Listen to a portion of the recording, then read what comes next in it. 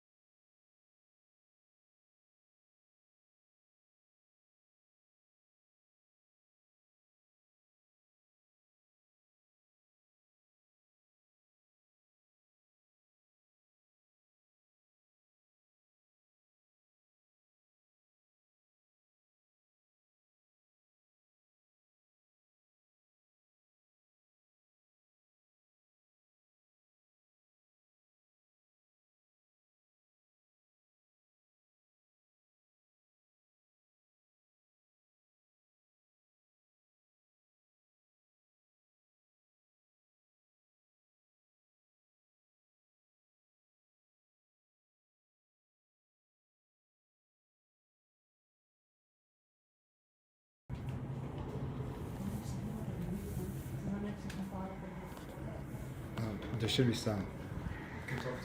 Who's that sound? That's sound. Can you hear me? Is that coming through? Yeah. Yeah.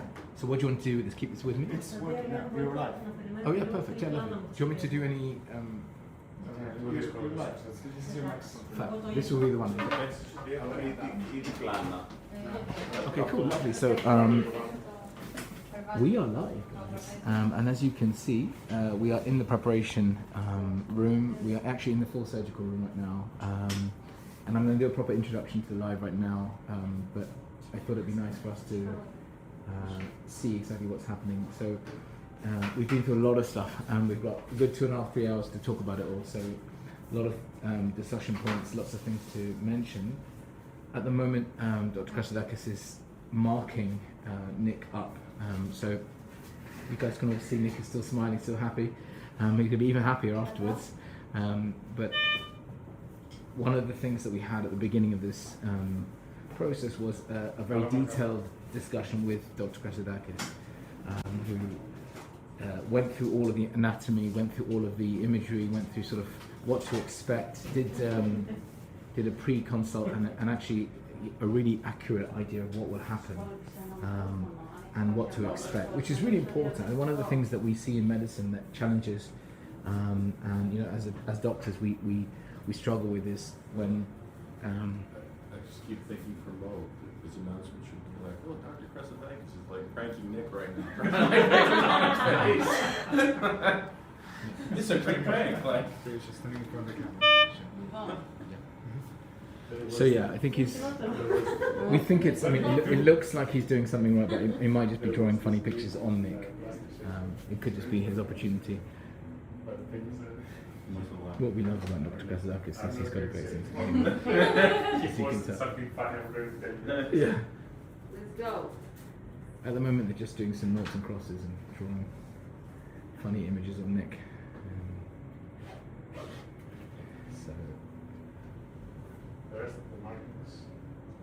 So as I said, you know, one of the most important things in a pre-consultation and part of the procedure is really to have a doctor who goes through everything and then makes all of the incisions discussions beforehand, so you know this is what to expect, this is what's going to happen. It's not an exact science, but Tell you the point of the marking. I know, I'll explain it. And the reason we sit Nick up to do the markings versus lying down is that when he lays down, the anatomy will change, gravity will change, and therefore the markings will change. So you can see this right now. We mark the deep lane margin. Do you have YouTube and go ahead. We mark the middle line. We mark the excessive fat and skin of the neck. Now when you lie down, I'm going to do the markings. When you're sterilized, we're going to do the markings of the incisions.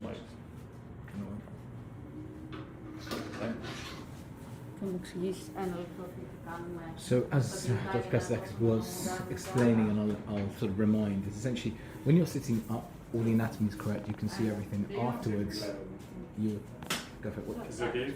Yeah, go please. Today we have a case of a deep plane neck lift, and we're going to also do a mini lift, a mini facelift, actually a facelift with mastectomy, because when we have this excessive fat and skin on the neck, when we pull back, you see we have these bumps coming out here. So it's not only about getting all the excessive fat and skin behind the ears, we have to phase out all of these bumps in front of the ears. So we're going to extend our incision till here. We have a minor lift effect face as well. Nick doesn't actually require a deep plane facelift. The problem is mainly on the neck area, but you cannot correct properly a neck area without correcting the face as well. You see, some of the excessive skin here, after this procedure, is going to be here, and some of the excessive fat here is going to be here. So all of this area is going to be lifted up. So it's not only about neck lift, which is behind the ears. It's a combination of face and neck. Well, do you have Kick and YouTube open so you see comments? They're going to ping me over the messages. Yeah, people are saying I'm nervous for him. He's I'm nervous for me too. Thanks. Thanks, guys. We're excited for it. Όχι, γιατί είναι λίγο περίπου. Α, το δώσουμε σήμερα. Just ping me a message. I'll have it on your phone. So if there's any messages you see on the chat or WhatsApp, That's the hand safe. I'm amazed what it Two surgeries in 1 week. Έχει εδώ. Let's hope. Yeah, I mean, it's been a bit of a crazy week, as you know. Nick's kind of getting settled down, so I'm going to We kind have the hair of transplant. jump on the WhatsApp group. If there's any messages, feel free to send us messages.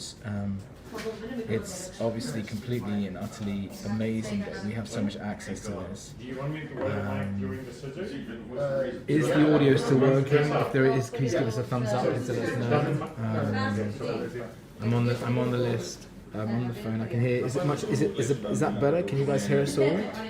I'm hearing. I can see much louder, please, from Jane. And it's me. It is you. You says have full sound. Thanks. Can everybody hear? Okay. Just double checking. No, είναι 3-3, άρα 6 είναι αυτό. There's a good question. Why aren't the nurses wearing gloves? They're not scrubbed in yet. They're just. This is the pre-part where they're setting things up.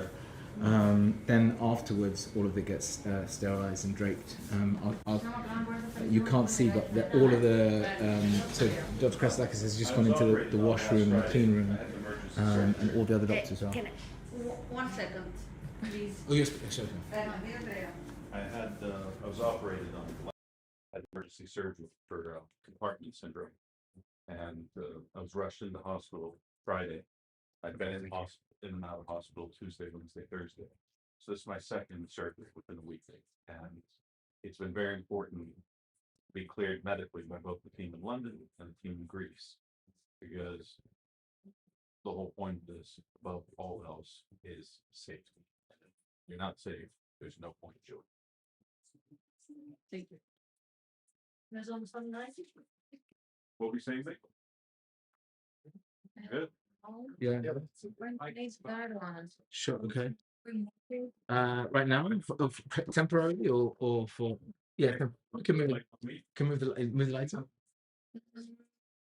Yeah, sure, we can move. Mick, just moving the lights in. Yeah, that's fine. Mo is using the mic. The only mic that's working through live is the iPhone. Is the iPhone? But the microphone can pick me up, for example, right? Yes. Your hands inside. Where's my friend? Yeah. Microphone will pick up all the screams and all the shouts. There won't be any of you. How exciting it is. Usted θα πάτε όλοι και πάνε. Ναι. Και So there's some questions about how the nurses and everyone's preparing. The initial part of any surgery is always done where we often have the suite ready. Not everyone's scrubbed in at the time, mostly because of the fact that you just take a while. So you need to do all the preparation, you need to have them in, you need to get everything.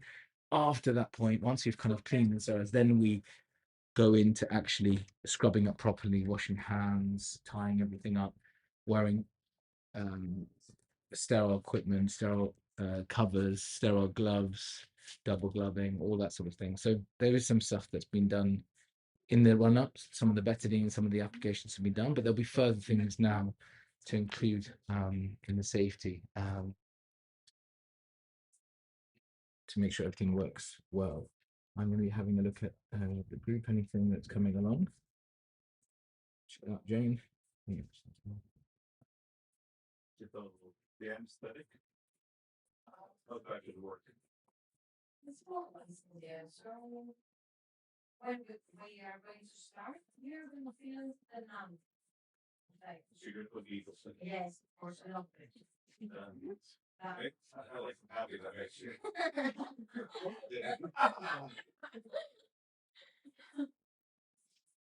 But what is it that you're putting in? Lidocaine? Yes. And what else? Bicarbonate, transamine, adrenaline, and So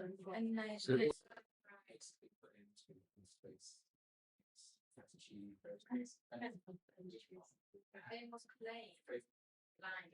Yeah. That's the question. Look, we're here. We've got Theodora, we've got Christina, a few moments with them. They are very experienced, really good nurses, and we've seen them be very professional. So quite goodness fun. Sorry. First time. Yeah. So I guess, from your side, what's within this operation, what's your role? What would you like to do?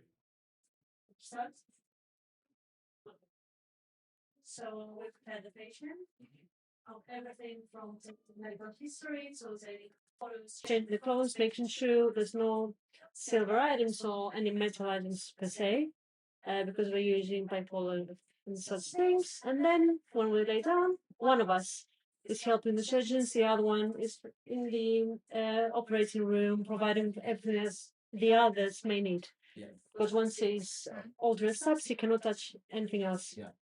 Exactly. That's about it. That's very helpful. I mean, speaks to one of the questions that came on about safety and health, and we know that this is one of the top places, and they adhere to the surgical safety and cleanliness of the room, and exactly what was being asked is being said just there without prompting, really, which I'm glad to hear. Which is Theodora is our main scrub nurse. She's going to be fully kitted up, so therefore Christina's going to help her with things that she can't touch, so she doesn't lose her sterile field. And Theodora, you have done thousands and thousands of these. Theodora is 75 years old, but she's had 3 facelifts and looks amazing. I am older. She's older, yeah. And wiser. But she's had a ton of plastic surgery. She's Like 25. She knows Oh, 25. thank you. She's I'm natural. yeah. She's the face. Me too. Yeah.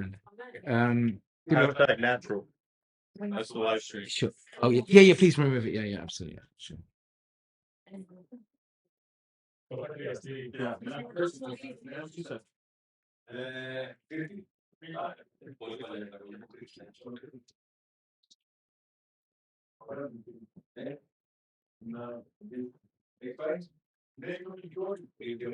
So feel free, guys, if you're in the chat, if you're there, to ask any questions, to ping us any messages. We're more than happy to answer anything that you want to speak about. And anything you're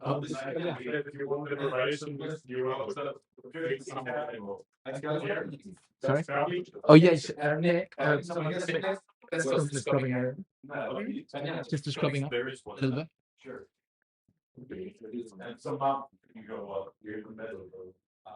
We just wanted to give you a little sight of Dr. Kostakis scrubbing up, and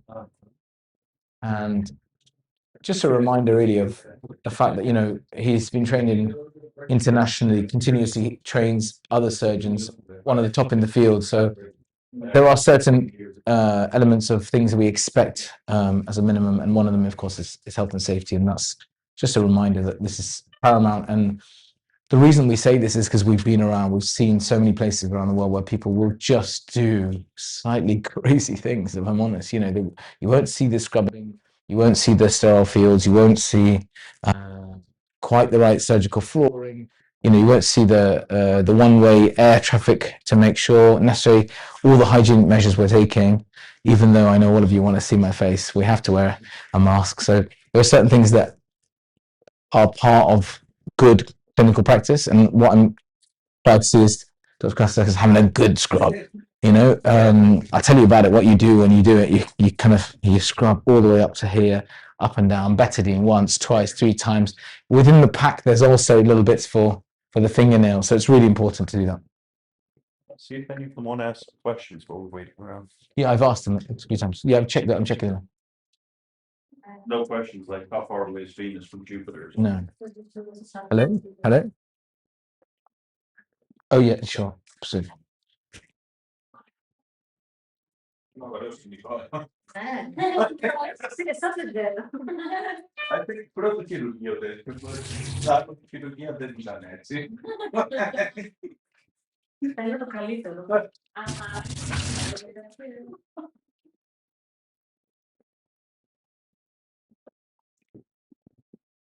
Mom, you have to. Yeah, of course. Yeah. So this is the part of No being questions. very surgical. Nothing's come through now.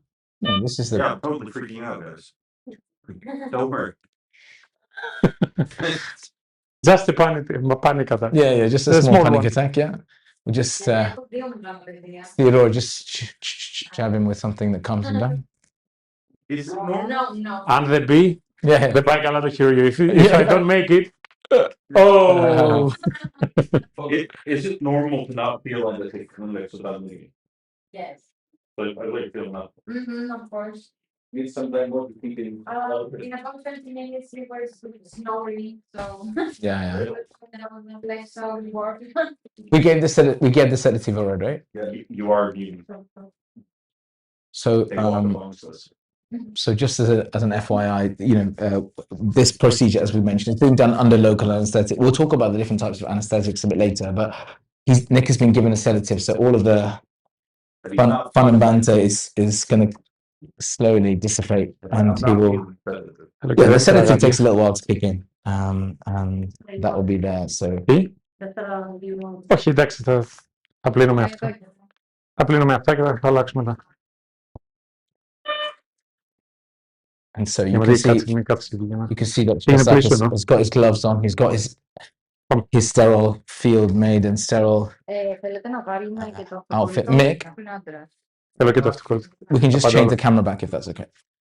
There or here. Explaining again. Could you explain again the necklift and back lift? Yeah, sure. Let's go through that once I can. We can also have Dr. Christakis explain it.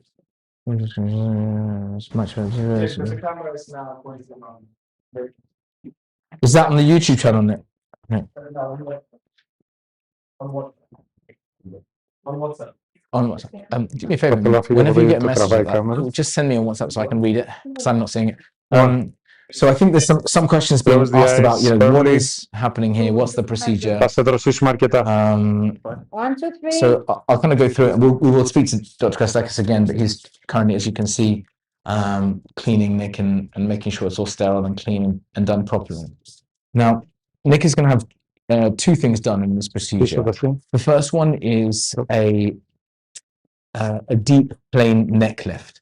Now, a deep plane neck lift is one that will go down through the initial superficial air, through the platysma, and down and take out all of the fat below it. And then obviously there's a few other things we'll be doing there to help remove it. Some of the glands, the submandibular gland, the salivary glands are going to be removed or reduced.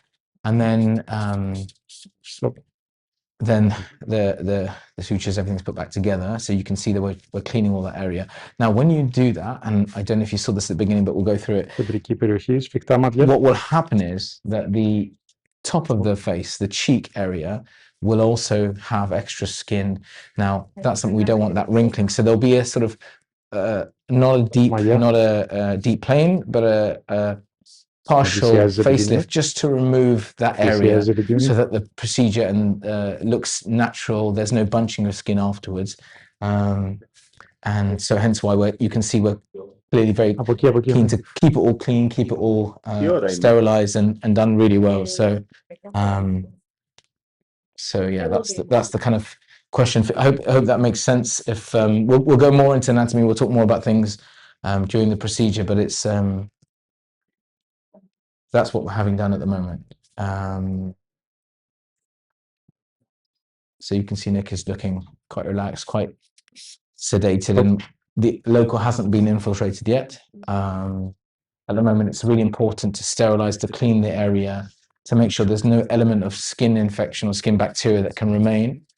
All of this is so key to clinical good practice. And you can see that Dr. Christakis has made a very clear marking of the skin on Nick's face with his characteristic purple pen. And the reason we do that when he's sitting up is that when you lie down, your anatomy changes, the gravity pulls things in a different way. When you're seated up, you can see exactly what you do. So this is, again, following those good practice guidelines. Now, what's going to happen is the rest of our team are getting prepared. And that's the situation. The surgeon was describing the neck lift and partial. He could see what he was pointing to. Can you show it again? Okay, we wouldn't be able to go back to showing it again, but you can see the marking on the images, of course, yeah. You can see the marking on the images. Βάλουμε τώρα. So a question has come through: is how does Nick stay still enough? Is it all dependent on him not moving himself? Well, it's a really good Θέλω κι άλλα question. Now, παιδιά. there's two elements. Έχεις This δύο is, μεγάλα. some of it speaks to our anesthetic, and some of it speaks to the patient. The first part is that when you Αλλά δεν είμαι are αυτοκόλλητο. in this position, obviously Nick is aware he's having a procedure. He knows he's there to be still, be calm. But of course, look, ultimately you've got, a surgical suite, you've got 5 or 6 people around you. It's obviously, it can be quite a nerve-wracking or anxiety-filling process if you've never had surgery before, and even if you have.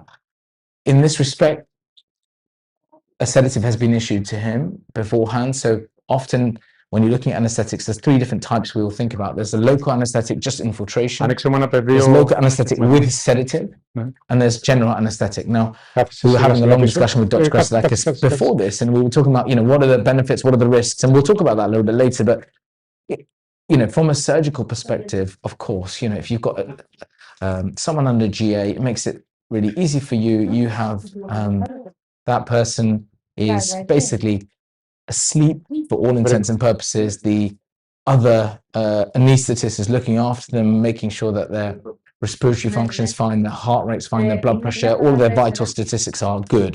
From this perspective, having it on a local is better in some ways for a hybrid approach of recovery, as well as the fact that this is not such a deep procedure. So when you're looking at it from the perspective of here, some local is always going to be helpful, but you're right. In a procedure that's 2 to 3 hours long, if it was a deep plane, we're looking at 5 hours, maybe 5 to 6 potentially. If there's combination of upper lower bleph, deep plane, neck lift, rhinoplasty. Just about the general anesthetic. Sure, we'll talk about that yet. There's a significant increased chance. Now, there's a question coming in about general anesthetic. We'll have a look at it and see.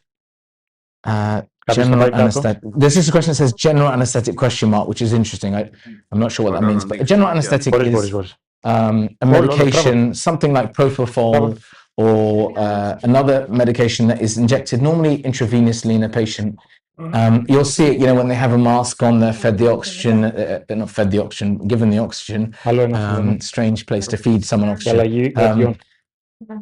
Put the mask on to have them have oxygen. Often the oxygen has some sedating agent in it as well, initially, then later switch to oxygen. IV cannulas in place. It's that whole thing you'll see in films or in programs where a patient is out and is not conscious. Whereas you can see Nick is blinking, he's moving his head, he hears his voice, he is responding to some extent with things. And obviously he's been calm, he appreciates he's in the middle of a procedure, so he's not going to get up and talk. Yeah, but he is talking now. I want to whisper something to you. What? Come here. I want to whisper something to you. Yeah. Anticipation and your Mm-hmm. love you, girl. And you can ask questions. Yeah, these are answers. So look, I think a lot of us have questions about general anesthetic and locums. They will have just one song. One song from me? No, when we start. Yeah, of course. Ladies and gentlemen, we have there's a Face of Athens tradition here that it's going to be a song that gets the game going. Let's get it going. Here we go. He wants to play a song, but just copyright. Yeah.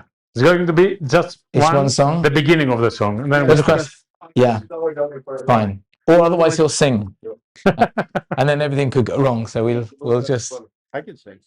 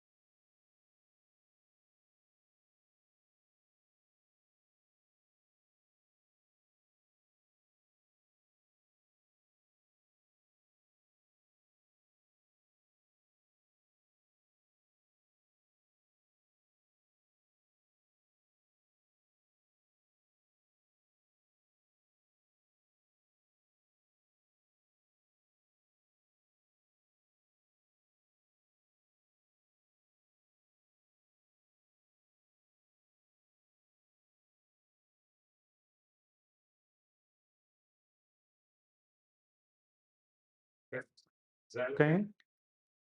Has transamine, adrenaline. Guardando se dice con una atención. Can you please lift your chin?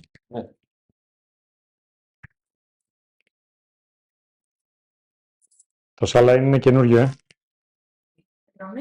Καινούριος ορός. Yes, yes. Και ανακατεμένος. And then Μία. one. Nick, δεν χρειάζεται να κλείσει τώρα το audio. Nick, you don't have to close the audio now because the song will play in a while. So right now, Dr. Krasakis, you're issuing anesthetic as we speak, correct?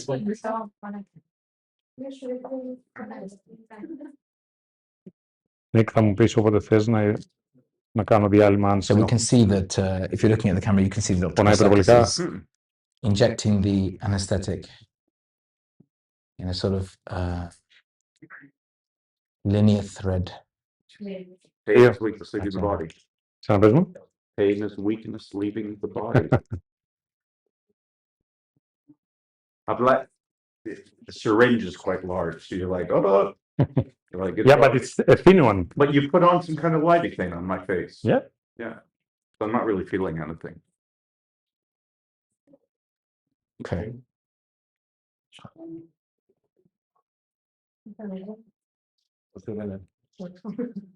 If you're watching this and you have any questions, any concerns, any thoughts, anything you want to share, προσέξτε λίγο εντελώς το θέμα της if you've been affected by anything, if you want to mention anything, if you are someone who's had surgery, if you want to share your experience, if you want to ask any questions about anything happening, please send them on the YouTube or on the WhatsApp messaging group, and we can answer them in real time. This is an amazing opportunity for us to Are we answer on this. Kick? Yes. Sorry, Derek. Of course. Yeah, no, I didn't do anything on this side. Give me 1 minute. Yep. So, question: has anybody ever freaked out in here under local? And was like, Yes. I can't do it anymore. Yes, me. Yes. And what do you do? We just relaxed, just stayed, talked with her, I'm thinking. and then we continued, and she was Some questions coming. This is my Solid first still. time Didn't seeing know Nick. at Does all. anyone know the average length of the procedure? It's going to be about 2.5 to 3 hours, around 2 to 3 hours. Maria, thanks for You asking know, the question. it's just the beginning. When we start, we're going to and, feel very relaxed. It's because of all of that. You can like. The sound is very scratchy. Is it scratchy because we're actually getting everything ready? We are. One of the nurses you can see is getting. Yeah, that's okay. No problem. No problem at all. Yeah. How does that sound? Is that better? Would you guys be able to check if that's better? It'd be nicer for me. I won't have to hold the phone. Guys, give us some feedback in real time. Is it better now? Nick, how were the injections? Were they painful? 1 sec. No, man. It's Nick says no. got soft hands. Jane. Nick says that Dr. Krasakis has got the softest hands in Athens. We were asking him if anyone's ever freaked out doing it. He said yeah once, but he just spoke to the patient and they relaxed her and went on with it. But I literally can't feel my face right now. First of all, they all have their options. If they feel that this is something too much for them, Yeah, there's always sedation and general anesthesia. exactly. Okay, but there are many people that don't want to, receive general anesthesia. So we have another option like this, and it's really in benefit of everyone to watch this facelift under local anesthesia, so they have the complete anatomy of the face. The musculature doesn't lose its tone. Yes. So it's not everything, dropped. Yeah, absolutely. One of the things that Dr. Krasakis mentioned just now is so important. We see this in anyone who's doing any facial reconstruction. If you've had facial aesthetics done, you'll know that generally people will say, I love it if I could have no pain. But actually, when you are under GA, the challenge is you lose complete laxity and lose complete rigidity and strength in your face. So it's very hard to know the exact tone, exactly what your face will look like. So something in the middle, the local with the sedation is the best.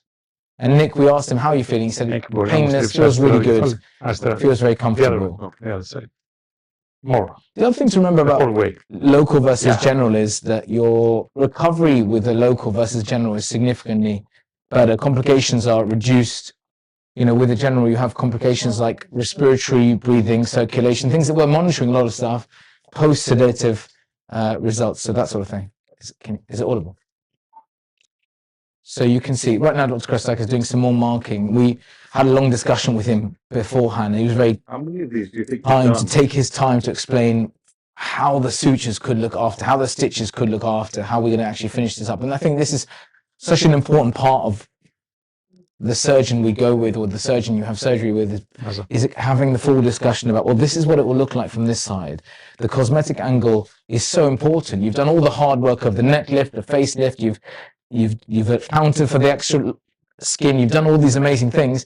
That final bit that hides the line or allows it to look more natural is so important. And this is where I would say cosmetic surgery meets artistry, really, and that's kind of why we're quite lucky to have someone as brilliant and be in the theatre. So if you do have questions, if you have anything you want to ask, feel free to write to us. We're here.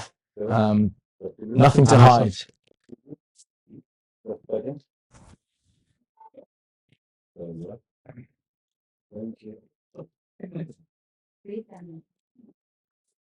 Marisha has written, do you have to be up for this procedure? Well, Nick is lying down, so I think if the question is about sitting and lying, you'd be lying down basically during the procedure. If that's not the question, please feel free to send a little bit of a clarification on that. Do we want to keep the mic here? Just keep it camera here. Camera better here? Leave. Sure. Yeah. Θα χρειαστώ άλλα κάτι για μετά. Άρμονα σαν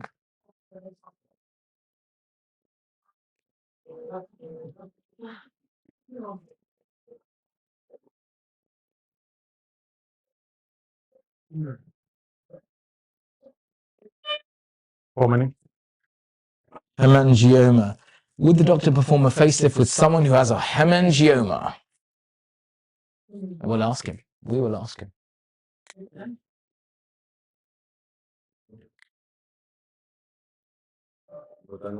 At the moment, he's doing all the local anesthetic infiltration. It depends where the hemangioma is. Sure. Because if it's on the field that we are going to operate, Yeah. probably it's a contraindication. But it depends on the case. We have to consult. Yeah. Just like everything, the question is answered in the right way, which is, it's got to be a patient-centered approach. It needs to be each patient has that particular review looked at properly.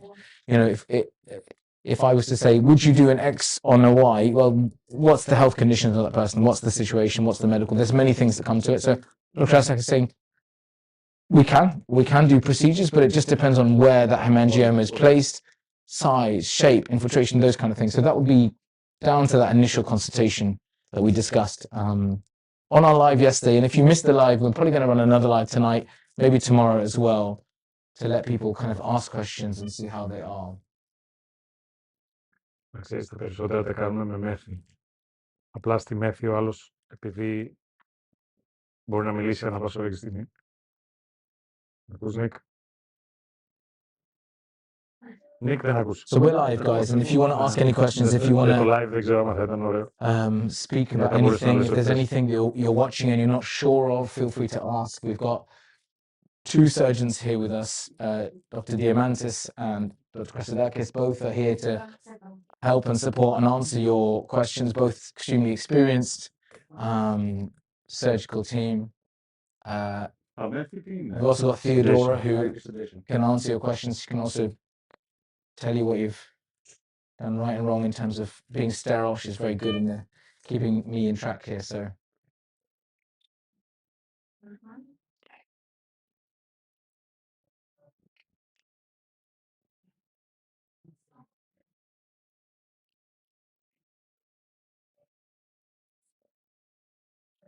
So as you can see, the infiltration of local anesthetic takes some time, but it's very important to do this really well, because once it's infiltrated, once it's all been placed nicely, that effect can continue and we can do the procedure with Nick being really comfortable. So a little bit of initial discomfort, and this is why at the beginning we saw Theodora cleaning the skin and making sure it's really nice, and also applying some local anesthetic so that this procedure, when you make an infiltration, when Και you εδώ σου πονάω. cut through the skin, is safe and sterile.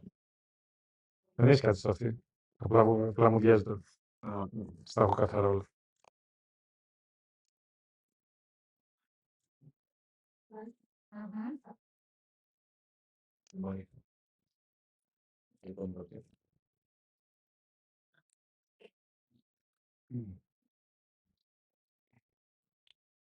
Αρμονώσαμε.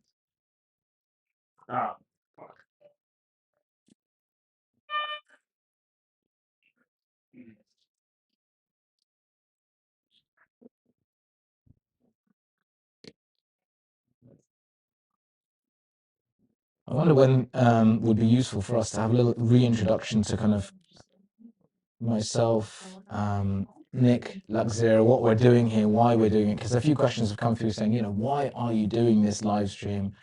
You know, what's the whole purpose behind it? But there's a question come from Cindy Hall. We're going to come to that right now. The local anesthetic, how long should it last for? Are we expecting this injection, the ones that inject? 5 minutes more? No, I mean, the one, and it will. The duration. 5 hours. 5 hours. 5 hours, Cindy Hill. That's your question answered. Do the injections hurt? If I'm honest, Linda, I haven't felt any pain during this whole procedure. So, Nick, however, the one who's being injected, yeah. Me neither. Yeah. Even Dr. Kostakis said it's been painless for him. So we've all been very comfortable. I have a little bit of discomfort here in my thumb. So yeah, Theodora has applied some numbing cream already, numbing spray, which helps. But of course, ultimately, we are doing a slight injection technique, which means there is obviously some discomfort. But the great thing is, once that local anesthetic kicks in, it goes very quickly. Hi, would the surgeon still do this procedure on someone who has functional neurological sort of FND?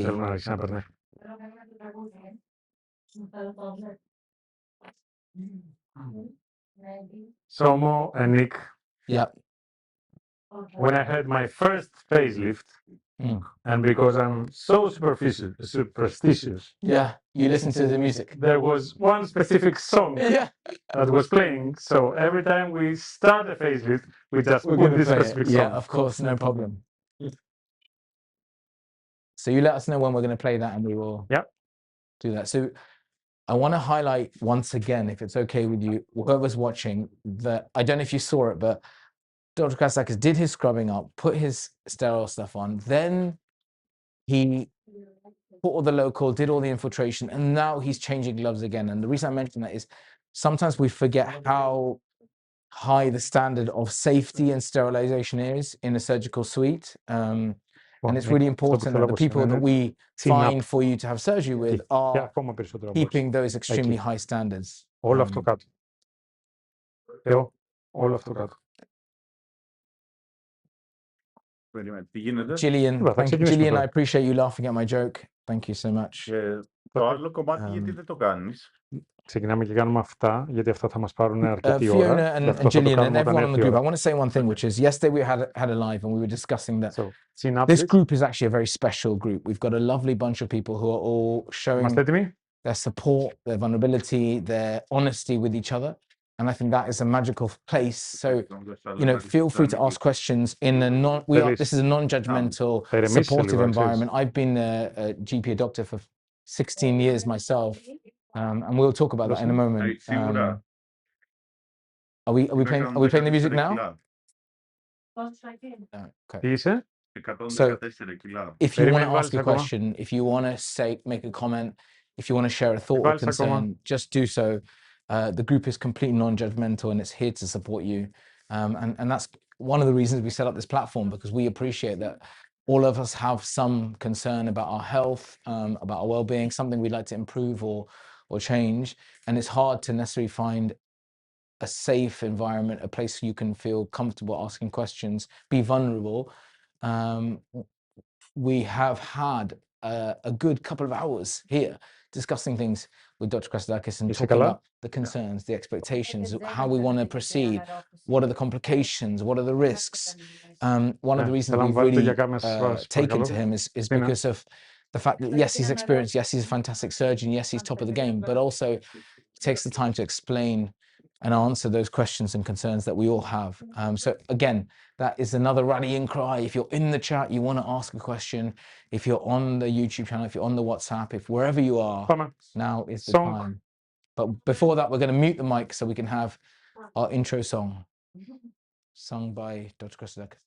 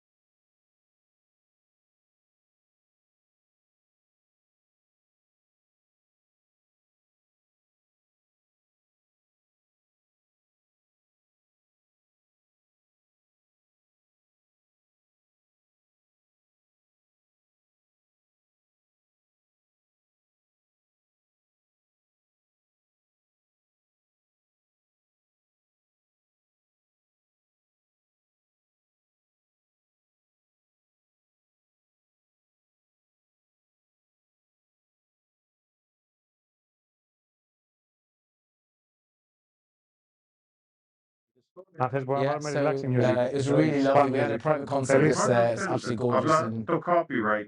it turns out that Dr. Christodakis is a part-time singer as well, so he sang for all of us. A lovely, lovely situation now. My music teacher used to kick me out of the classroom. Yeah. He and saying that I'm the destroyer of all art. Oh, yeah. So he kept trying to do surgery on his fellow classmates at school, and he was chucked out from the musical. So I'm going to go back to chat. Do the injections hurt? Someone's asked. We've answered that. They were fine. Nick can speak, but obviously he can speak, but we wouldn't want him to. He's having a procedure done. It's a sterile field, so yes, Nick can make comments, but opening the mouth and moving it is probably not advised at this point. So that means, unfortunately, you'll have to deal with just me at the moment.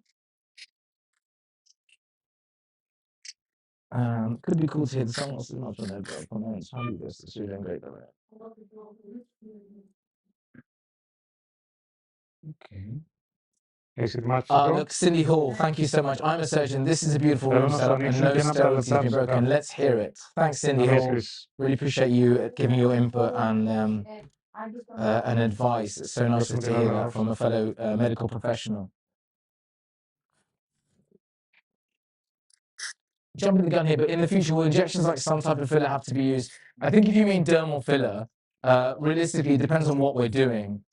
If Nick had a different chin, for example, Dr. Christodakis might consider doing a chin implant, chin product. At the same time, there is an opportunity for all of us, if you want to have a non-surgical treatment done, to complement the work you're doing. And many patients who I look after in the UK will have surgical facelifts and then come back for various skin treatments. And of course, Dr. Christodakis here in Greece will also do combination of all those treatments, surgical and non-surgical. So A very good question, thank you. Μπράβο. Ojo. Angela Potts, I'm 70 and next week, am I too old? Cool. Realistically, what we always look at is health. You know, how's your health? How are your core mobilities? Are you someone who could be in this position, have surgery and be comfortable? And if it were needed a GA, general anesthetic, would you be someone who would be safe for that? These are the considerations we have. It's age at the moment these days is just a number, and we're going to talk you through a few more things related to that a bit shortly. But yes. Σε πονάω. Ψηλά λίγο το πηγούνι σου. Ξέρω ότι σε τραβάμε προς την άλλη. Αναρρόφηση. So now we just take off the supraplatysma fat. Yeah. We take out the supraplatysma fat. Okay. Yeah. And after that, we're going to do an incision on the platysma. Yeah. To go underneath it. So I'll just repeat that if you couldn't hear it under all that lovely sucking noise. But the superficial fat. So when you first make that incision, it's about a 3 centimeter incision that Dr. Kasakis will make, and then he's made that. He's now removing all that superficial fat that occurs and collects, but actually underneath that is a muscle called the platysmae muscle, and that's a very important muscle for the neck anatomy. And we're going to now divide that. I say we. I'm going to stand here and tell you all about it. Dr. Kasakis is going to now divide that, and then. Okay.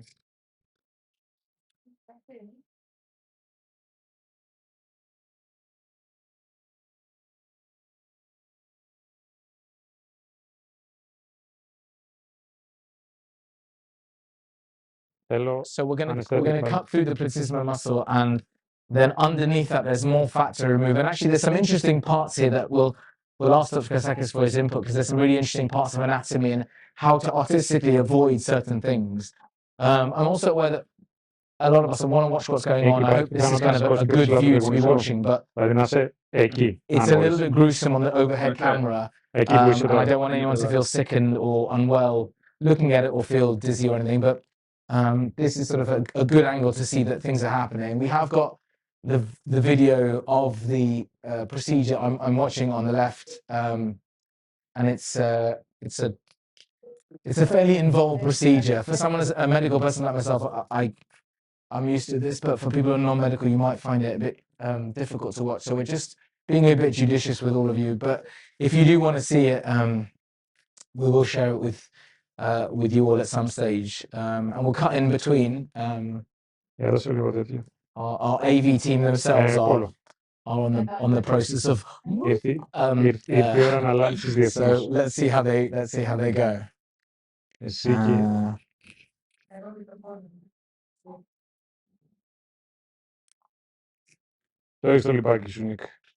some cause for seeing more. Let's see if it. I think I don't mind us. I'm going to leave it with our tech team to see what they think. I don't think it's a bad idea to show something, Nick. Maybe. There's a question that Jane's asked: can you get CO2 laser as well as the procedure? It's a question that we asked Dr. Kasakis before the operation, actually, regarding how best to let the sutures, the stitches heal, the wounds heal. So he discussed different options, something called pre-auricular, so in front of the ear, or post-auricular, which is out behind the ear, and different ways for us as medical people to hide and to make surgical incisions look more blended to the face. One of the things he advised us was that from 3 to 6 months after the procedure, there is an opportunity for us to then look at scarring and see if we want to use the CO2 laser to help remove or treat those areas. But again, it's not something you'd want to do straight away. You need some time to heal. 3 to 6 months is a really good period to see how the body heals. And as Dr. Hassan mentioned, and as people on the chat might know, I'm sure our surgical colleagues who are also with us will say, you could produce the best surgery, you could do everything perfectly, and everyone heals differently. Scars particularly can form differently, and there's something called a keloid scar, which is when you have a scar that comes outside of the margin of where it should normally go. Who gets that? Unpredictable. There are some ethnicities that have a greater preponderance, more chance to get it. But realistically, who gets it, nobody knows. Can't predict the weather. So 3 to 6 months down the line is a good time to look at that CO2 laser. Mick, are we cutting to some of the imagery? It's not too, doesn't it? I did before. Okay, lovely. Yeah, it's not too bad, guys. Gillian says people can look away. Bill.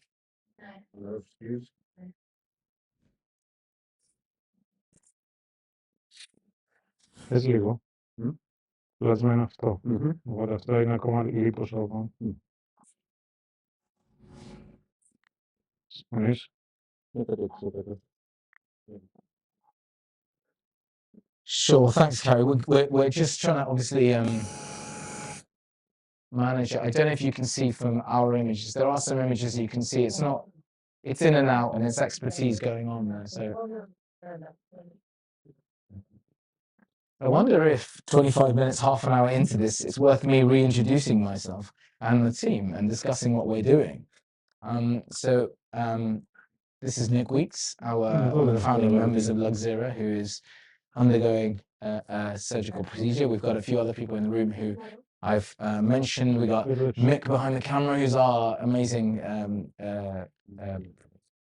film genius buff, amazing person. I don't have to kind of articulate his magic because he's not just that, but we have Theodore, we have Christina, we have Dr. Diamantis, and we have Dr. Krasadakis doing the procedure. And myself, I'm Dr. Mokaki. I am the Chief Medical Officer, one of the founders of the organization. My background is that I've been a doctor for 16 years, been in medical school, so over 20 plus years in the medical industry. And I hold a few different things. I'm a primary care physician, I work as a GP. I have special interests in various different areas, particularly preventive wellness, well-being, but also dermatology, cosmetic dermatology, and of course public health. And I think that's why doing a lot of the things I do in terms of the media and writing for magazines and TV, one of the biggest questions that keeps coming in to us has been challenges related to the demands on the NHS, the waiting lists in the NHS, the demands on services abroad as well. We've got such a big community of people we know all around the world, and patients who fly in to see us. And we find that there are so many challenges they face. You know, one is waiting lists, of course. 2 is costs. 3 is access, timelines. And of course, then when you're trying to find and navigate this world of treatments abroad and find great surgeons like Dr. Krasadakis, like Dr. Diamantis here, you know, how do we find them? How do you vet them? And Nick and I had this conversation a few years ago, and I had seen this one of my patients who was struggling to have a procedure, and I'll tell you the story, it's crazy. He had a hernia, an inguinal hernia that he needed repairing. I said to him, look, I'll refer you for the NHS. It'll be 6 weeks for you to get a letter. 6 months after that, you get an appointment. And then probably a year after that, you'll be listed. And inguinal hernia can affect your walking, affect your activities of daily living. So he said to me, look, you know, I'm Greek, you know, in Greece, we could do it straight away the next day. And I said to him, look, you know, if you can find someone, that'd be amazing. But, you know, I'll do what I can do from my side in the NHS. 6 weeks later, he popped back in and I saw him and I said, have you got the letter? He said, no. I said, I'm really sorry, you know, I'll chase it for you. He said, no, that's not what I've come for. I said, what do you mean? He said, I have come because I took your advice. I said, what do you mean? He said, I went to Greece, had the operation a week later, cost me £900. Stayed in Greece for a few weeks with my family, with my friends, got better. I'm here feeling much better. And actually, I want my wound checked to make sure it's healed and clean. And I thought, 6 weeks, you've not received a letter for your appointment, but you've already had surgery, healed, and want to come in for a check. It was an amazing point. And someone like Nick, who has always wanted to make a few adjustments, make a few changes, and obviously has gone through this process of improving his health, losing weight, has been faced with a problem that many people face, which is excess skin. Now, I know there's been questions about non-surgical techniques, Kybella, fat dissolving injections, HIFU, Mo, I have to answer to that. Good Please. luck. Dr. Krasakis says good luck, but in a sort of like, not really, it's not really going to be good for you way. What do you think about that? Actually, this type of injections could Yeah. work in small types of Small. persistent fat, Yeah. and it's not predictable. You could inject and you can see a really big difference. Yeah. You could inject and see no difference. Yeah. So the patient doesn't know if they are going to have an actual result. But Do you think it's less precise as well? Because I found in my practice yeah, that it's very. you could see dimming skin Yeah. because it would Agree. work more in one area and less in another. Yeah, absolutely. So when it comes to fat, probably liposuction would be better, and this type of platysmoplasty is the best one. Yeah. So that's really interesting, and I think there's something that I've seen in my own practice, which is that patients will come in, we'll do some fat dissolving, but I do have this caveat that look, it's not an exact science. Whereas here we can see that you're much more precise. You are where you want to be with these patients, and then you have that opportunity to be really precise. So as I mentioned, that's how Luxzera was born, a booking platform that allows people around the world to find some of the best surgeons around at a cost that's more affordable and access that's better. And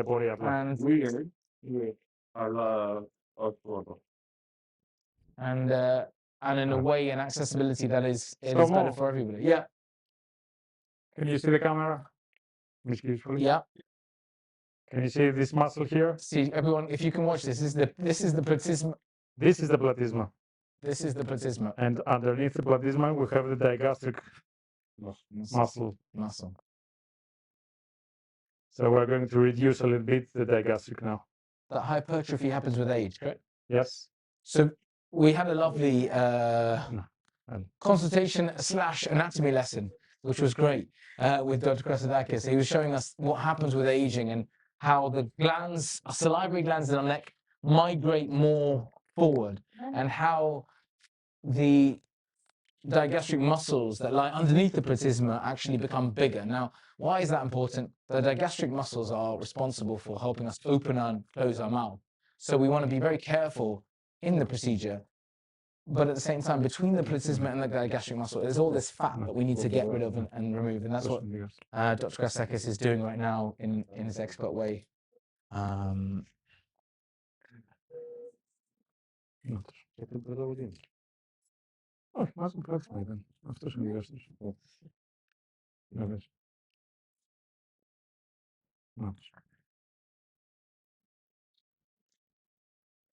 If we were to look at facial nerve injuries as a complication, we discussed a little bit earlier. Yes, do this is not an area of correct. This would be not been. But what one of the questions come through is regarding percentages. Any idea of percentage points that? When it comes to mini lift, yeah, 0.5. It has to do just with heat appliance. When it comes to mastectomy, 0.5 again. When it comes to deplaying or temporary nerve damage, yeah, it would be 5 to 10, 5, I would say, %. 1 to 20 patients would have not a paralysis, but a small malfunction, neuroapraxia. Neuroapraxia, yeah. Okay. So I think, Cindy, you are a medical person, so you know what a neuroapraxia is, but I'll kind of explain that a little bit myself, which is to allow Dr. Krasakis to kind of focus on what he's doing. But essentially, what he said was in a mini facelift, which we'll talk about, and in the SMAS list, you'll have a 0.5% chance. The mini facelift is very much skin related. It's not really a deeper level, so it's really around the cauterization damage. In a deep plane facelift, you have a 1 in 20, so 5% chance of something called a nerve praxia damage, not actually a sort of an injury, rather than actual severing or significant long-term damage. And in most cases, this is so temporary that it subsides within the first month. Okay. So they come back to cut the sutures, Yeah. and then we see the nerve being functioning again. Yeah. But in some cases, it could take up to 3 months. Sure.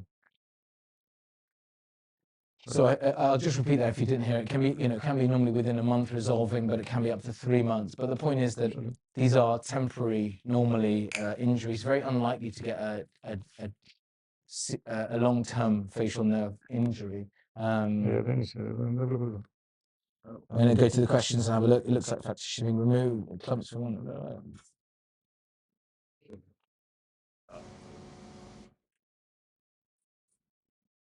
One of the questions is about the clumps being removed. Will that mean there's more of a clumpy or not uniform result? It's the exact opposite. Exact opposite. If you want some angles on your mandible, so that when you go from the mandible to your neck area, not to be like that, curvy, but angled, has to be trimmed, not removed. Exactly, yeah. So I can understand what you mean. I think it's related to the fact that when you're looking at anatomy, we don't always understand exactly what's going on. We think, oh, that take out the lumpy bit, there's going to be gaps and volume. It makes complete sense. But actually, because this is subplatysma, below the platysma, we're removing that fat. By taking out that fat and then pulling the fibers up and stitching it nicely, you have a nice pull close to the mandible, and you have that lovely jawline that we all want. I believe my question is sorry, can rhinoplasty be performed at the same time as this operation to save me having 2 anesthetists, also like to tummy tuck and some lipo? Could this be done while I'm heading over there, maybe a week later? So Jenny, what we'll do is we will have a bit more of a discussion on that with you. You can do yes, you can do rhinoplasty and other facial treatments.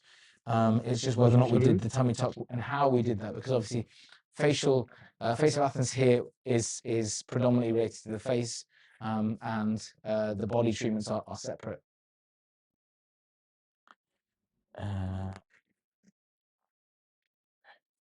Doctor equals teacher. Yes. Nick, and Boris. Thanks, Cindy. Agreed. Εκεί θα βοηθήσει πολύ άμα είσαι έτσι. Can we get more volume? Hard to hear. I'm zooming into the gory bits. Jenny, thank you for zooming into the gory bits. είσαι πολύ καλά έτσι. Love your love of the goriness of it all. Thank you, Ricky. I keep going back to you.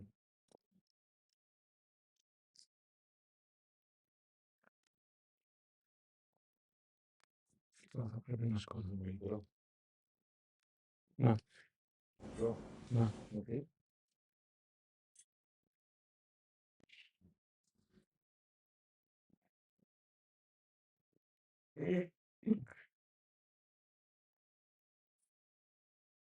So guys, the chat is open if you want to ask any questions.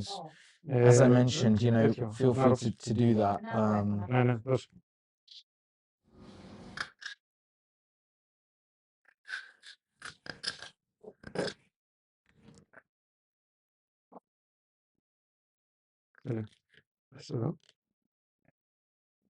Is Nick zoned out? He's not zoned out, actually, are you, Nick? No, totally cool. He's not. He's totally cool. He's actually fine, but he's doing the right thing as a patient, which is not talking so that the surgeons can do. I want to talk. The I magical want to be a things. star. Nick wants to talk, but we are going to shut him up. That's not a good time to talk because the larynx goes. Yeah, exactly. Yeah, Details. the larynx is moving around, and Nick is We're gonna ask Dr. Krasakis to just stitch up Nick's mouth as well. It's more for us, the team, rather than him. Δώσε λίγο δίπο. Και αναισθησία. Νίκ, λίγο αναισθησία τώρα.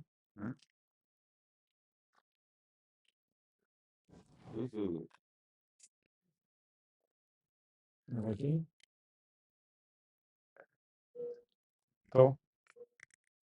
Άζω. Μπράβο λίγο. Ψηλά λίγο το επιγόνι σου. Νίκ. Μπράβο ρε Νίκ. Πάρε πλάτισμα.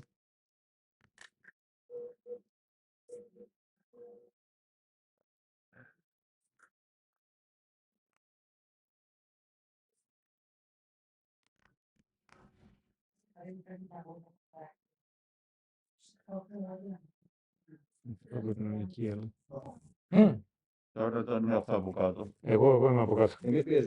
Σε πιέζω. Όμως εσύ.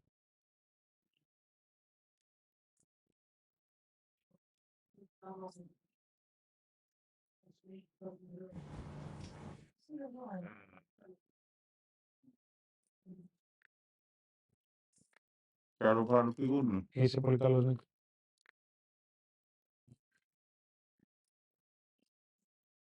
Λίγες. Βλέπω. So we are live streaming a neck lift in a quite amazing way. It's very exciting for all of us. We're all excited to see what happens afterwards. When we speak about the sort of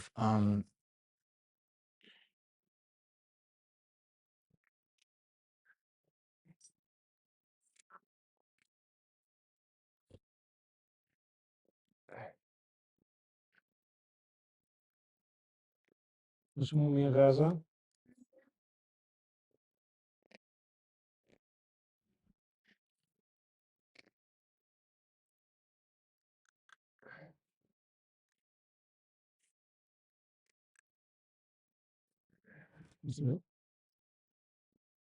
Κράτα λίγο εκεί. Νίκ, ξέρω ότι σε πιέζω στο λαιμό.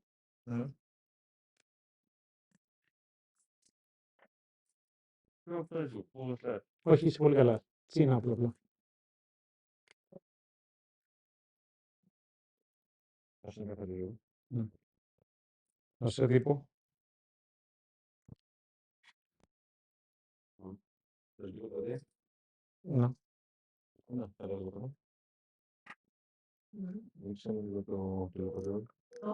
Το τηλεκοντρόλ δείξε μου λίγο. Το κοντρόλ του τραπεζιού. Πάλι προς τα κάτω. Λίγο το πάλι στο κάτω με το δέλη. Εκεί. Είσαι πολύ καλός. Δώσε. Λίγο. Πάμε λίγο. Στοπ. Ναι.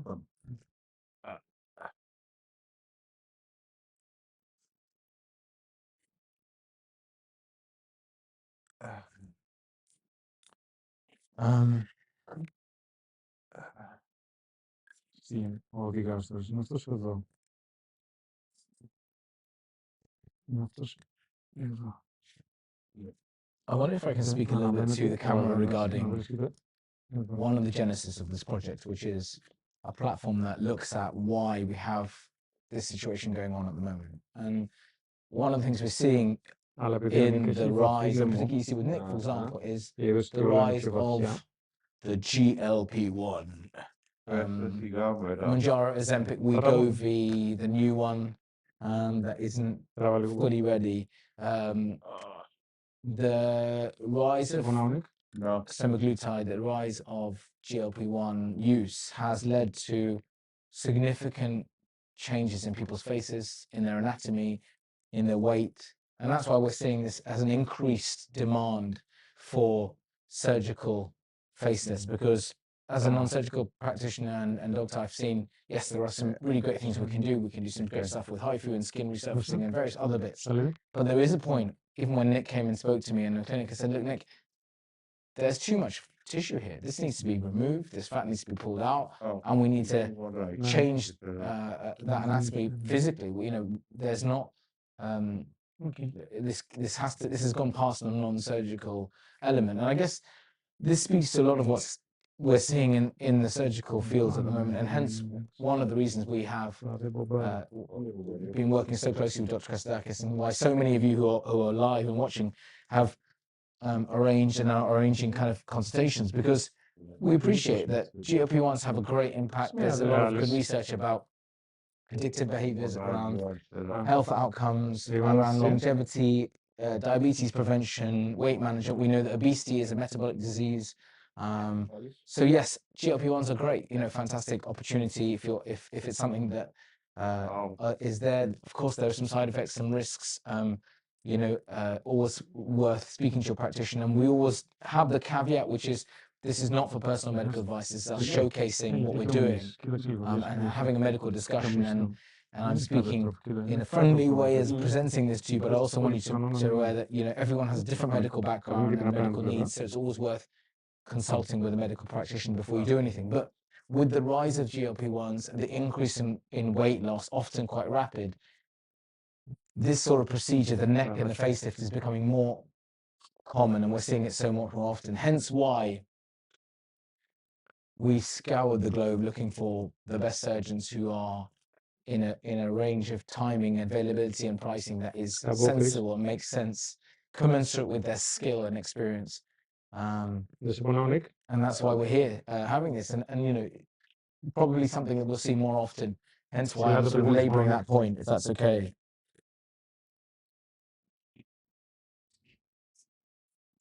Thank you.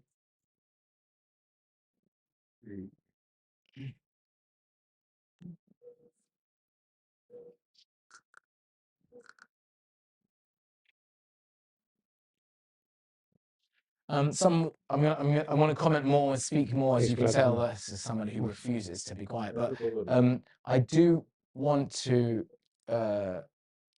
speak a little bit about local and general aesthetic. And a question came in about what are the preferences regarding this. And I'll ask Dr. Christodakis, from a general aesthetic or local aesthetic, what are your preferences? Sorry, more. You asked that's okay. Dr. Christodakis, the questions come in. As a surgeon yourself, what's your preference on a general or a local anesthetic? As a surgeon, general anesthesia. As a patient, because I've been a patient myself, I always prefer the local. If it's something that I'm not hospitalized, I'm not intubated, I'm not nothing, and just leave the area, leave the clinic right after that, I always prefer it. So it's more difficult. It requires experience to do it under local anesthesia. The result is the same, so the patient can choose either local or local with sedation, so they don't remember anything of the procedure. Exactly. And that's what we've gone for today, local with sedation. I think, ultimately, a surgical, I don't know if you know surgeons. I love a surgeon. Surgeons love to cut. They love to cut. They love to do their bit. It's great to have a surgeon like Dr. Christodakis who loves to explain and take his time and educate, which is really helpful for us. But surgeons love to cut. Anesthetists love to knock you out. They're called the gas men for a reason in medicine. So, of course, when you're fully unconscious, when you're being monitored, it makes it much easier for the surgeon. He can get on. He's not concerned about anything else other than what he needs to do. But I think what we're saying is look at the holistic approach, which is your recovery from a local anesthetic with sedation is much quicker, is much easier. The complications that you potentially could get from a GA are reduced significantly. And hence why he said, as a patient, when he's in that in those shoes, or the patient gown, if you will, then he prefers to have local anesthetic. And he said, as he mentioned, he's had surgery himself, which might account for that lovely chiseled jawline that he had.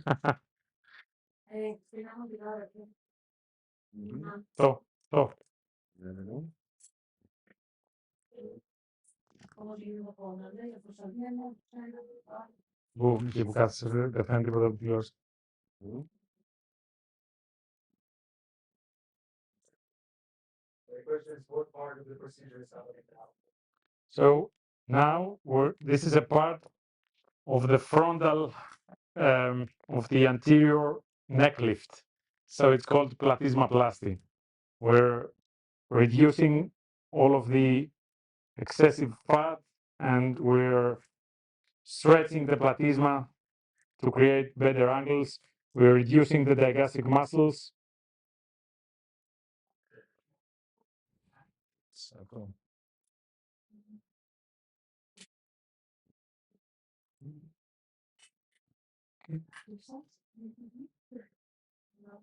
I mean, I will say one thing, which is having been a doctor for 16, 17 years now, and being 20 plus years since I went to medical school.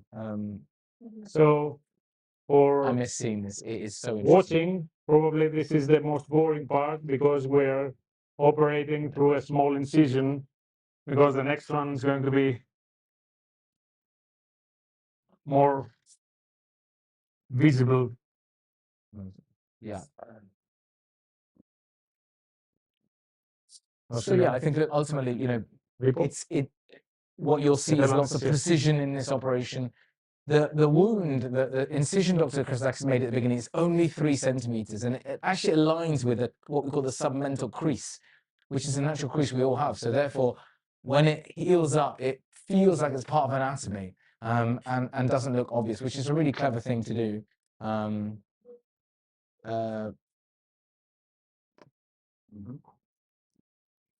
Lots of precision, lots of exact work being done here. But feel free to ask any questions.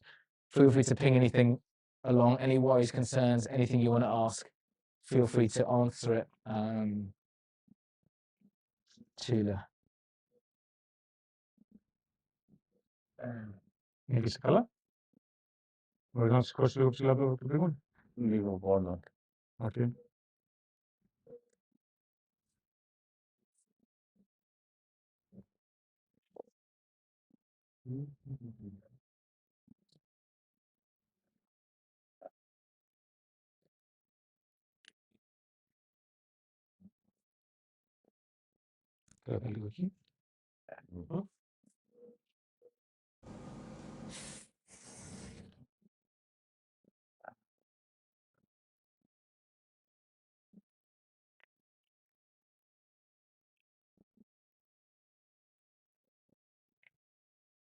Gillian, you've just mentioned you lost 10 stone, which is unbelievable, really, actually, because the data with Mounjaro and GLP-1s demonstrates 10 to 15%, depending on studies, whatever, of maybe 20% of weight loss of your initial body weight. So you've done amazing, first of all. And I think we are living in a golden age of medicine where new drugs are coming about that can make incredible changes. And also, coupled with the medical side of things, the GLP-1s, the longer lasting medications, the preventive health opportunities, it's an amazing space to be. You know, well-being longevity is at the best it's ever been. One thing I think we've seen, and as you can see here, is there's always going to be a place for things that need support with regard to that. So in this situation, for example, we are having some surgical removals of all that extra skin. That might be something that we also consider for someone like yourself. You know, you may want to do something like that. Completely understandable if that is something that you want to do. And of course, you know, feel free to review and speak to us and speak to our dedicated team about how you can book in a consultation and discussion with Dr. Christakis if you'd like to do that. In fact, that allows me a little opportunity to talk about what happened. So we were here, we met, we've come to the clinic, we've come to Athens and we've spoken to the team. And of course, we first made it through and spoke to the gatekeeper of the clinic, Theodora, who kept us in line. She kept us whipped, made sure we were doing all the right things, and keeping us safe. And it was really great because the first thing we saw that struck me, especially as a doctor, is how important it is that we maintain high clinical standards. You know, we joke around, we smile, we laugh, but actually what I love is the integrity and honesty and authenticity that someone like Theodora has in her job. And that's a credit to herself as a practitioner and a credit to Facelift Athens as a place of high standards. In addition to that, we then had a conversation with Dr. Christakis. Now, I don't know if you know many surgeons. Surgeons are not always the most communicative. They like to cut. Medical people like myself like to speak a bit more, as you can see. But actually, he was very generous and very clear in terms of all of the things we want to do. And I think that's one of the things that I see a lot in my practice. And I teach doctors around the world. I teach medical students, and we talk about communication as a key thing, because when you're speaking to a patient or a doctor or anybody, understanding what their idea about what's going on is, what are they concerned about, and how we can meet that expectation is so important. And I think we were very lucky because Dr. Kasakis has a fantastic new machine which we were able to use in trial, which is being slowly introduced to the clinic, where we can take a photo from all these different angles and then use AI and tech to actually adjust that image. And if you were to have a consultation and you wanted to have that extra part done,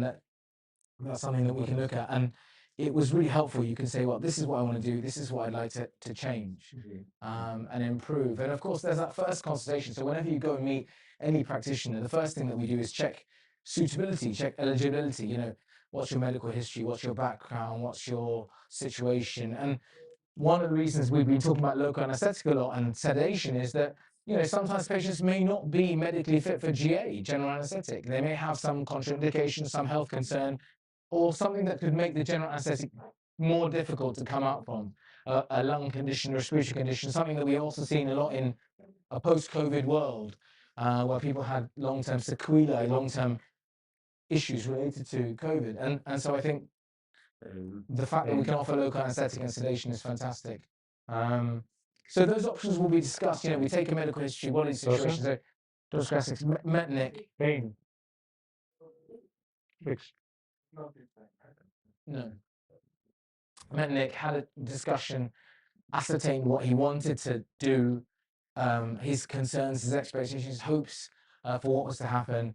And then also went through medical history. What medical problems you have, what allergies you have. If you had surgery before, Nick's had a couple of operations before, that 6-7 days ago he had his very strange and freak compartment syndrome occur. So Nick is someone who's had surgeries before. He's got some very cool tattoos as well. So he's not a man who's scared of needles. He's a brave soul. And Dr. Kasakis went through this, asked all these questions, and then said, well, look, these are your options. We can do this. And they said, look, I want to have a neck lift. I said, okay, that all makes sense. But Dr. Kasakis said, well, look, the neck lift is one part, but look, you get some lines here, you get some bunching of tissue. This will happen. And I said, oh, wow, okay. So now what we need to do is a very sort of, and not a deep plane facelift, but a slight facelift to remove that area to make it more natural. This is where that surgery and that artistry come together, and that discussion. We've got some messages in the group, so I'm going to come back to that. And it says here, what part is Nick completely out? He looks so relaxed. Nick, are you okay? He's okay. Great. He's fine. Proud sheep, motherfucker. Nick is happy and he's swearing a bit, so we'll bleep him out.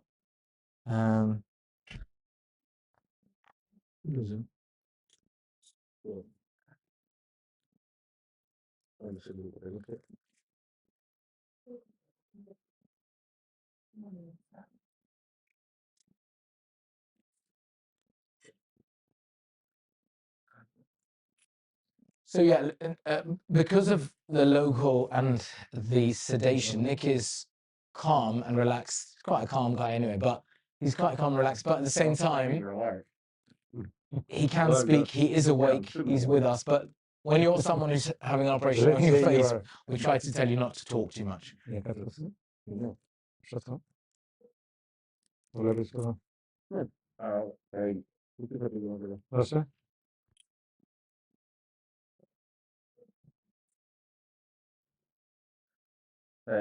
Anesthesia. Okay. Raza?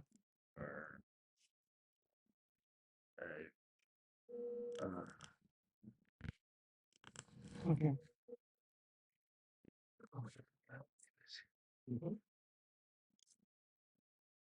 Lagi?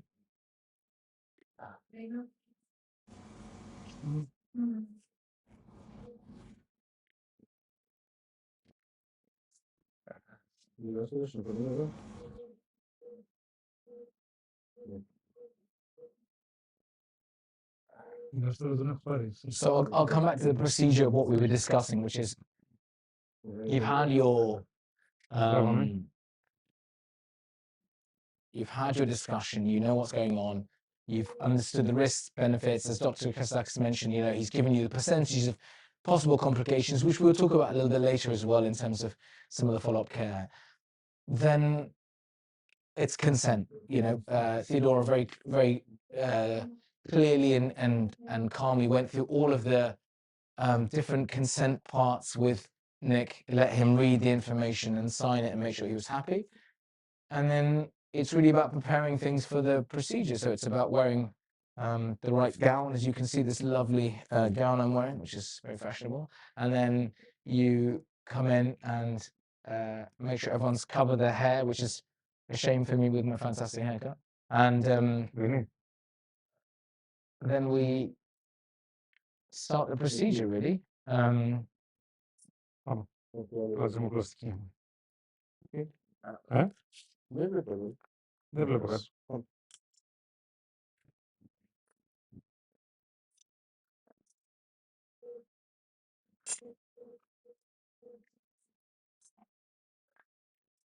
Κάνουλα. Και το.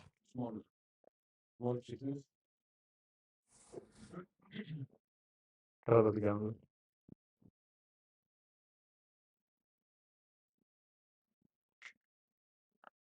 So if you're watching this live, you're seeing, you know, that platysmal divide removing and reducing the tissues there and the digastric muscles. If you have any questions, feel free to ask us. Anything you want to raise, anything that's worrying you, concerning you, any reflections you have. I'm more than happy to have those fielded here. Εγώ παρακολουθώ λίγο για τηλεόραση και όταν το βλέπεις κάτι να μάθεις. Κράτα λίγο. Δεν βγαίνουμε τη επανάληψη. Κόβει. Πολύ persistent.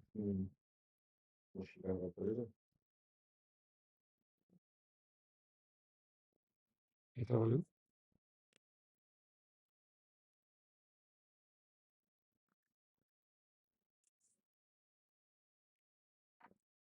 Και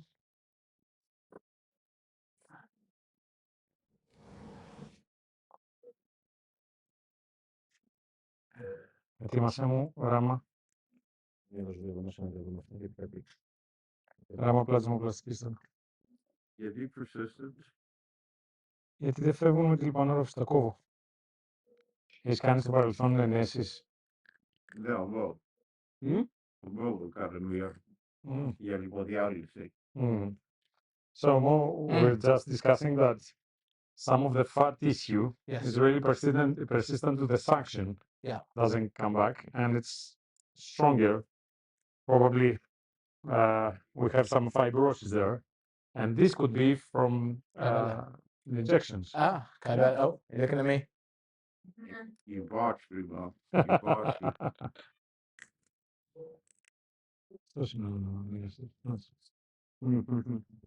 So it's interesting. One of the things we're discussing is that when Nick's had some deoxylic acid injected into the neck to dissolve some of the fat, and one of the things that's interesting is that when that happens, you can sometimes get fibrotic changes, which means that the fat tissue is more adherent, it sticks more to that layer and it's harder to remove than the normal fat, which is a bit more globularly and a bit more jelly-like and removable. So based on that, you know, the surgeons are working to sort of work around that issue. Of course, why I mention that is that all of us will be having things done all the time. And one of the questions we received from the live yesterday was, can I have a surgical facelift if I've had Botox, if I've had this treatment, that treatment? First of all, I will say, discuss it fully with the surgeon so that he or she knows about what you've had done, what procedures you've done. And you know, when you book in with a consultation, you can go through all of that and they will ask you your non-surgical history as well, which is really important. That allows them to be more informed about what the procedures could be like. At the same time, as you can see, skilled surgeons are able to work around these issues and make an impact. Now, one of the things we spoke about earlier was one of the complications, and one of the surgeons on the group who's in the US space, I think Cindy, she mentioned that, look, what is the complication rate with facial nerve? And we talked about neuropraxia and damage of nerves, which is reversible and heals. But interestingly, one of the things that Chris was explaining to us was that the frontal branch, so the one that goes above your sort of forehead of the facial nerve, is something that can be damaged inadvertently during the procedure, 1 in 20. Now, that's the most likely area. And when that happens is you get a little drop of the forehead. So why am I mentioning that? I mention that because if you were to have Botox in the forehead, you would also have that drop anyway.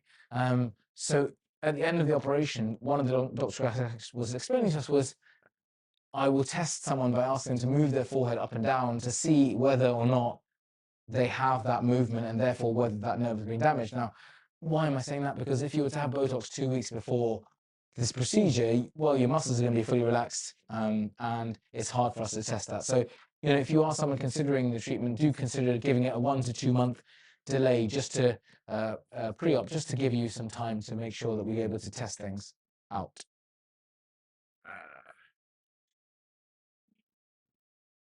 It's good recall, right, from our conversation? Yeah.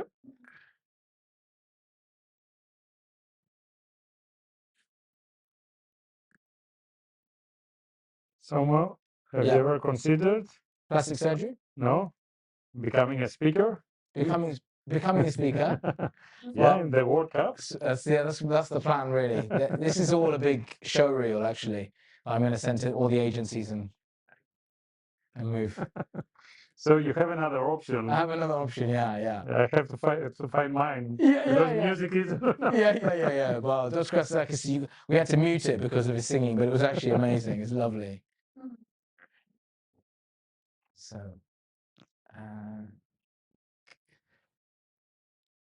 Nick, did you see Olina's comment? Olina's.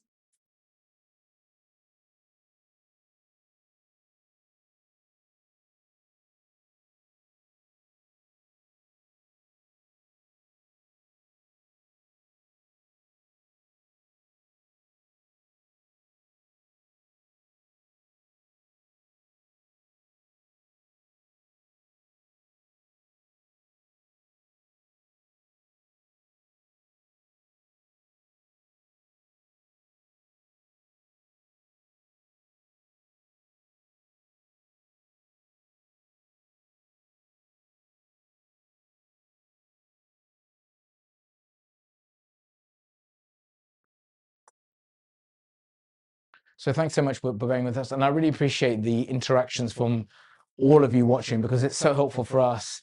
Everyone here has got something to do. I'm standing and just talking to a camera, which is so helpful for me. But here's a really good question, which is one we're going to pose to our surgeons, which is, if, Dr. Kratsakis, if you've had a thyroidectomy, you've had a thyroid removed, maybe you've had an autoimmune thyroid condition, maybe you've had a surgical issue, can that person have a neck lift? It depends on the reason of the thyroidectomy. So first of all, is it an oncologic patient? They have to be clear of the oncology, case. So if they're clear, yes, we can, but this wouldn't mean a recent one. So if we Recent is how long is recent? Yeah, it has to be clear. If they're clear, we can operate. Fine. And the second is the partial thyroidectomy. So we can operate after 3 months, 6 months. It's okay. Fine. So I'll just clarify that again, if you didn't quite hear that. Again. And sorry more to interrupt. That means that the patient is already normalized on the thyroid hormones. Yes. So if it's not, we cannot operate as well. Sure. So the answer essentially is, it depends on each case as we expect. The first one is, if you're someone who's in an oncological, a cancer-related thyroid, has that been fully cleared? Are you out of the woods with treatment? And has that all been, are we 3 to 6 months down the line and we're happy and stable? That's the first one. The second part is, if it's a partial and it's not related to cancer, yes, operation can be done pretty soon. And the other important part was that Dr. Kratsakis added, which I think is really important, is to make sure that you are stable on the thyroxine medication. As many of you will know, thyroxine is, the thyroid is the engine of the body. If it's running too hard, we're sweating, we're burning energy, we feel hot, we get shaky, we get tremors. If it's working too slowly, we feel slow, we feel stodgy, we feel cold when other people don't feel cold. We might get things like constipated. Everything's running a bit slower. So essentially what he's saying is, we need that level to be stable. So you yourself, from a body perspective, from a wellness, well-being perspective, from a health perspective, are stable and safe for the procedure? Thank you so much for that lovely question on thyroids.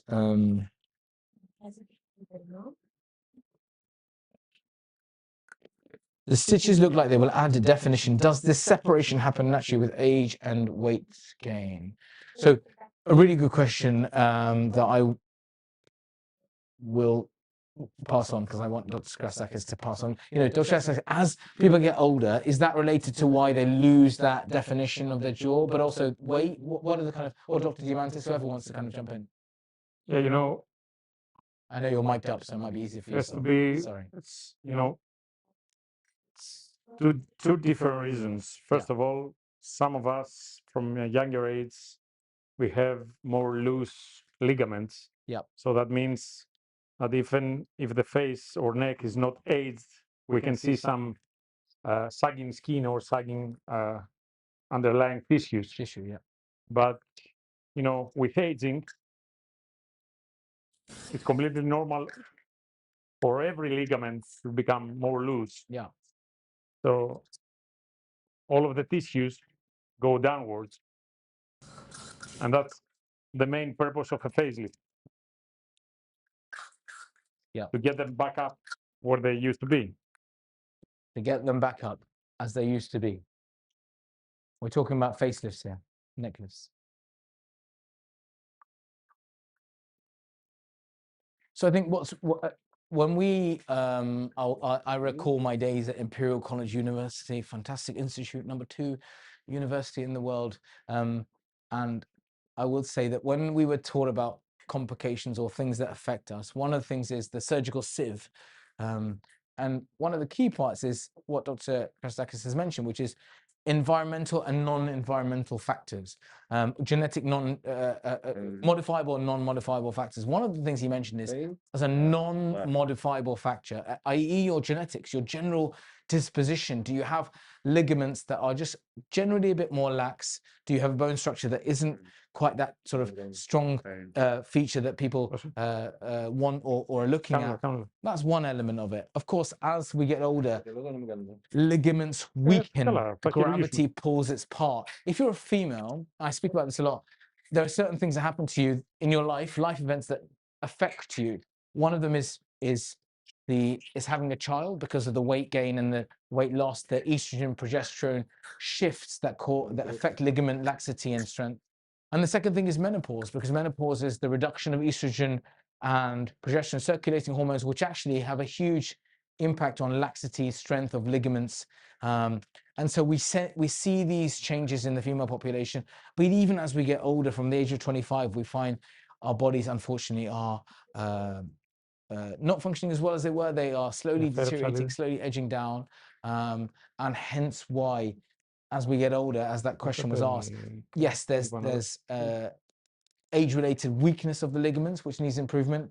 There's also loss of surrounding tissues that support. There's a little bit of osteopenia, osteoporosis, thinning of the bones. That means the bones are not as strong as they previously were to be able to give that support. Now, additionally to that is the fact that as we get older, we get a little bit more busy, we get a little bit more sedentary, we tend to enjoy our food and drink a bit more, and we tend to have a bit more weight gain, and that can again weaken the ligaments a bit and cause that sort of additional change. And all of that are factors that Dr. Christakis has mentioned lead to these reduced Adonis-like appearance that we all hope for, being a real life Dr. Christakis.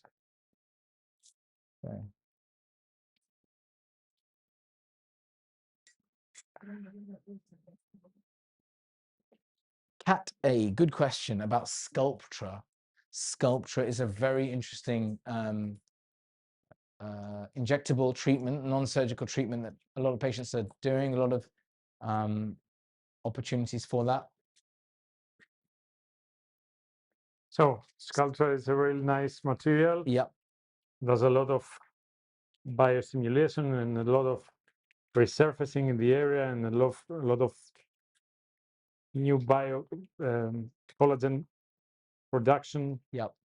The problem with Sculptra is that it creates sometimes granulomas, and there have been many cases that we operated, and then we saw a lot of white stuff. Crystals and yeah. And in the beginning, we didn't know what they were. Yes. We were thinking about taking some piece to get it from specimen to check it as a biopsy. Yeah. And then with the time, we realized diamond that, necklace or something. Yeah. And then you realize that was the there is sculpture. Yeah. That doesn't mean I'm against it. I'm in favor, but and doesn't mean that we cannot have a facelift after that. Yeah. But it doesn't come only with good results. Gets a little bit fibrotic inside. Sure. So I think a really, really comprehensive question and answer there from Dr. Christodakis. Sculpture is a biostimulant. It's got a lovely profile for producing collagen. It's very popular, something that we use in practice, and gives a lot of assistance with collagenization, with giving structure back to the skin, and is not a bad product at all. Having said that, because of the nature of the way it is used and the impact it has, there are some potential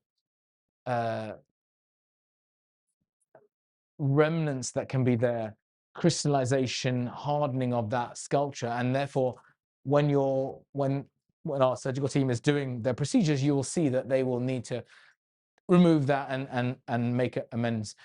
It leads to something called fibrosis potentially. Fibrosis is death or damage or hardening of tissues, and that just means that we have to work a bit harder, or Dr. Christodakis has to work a bit harder with Dr. Diamantis in the surgical suite to kind of ameliorate and answer and support that. Doesn't mean you can't have a facelift. No, it means you still can have a facelift. You still can have a neck lift. It's just to say that that's a consideration. But thank you. That's a really good question, actually, from Cat A.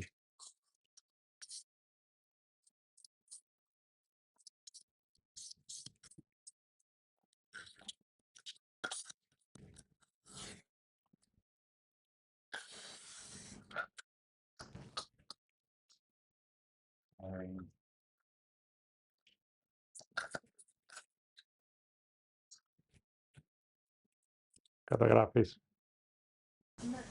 Αυτό. ναι.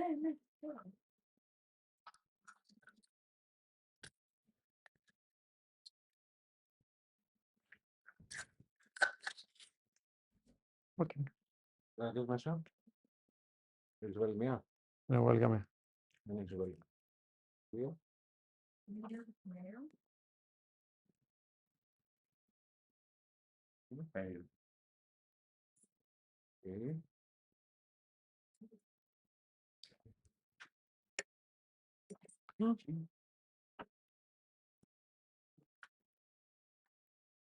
Nick, turn left, please. Left. Left,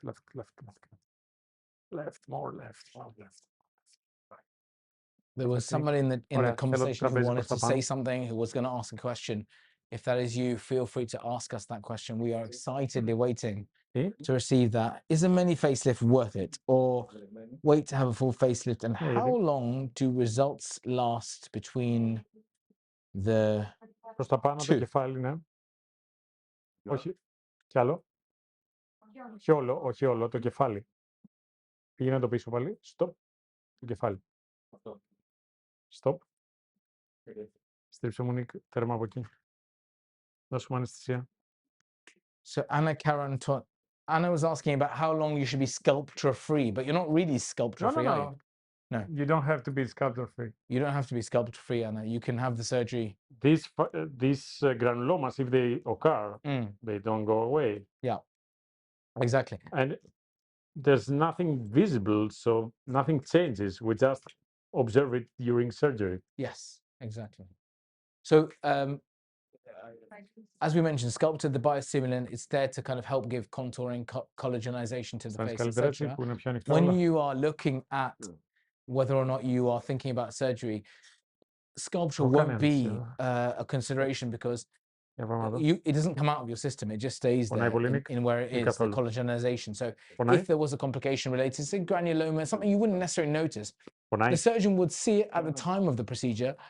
That's okay. They just seen it. Nothing there to sort of worry about. So Nick is having some more local infused in, and he's really enjoying it, as you can see. He's having a lovely time. Για δώσε. Thanks, Kat. Appreciate you asking that.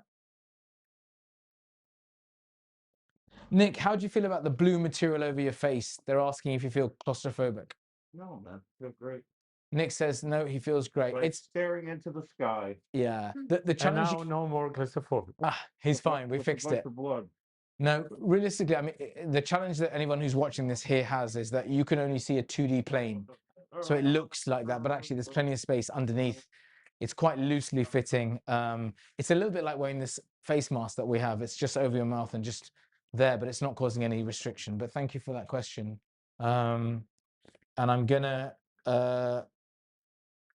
ask Dr. Christakis to speak a bit more. We spoke about this, but he was so eloquent. I would love to hear it again, which is a mini facelift worth it or a full facelift? How long do the results last between the two?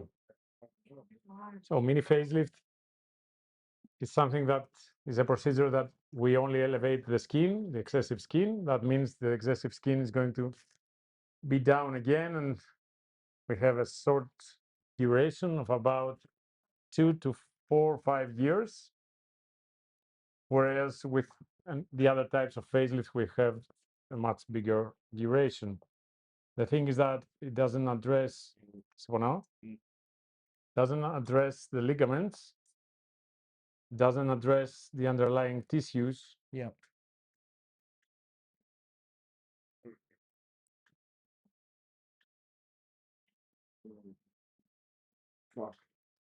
Το διάλειμμα το έχετε τέτοιο mix.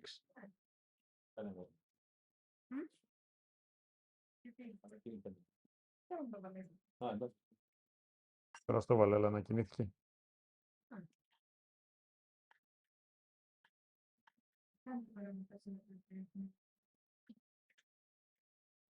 Νίκα, εδώ σου πονάω. Νίκα, εδώ σου πονάω.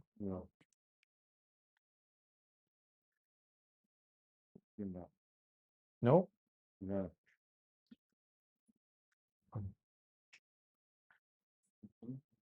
Πάμε μπροστά.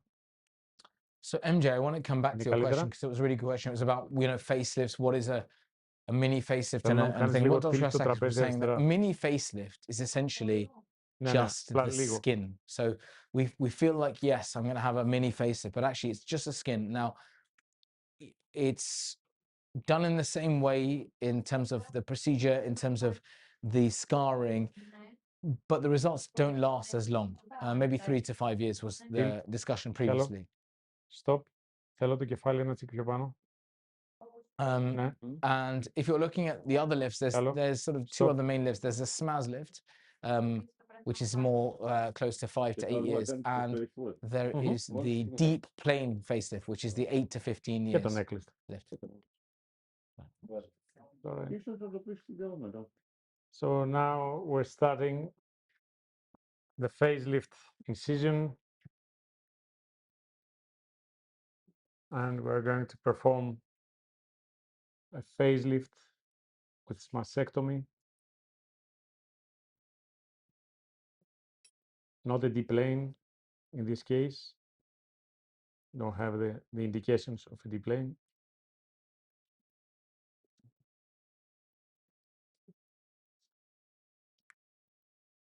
Δώσε λίγο διπλική. We finished the neck lift part. No. No, We finished the platysmoplasty. I know. We haven't. I know. I know. I was in that like, You're in maybe I can have a chill out now. What time is it? I think it's neck. I get that. It's facelift time. Oh, sure. Nice. What time is it? It's facelift time.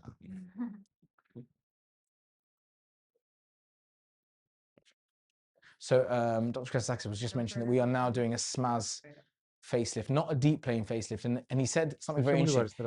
He's not indicated. And this is something that's really important because when you meet him and his team and speak to him, he will discuss the indications for what would be the right surgery for you. A lot of us understand, we've read deep plane, Thank you. SMAS layer, we know all these words, mini facelift, endoscopic facelift, all these terms we see online, and it can be quite confusing.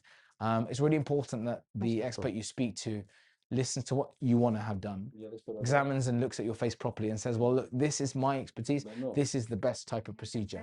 Not based on, this is the stuff I'm capable of doing, which is what something we see sometimes where someone will say, hey, have a mini facelift.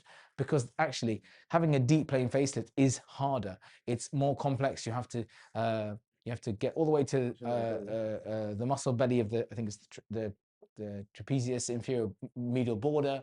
You've got to be careful of the nerve distribution of the facial nerve. You know, there's much more of a challenge there.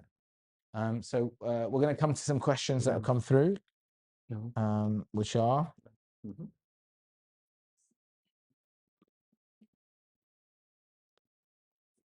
is a mini facelift worth it, or just wait until you're ready for a full facelift? And how long between the two do results last? So, Dr. Christakis, if you were to say to someone said, I want to have a mini facelift or I have a full facelift, would you say, look, wait for the full facelift? Or would you? First of all, as I told you, there are some types of facelift. We have the endoscopic that doesn't reduce the skin. So it can provide some elevation, but you don't get to remove any excessive skin. So the second type is the mini lift that we pull up only the skin. Yep. But the thing is that we have a short duration and the same incision lines. So what's the point? And the third type of facelift is the one that we are going to provide now, which is the mastectomy, that we address also the SMAS layer without underlying it. That means we don't have any nerve complications. Sure. But the duration doesn't reach the one of the deep plane. So I cannot find reasons of a mini lift because the incisions would be the same, like here. The duration would be so small, the duration period αυτή μπροστά. And sorry.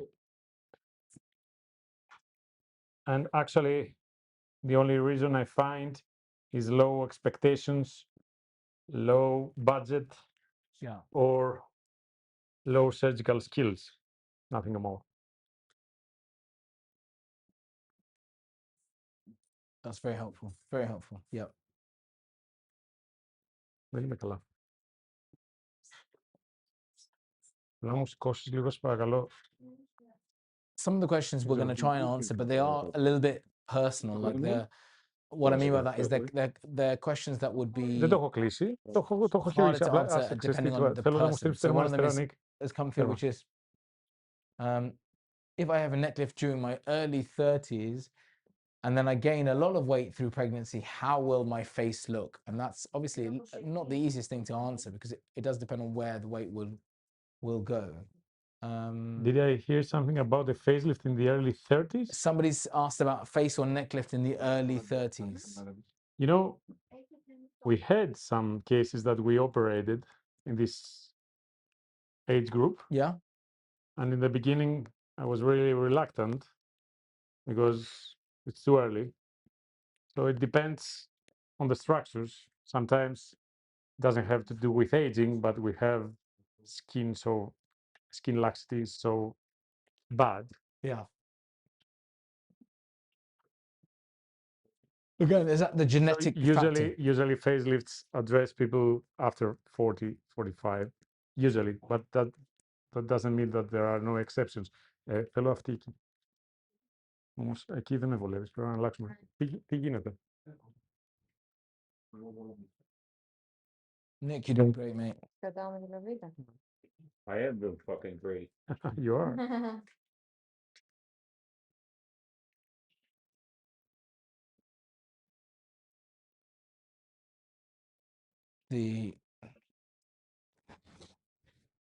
advantage again with the local anesthetic. One of the things we didn't touch on is you can check in with the patient. You can say, how are you? How are things? Is it painful, etc.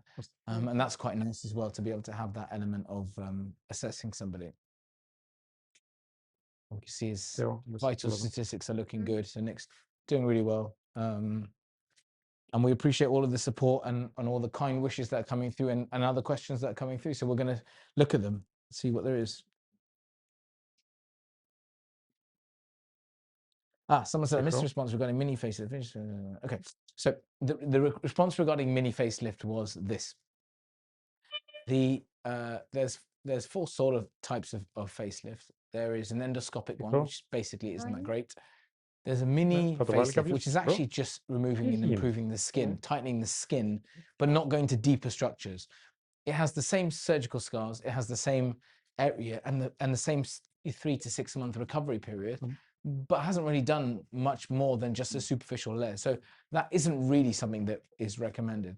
And then you have the SMAS, which Nick is having right now, or the deep plane facelift. Now, it really depends on who, on the candidate, the person, the patient who is going to have the procedure, and whether they are someone who would make sense. And that's why Dr. Kasakis mentioned that actually Nick doesn't really qualify for a deep plane facelift based on his anatomy, based on the way he appears.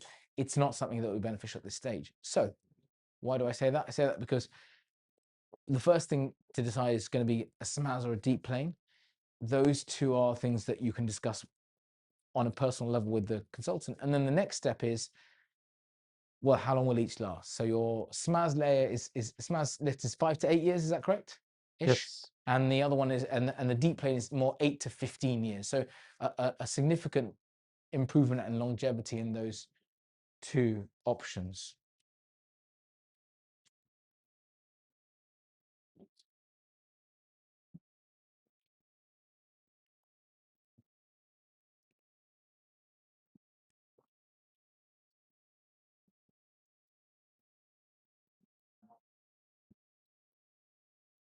Mick. Mick. Can you mute me?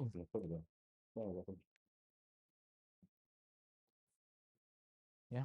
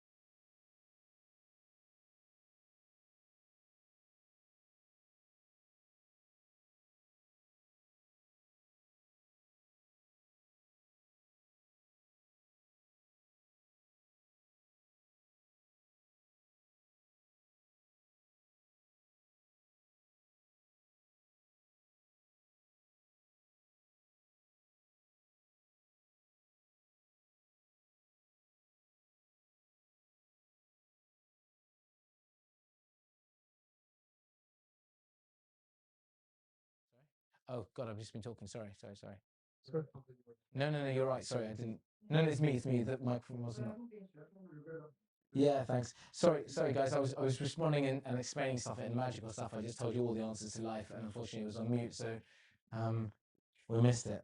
But thank you so much to everyone who's asked the question. I hope, Michelle, that makes sense. Dr. Kresak has been really clear on that, but I hope that makes sense. And if you've got any further questions on the facelift part there, JaggerTX. JaggerTX, thank you so much for that question and the message. And you're right. When we had that pre-discussion with Dr. Christakis, he was very clear to discuss the different options, pre-auricular, in front of the ear, or post-auricular. And he explained that when you are doing a facelift in a male, your hairline from your beard will be pulled up. Okay, that makes complete sense because this hair is going to come up. What that means is that if you were to do it post-auricular, behind the ears, or if you were to do it sort of behind what we call the tragus here, you might get hair growth in that area. It might be a bit strange because you're changing the skin tissue. So it's really important to recognize that that initial discussion is very, very important regarding how the sutures and the wound and the stitches will be completed.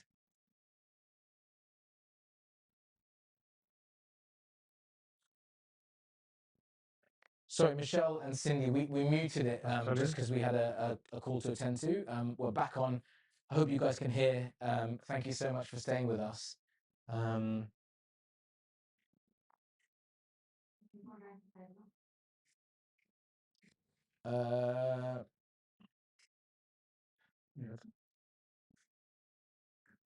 One of the questions come up, do you have to be a certain weight? Does your BMI have an effect? Everybody can get a facelift, but we cannot reduce the inner fat in large, In larger percentage. BMI, like yeah. It would be really difficult. So, in order to have the best results, you have to be stabilized in the weight you're going to be and not having ups and downs. Sure. And of course, if the BMI is over 40, we could have a good result. But usually, all the sagging skin stretches with a lot of fat. So there, the problem of the sagging skin is already solved. What happens with the fat? It's not always superficial. Yes. So we can reduce a lot of the superficial. You can reduce some of the deep, but you cannot reduce all of the deep. So that's the problem with really high BMI. So would your preference would be for someone to try to be below 40 BMI Yes, and also and stabilized. And stabilized, yeah, sure. So essentially what Dr. said, which, I hope you don't mind me repeating, sometimes I appreciate with the mask it's not so easy, so I thought I would just take the opportunity to say it again. Anybody can have a facelift.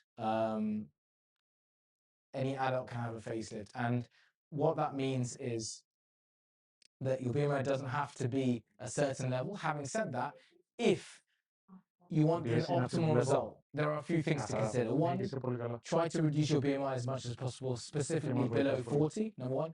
Number two is to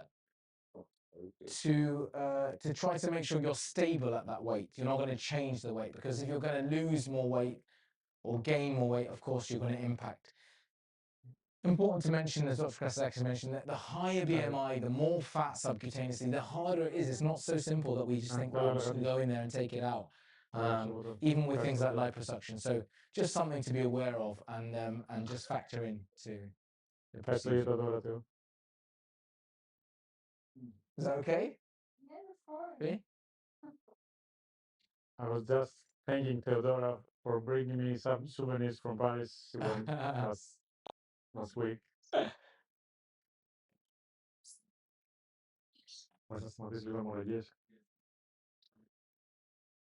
Jane Stedman has asked an existential question, which I like, which is, if I get a deep plane at 60, would I look like a 60-year-old at 75, or all benefits lost and I look like a 75-year-old at 75? It's like a deep spiritual question. Which Sometimes the point is not changing your age group. The point is to become the best version in that type of age group. So, not always we can look younger. There are other stuff on our factors that make our age visible. So with a facelift, it's not like you're 70, you're going to look 55. Sometimes it happens. Yeah.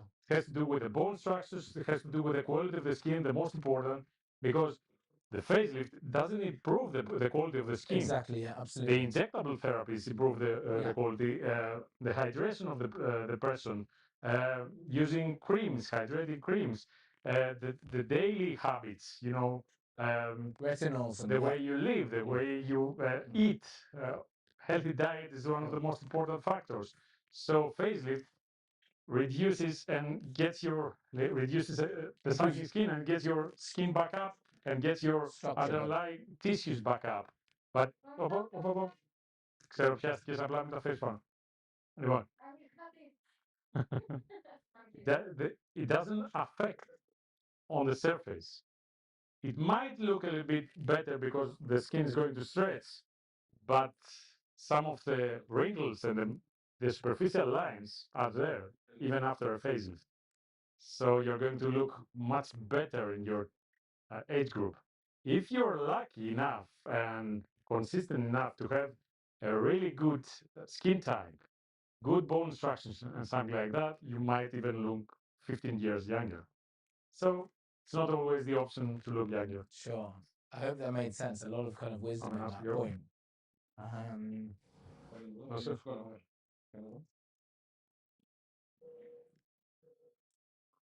Μπροστά έχεις? Έχω βάλει βάζα γιατί έχει κάτι έτσι. Okay, πάμε, έλα. Did everybody hear that answer from Dr. Krasidakis around age and change? Was there any questions that came back? Do I need to repeat any points, or was it kind of well understood and heard? Please let us know. Sorry.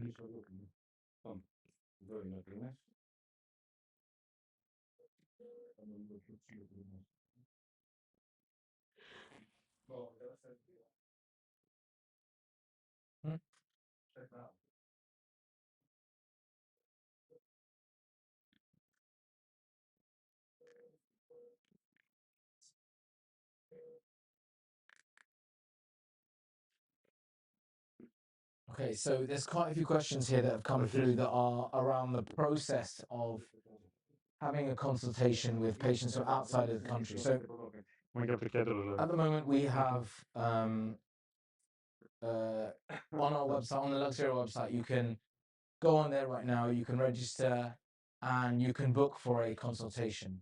And Dr. Krasidakis has made spaces and times available when you can have a video call with him, and he will go through and discuss all of the thoughts you have, all of the ideas you'd like, the improvements you want to make, and then discuss of all the types of surgery procedures, everything that you want to have, what makes sense, what could work, and answer all of your questions. So I think if you're having thoughts about booking up, I can see like 4 or 5 people saying I'd love to kind of book in and just have a consultation, which makes complete sense. As I said, I'm happy to kind of be a relay and share the information, but it's always great when you speak to the expert who's got years of experience in this area to say, look, this is what's happening, this is what I want to have done, what's it going to be in terms of the best procedures, what's it going to be in terms of timelines, costs, all those things. I think that's really, really, really great.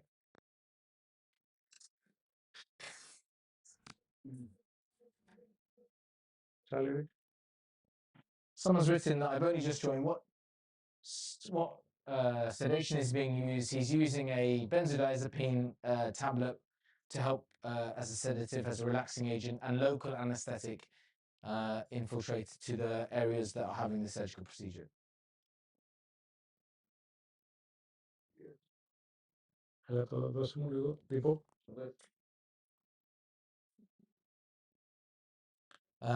Jennifer and MJ, I hope that makes sense. I hope that answered your question about booking in. Feel free to go on the website, as we mentioned, luxera.com, and you can find the link. And also, if you're having troubles or struggling with anything, just message any of the us in the group on Luxera. You'll see the phone number, and we can facilitate and support you with that. But we're really interested to have any more questions, any thoughts. I'd love to know if people are watching this feeling excited for Nick's result, feeling energized. Is anyone eating popcorn, or are you just feeling a bit sick? Please share your thoughts on the group. We'd love to know. Yes. Nick? Good. Okay.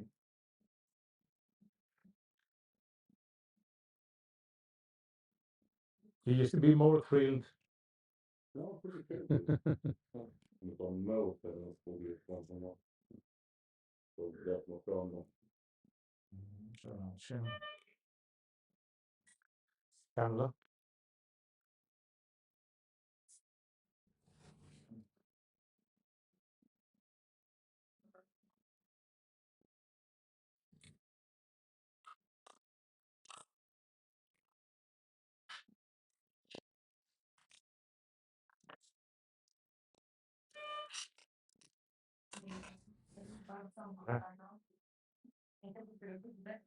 Θα λέει για να κάνουμε λίγο σμασέκτομο.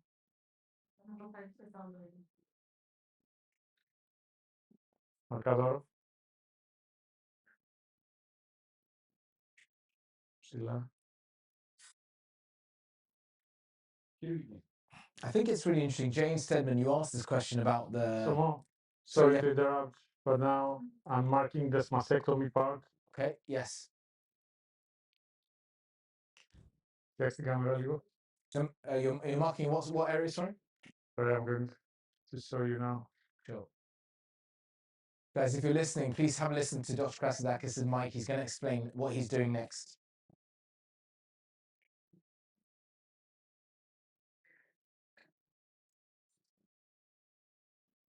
And then change the angle so that it might be more visible. Κάνετε. No. Okay. So you can see we marked the area of the smash that is going to be reduced. And now we cut it.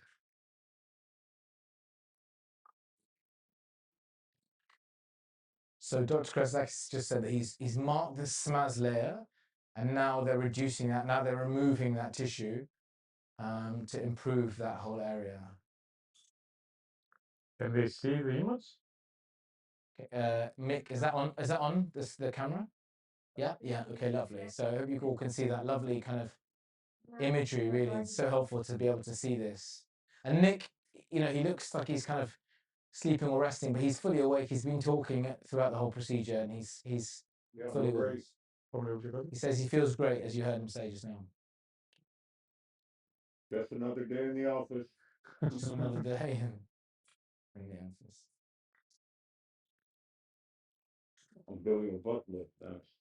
Yeah, yeah. Next to Nick is a BBL. I cannot offer that, but Okay, we're We're gonna take his buckle fat and move it to his bum so he gets a nice bum lift. okay. So the difference between a mastectomy is what I did now, and a deep plane would be. The difference would be for me to go and elevate all of this tissue. Yes. All of that. But you know, here we're safe about the nerve, but here we're not. So the more anteriorly we go, the more dangerous for the nerve. But in this case, we're not going to perform any D-plane that would be going under this part here. And we're going to perform a mastectomy that we reduce this, and we're going to suture all of this area back, like that. Okay? Sure. Bravo. Hope that all makes sense. So that part on the left that Dr. Krasidakis mentioned, the bit that's closest to the ear, what we call the lateral side of the face, is where the SMAS layer is being reduced to ensure that we can do the facelift. If you were to go more closer to the middle part of the face, what you call the medial part, that's where you have the facial nerve. And that nerve runs through and it's very thin, it's very hard to detect, so there's a higher chance of affecting it or damaging it or bruising it. So that's the sort of complication that can happen sometimes with the deep plane facelift. But today we're just doing the SMAS lift just to support that extra layer of skin, so that we have a lovely natural result.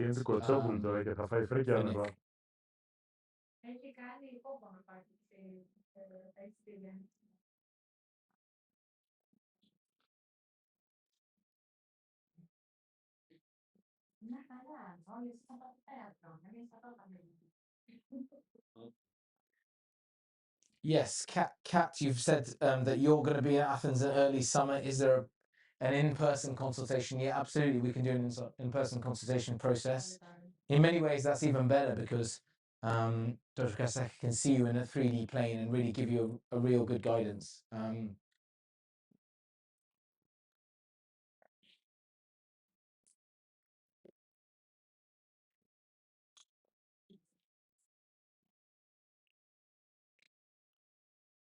So Michelle Newcomb, I'm going to answer your question about when Nick goes home. He'll go home this evening or this afternoon when we've finished.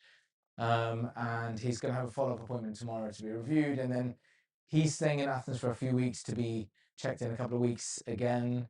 But the team here at Face of Athens will be on hand. They'll give you their contact details. So if you have any issues, concerns, worries, you are able to contact them and speak to anyone. Medical doctors and surgeons all have a huge ownership of patients. They have responsibility for them, and especially here, they really have an ethos of making sure the best they can do for their patient, and that means you're fully supported throughout their post-operative journey.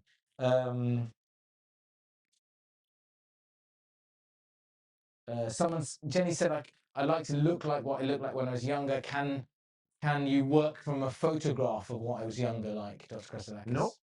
No?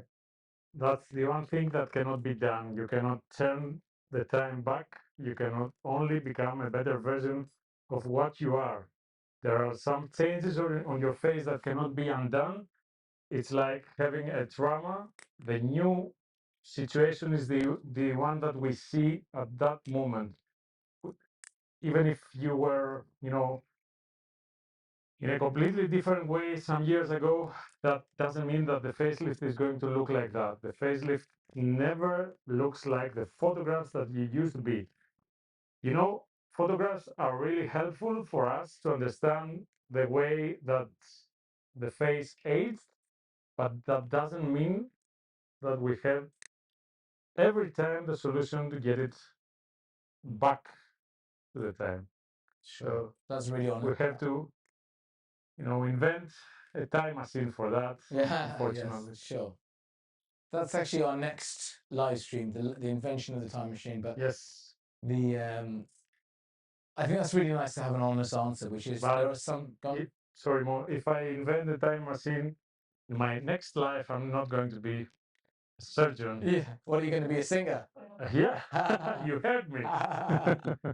You know how good I am. Yeah. Okay. So I think what's really helpful with that answer is that you get a real honest idea. A lot of we've been around the world, we've seen so many clinics, and one of the things people often do is overpromise and underdeliver. It's actually really important to be really realistic. I remember a few months ago, Dr. Krasakis and I were having dinner. I showed him one of my patients who wanted to have some surgical work, and I said, can we do X, Y, Z? He said, look, Mo, look at this lymphedema. This lymphedema, even if we do some surgical treatment, is not going to improve. We need to let her know that. And it was really great because instead of having an overpromise, underdeliver approach, here is really honesty. This is what's going to happen. This is what to expect. So yes, can we work from a photo? We can look at the photo. He can see what has been done and the changes that have happened. But can we go back to that? No, it's about being the best version of yourself at the moment. Θα κάνουμε λίγο αιμόσταση, σταματάμε τις αιμορραγίες. Έχουμε τελειώσει τα βαριά από τη μία πλευρά. Βλέπετε.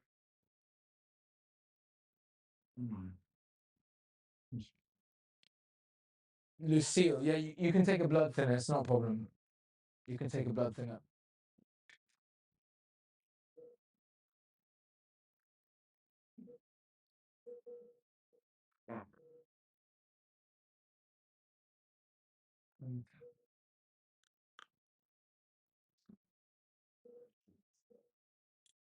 So this is the part that we do hemostasis. Yeah.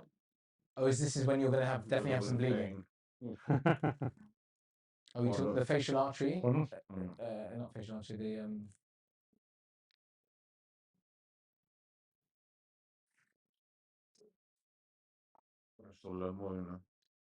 Okay.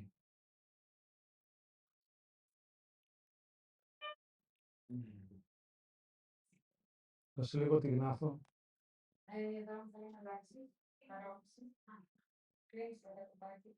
Τώρα αυτό μην πέσει.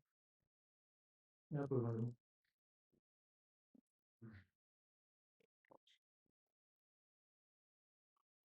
Κλείσε μου λίγο εκεί.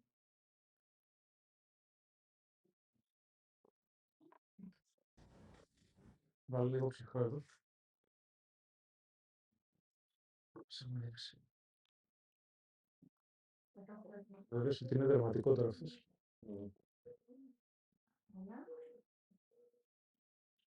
Πάμε.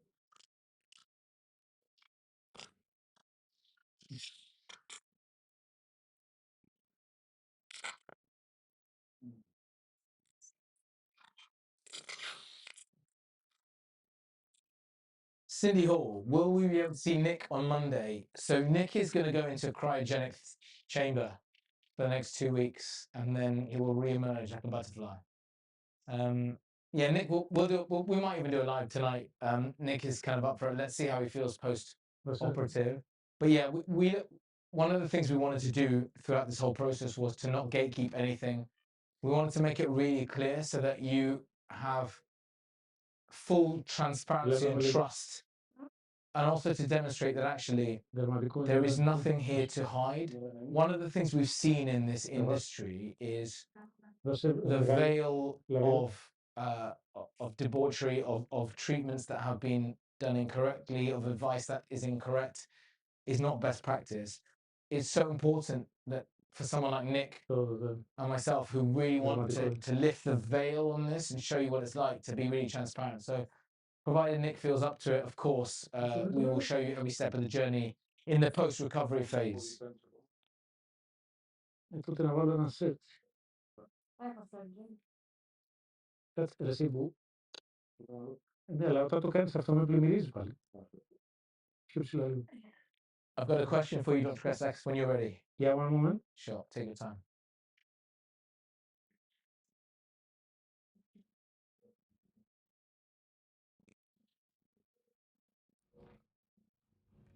Δώσε μου το σετ.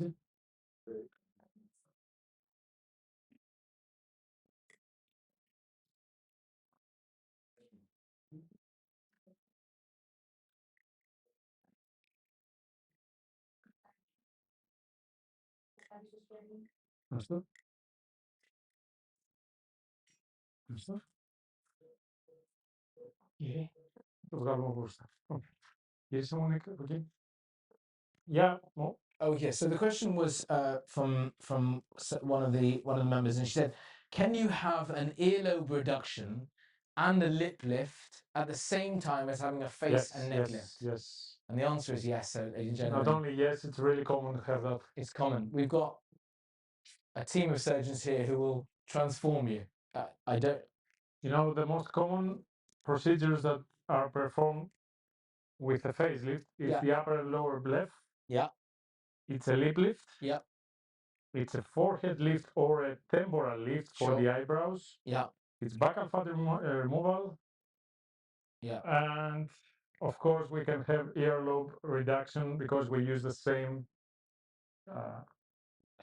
incision. The same anesthesia, the same incision. Yeah. I mean, speaking of which, Dr. Dimantis, he's one of the go-tos for upper and lower blephs, and blepharoplasty surgery is something I talk about a lot in the UK with a lot of my patients, because the results are so transformative in terms of how people look, their freshness.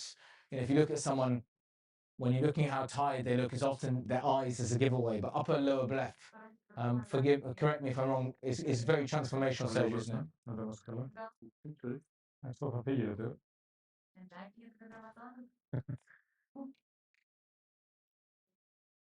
Θέλεις να σου μιλήσω κυπριακά να τα ακούνε?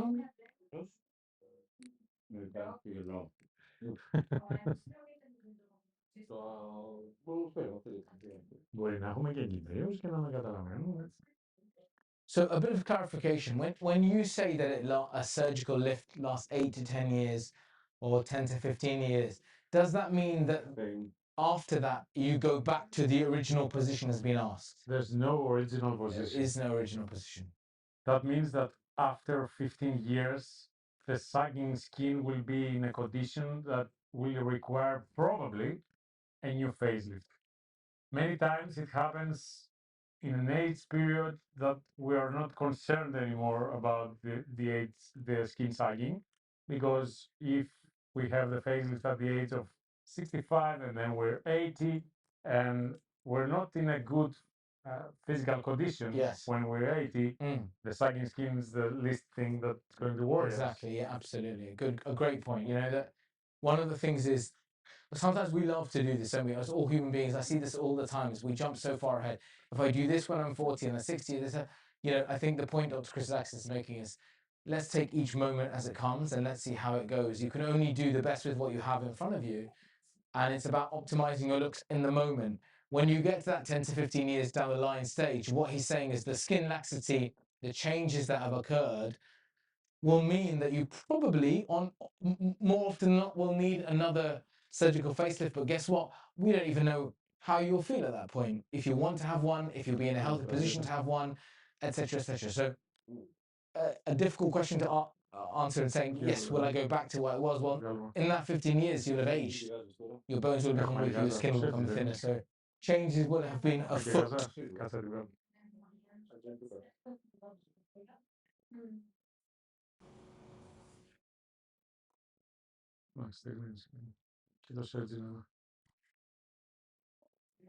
So, a question about, do you prepare patients with anything for surgery before or anything else afterwards? Like, sorry, I wasn't paying attention. No, that's okay. So Cindy's mentioned, and it's something I mentioned in my practice, which is arnica cream, arnica tablets really do help reduce inflammation, or having fresh pineapple can reduce. Is this something you recommend? Do you tell patients this, or not really? Well, I'm going to ask sorry again, because we were discussing about Nick now. Tell me again, No sorry. problem, sorry, no. Tell me when you're ready and we'll ask you. Yeah, I'm ready. Yeah, okay. Post or pre-surgery, would you recommend arnica tablets, arnica cream, or fresh pineapple juice or pineapples to help reduce inflammation or swelling or that sort of thing? I could use a pineapple juice now. Pina coladas on everyone. Yes, but that doesn't mean you're not going to bruise. Yes. I'm not against or having arnica pills. I'm not against it. Yeah. It's not going to make any major difference if there's a high blood pressure after the surgery, or the patient has bleeding disorders, or a major or middle vessel is traumatized. This is not going to make any difference. But of course, with the small capillary vessels, it makes difference. So I'm not against it. Okay?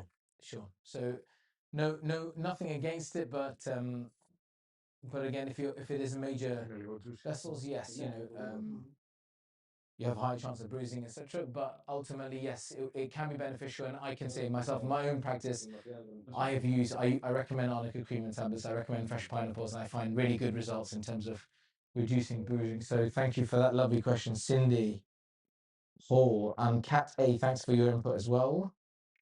More? Yes. If you want, I can show you the great auricular nerve that gives sensation. Oh yeah, lovely. Is that on the overhang, or am I going to have to come around? You have to come. I'll have to come. Fabulous. This is lovely. So look. So it's this one here. Oh yeah. Okay, you see this is intact. Yeah, wow. Okay. Okay, lovely, thanks. So now you know the inner world of your friend. Yes, that's it, Nick. Nick has given his body to science, and science has accepted it.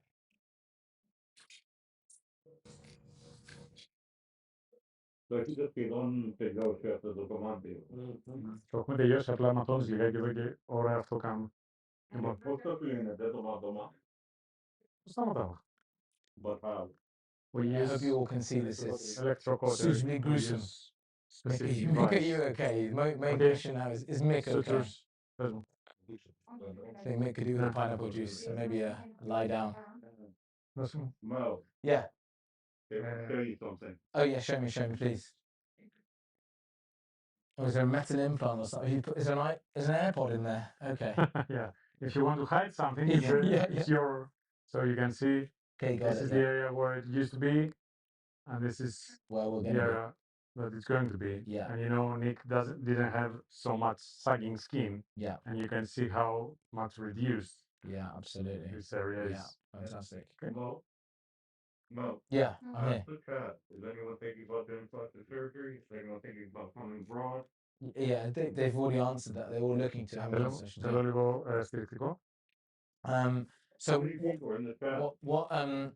what Dr. Krasakis showed me just now was how much of a difference of the skin sagging we've got and how much we're able to lift. So it's quite an incredible achievement, and we're really excited for the procedure and the results. Which leads me to think, you know, you've all been here for a good hour and a half.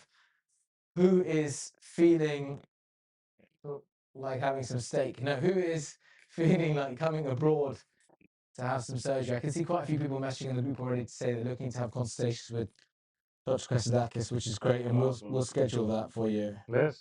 Yeah, cool. So do those doing consultation. Here's a good question. I know the answer to this, but I'm going to ask it. If an aspect of the surgery doesn't have a good outcome, which again needs to be defined a bit, will Dr. Christodakis do a revision free of charge? So, I never do mistakes. Never do Everything mistakes. Everything goes perfect. Yeah. So free is out of the option. I'm kidding. You know Yeah, already of the course. answer. I know the We answer. talked about it. Yeah.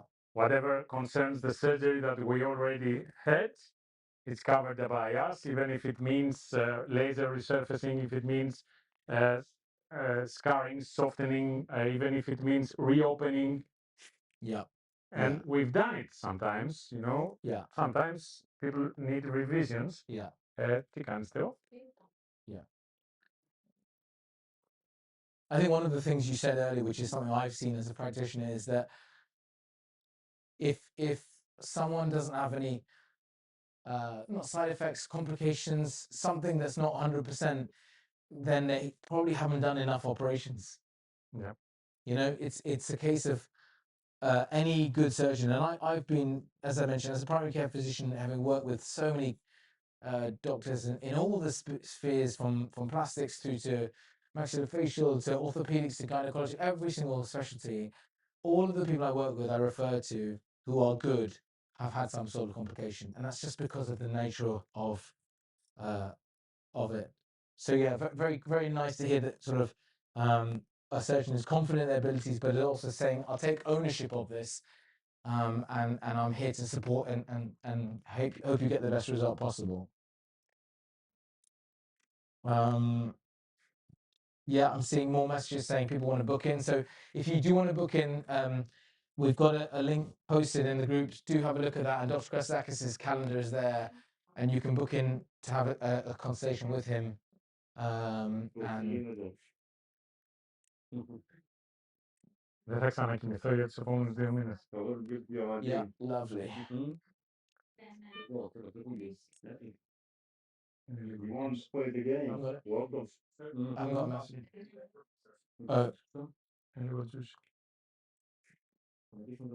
What is the recommended time period to remain in Athens following a deep plane facelift? You see, the sutures, we cut them around the ears, Yeah. approximately 12 to 14 days after the surgery. Yeah. And that's the period that we would like to have the patient with us 2 weeks. But 2 weeks. the important thing is that we have the patient for the next 4 or 5 days.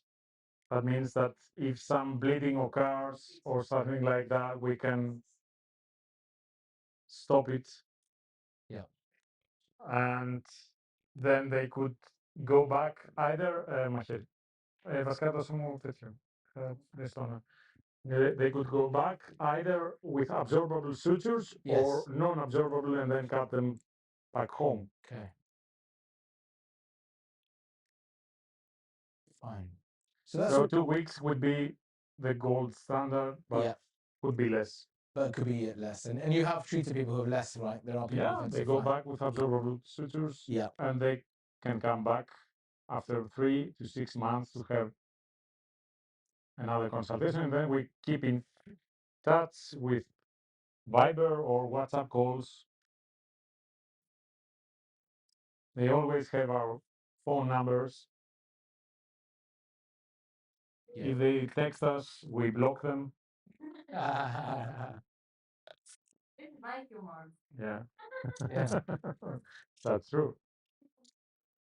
One of the questions has come along saying, how many facelifts would the clinic do in a day or a week? First of typically? all, a deep lane facelift takes about 5.5 hours Surgical time. surgical time. That means that we have to prepare the patient, prepare the patient, change clothes, get into the surgery room, then monitor them, give sedation or general anesthesia if this is the case. So after that, we have to give post-op instructions. We have to bandage them. So you realize that the deep lane facelift rarely is combined with another one on the same day. Yeah. We've done it. There are some days that we've done 2 in a day. And after that, we go back dead home. Yeah, Because exhausted. that means 12 hours plus, consecutive hours Yeah, it's tough. of Yeah. surgery. Yeah. So usually we're talking about 4 a week or 5 per week. Sure.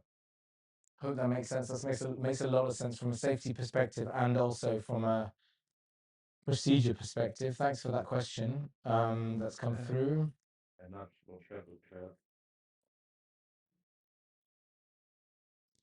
Is 11 p.m. UK time the only time for an online initial consultation? We'll look at that together. If there's a time that suits you better, what would be great is if you send it to our Luxera number, and we can liaise with Dr. Christakis' team and work out a schedule and see when we can fit you in. He's very flexible and accommodating, but of course the main thing that you sort of understand is when he's in surgery for 4 to 5 hours, 6 hours, depending. Those are times that obviously he's not available to speak.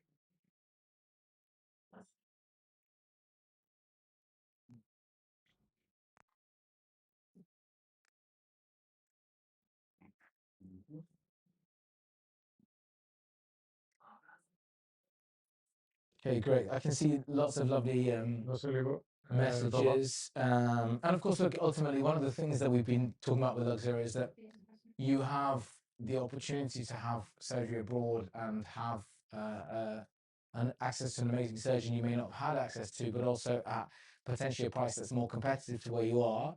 But also, hey, you get to go to a lovely place like Athens and be here, enjoy the weather, enjoy the vibe, be around. So, many of us appreciate have got work, have got things we need to get to. As Dr. Christakis mentioned, you could be here for 3, 4, 5 days, be reviewed, checked, make sure there's no swelling, no bruising, no what we call hematoma, nothing that's untoward, and then, hey, presto, you're safe to go with written instructions and all the stuff to take to your next doctor. And of course, the contact numbers here for all of the team, Theodora's personal contact number as well.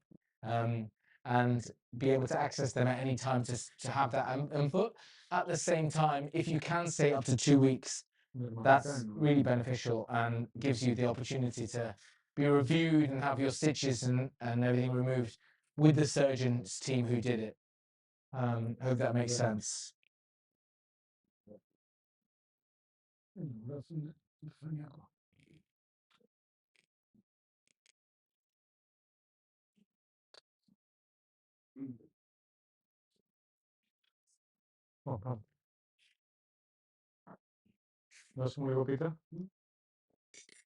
Some of the questions regarding, forgive me if that's okay to ask about where we are in the procedure, how much is to come, what's going on, what's the sort of... Actually, we're about 60% of the procedure. 60%. I hope it was 60, not 6%. You do. It's 60. 60%. Okay, 60%, guys. So 60% of the way through, and everyone is doing really well. team is in good spirits. It might just be that we stay here, got it 100%, and it just has one great side and one less great side. But I think Για δώσε μου λίγο we'll do the κάμερα. other side as well, I suspect. Ναι, θέλω κάμερα. Πάμε.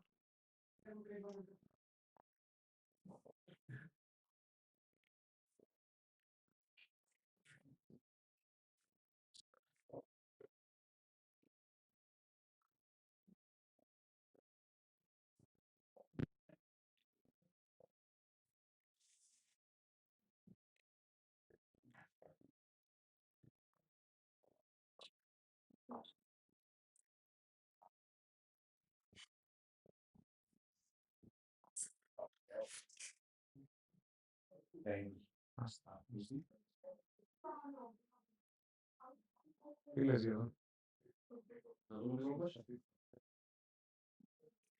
Πρέπει να το ανοίξω. Να πάω χαμηλά. Κοίτα. Εγώ πριν είχα μαρκάρει αυτή την περιοχή. Αυτό ίσως είναι...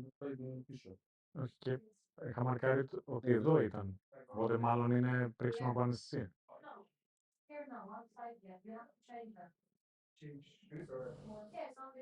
So Michelle Newcomb has asked, what post-operative dressings and garments are necessary following a deep plane facelift?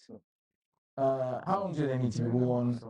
Can a deep plane facelift carried out under local anesthetic and sedation and go back to the hotel the same day? So let me know when you're ready for me to ask you some questions, Dr. Kressidakis.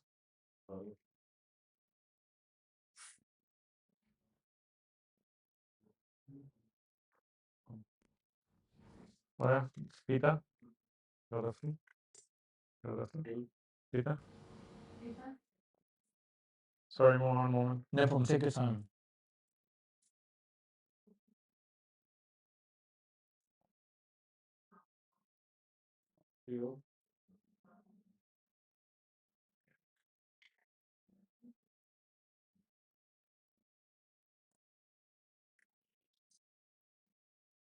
So I'll answer some of that, but I'll come back to it because we had the same discussion with Dr. Kressidakis, but I'll ask him for his expert opinion as well, which was, what post-operative garments are necessary. And he said, look, there's three kind of surgeons in terms of the way they do things. There's one who may say nothing at all.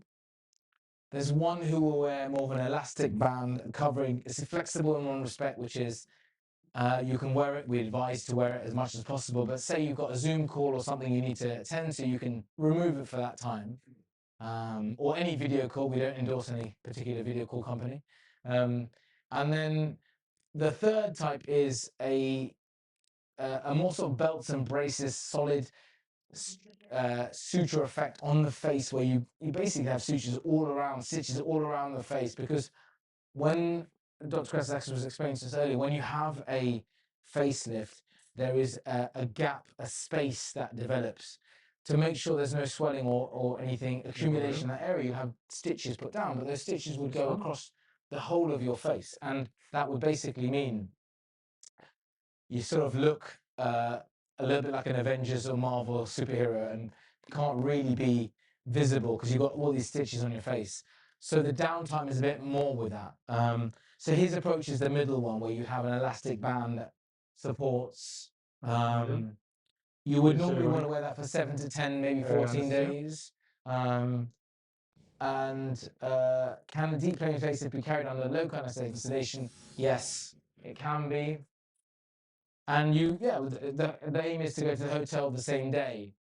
Obviously, if you have the consultation and general anesthetic is something you prefer or you want to go with, there are options. Obviously, there's a slight cost associated, something like 1,000 plus 1,200 euros a day or something, and depending on how much extra you need to stay, etc., there are certain sort of associated costs, but nothing that would be too exorbitant. And again, that can be it's in your gift to make that choice. But at the time of the consultation, Dr. Kressidakis will tell you, I think local anesthetic will be fine.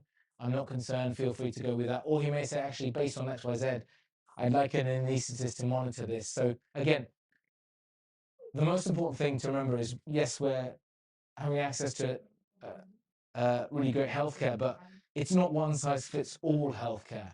No healthcare should ever be that. It should be personalized to you.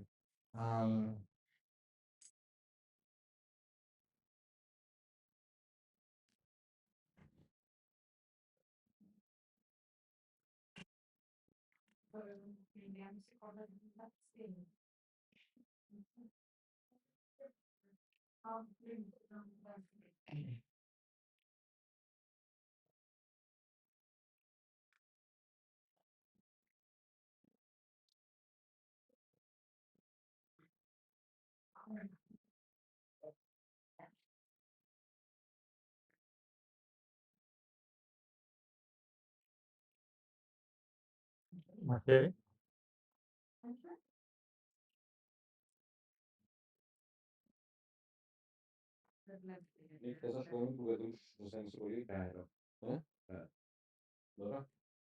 Πας λίγο κάτω στα πόδια του και με πολύ προσοχή. Μπορείς να μας πειράξεις τα παιδιά, δηλαδή Κουβέρτα. την κουβέντα γιατί σπάσαμε. Θα τους το βρει. Νικά τι ζητάς. Δεν μπορεί. Να μας βλέπει, δεν μας βλέπει, θα το λέμε ότι θες. Να φύγει, θέλει να βγάλει. Δεν θα μου πήρατε και το τέτοιο, το πρώτο να βάλει λίγο, να αναπνεύω. Ναι. Κάποια στιγμή να φέρει το κεφάλι σου, να πλησιάζει αυτή η ώρα. Είμαστε σε αυτή τη φάση. Θα εσύ δουλεύει.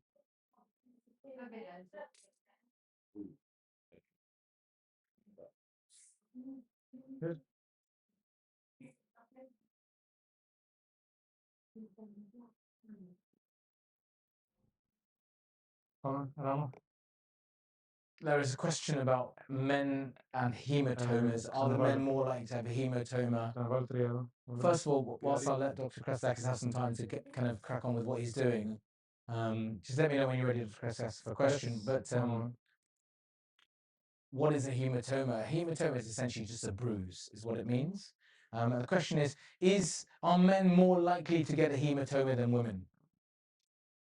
Men are more likely to have increased blood pressure, so from that angle, yes, it would be more likely, but the possibility is the same. Sure. Because bleeding disorders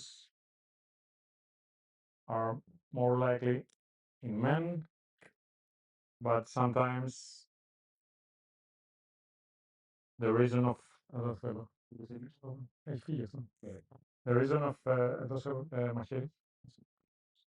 of an hematoma is a traumatized vessel, so even if you are a woman or a man, the possibility is the same. Of course. So And essentially, another thing please, yeah. is that sometimes supplements and vitamin administration causes more bleeding during the surgery. Of course, yeah. So we advise them to stop about 2 weeks before the surgery. So if somebody's on a blood thinning medication, like a NOAC or like a Yes, or aspirin or clopidogrel, aspirin is not a problem. NOAC is a problem. So we have to consult their cardiologist. Okay. First of all, so we have to check the reason of the NOAC, and then modify the administration. We don't stop it; we modify it. But when it comes to vitamin supplements, we stop them. Anything particularly in your mind that you're thinking about? Which vitamins? Everything. All vitamins can do it? Yes. Okay. Not all vitamins, but most. So many that if we just start explaining, it's hard. Sometimes we're going to miss the point. Sure. I can give you a list after. Can you give us 5 now? In alphabetical order. Yeah. Reverse alphabetical order. Yeah. No, it's okay. Sorry.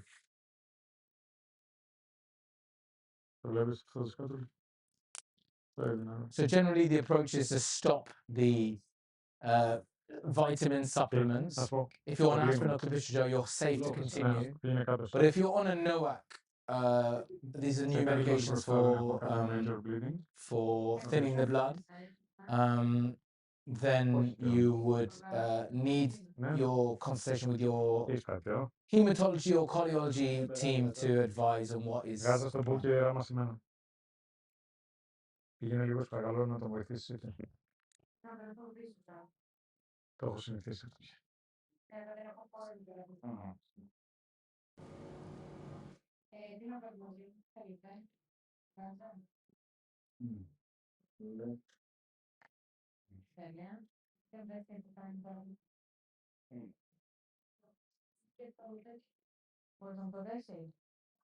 So some of the people who want to book in, I appreciate that you know when you see something like this and you hear the expertise yourself, you say right, I want to book in. The next month is availability is according to the calendar just because of timing and quite a busy month. There's a lot happening here in Greece. We have Easter as well, and obviously diaries are booked. But from June, we will have more availability for consultations with Dr. Krasidakis. But if you feel that you want to, if there's a time that, you know, if there's something you want to do and want to have something done more urgently and you really want to kind of have something, then do please send us times and dates that would work for you, and we can pass this on to his team and see if there's an ability for us to squeeze you in. Θα πας διακοπές φέτος. Γιατί θα χειρουργούμε.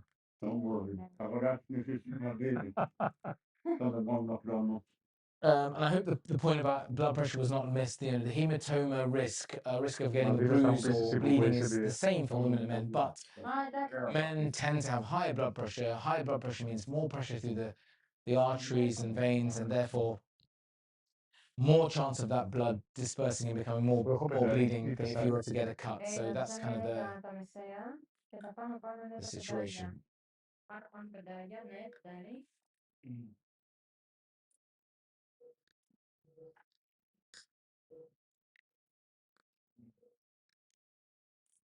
Σταματάει εγώ. Ωραία. Δηλαδή, έχουν κάνει book 32 consultations. Εδώ είμαι στο τέλος. Ναι. Όπως χρειάζομαι εδώ. Ναι. Το κινέται. Βλέπετε. Εγώ το κοντό. Μόνο αυτό θέλω και μετά φύγει. Lovely. So if there's any more questions or anything anyone wants to share. So the boring part is the suturing, I know that. Yeah, this is you know, a part that nobody wants to kind of necessarily see. The gruesomeness is not there, but actually this part is so important. If we get the sutures done nicely, the post result is so important, and the healing is so important. So it's not the most glamorous part, but it's such an important part. So if you are somebody who is in the medical field or you're interested, please watch this intricate suturing. Around Christmas time, Dr. Christakis will also suture or stitch sweatshirts and jumpers. So if that's something you're interested in, it's part of the Face of Athens offer. He didn't hear it, so hilarious joke that was missed and lost on everybody.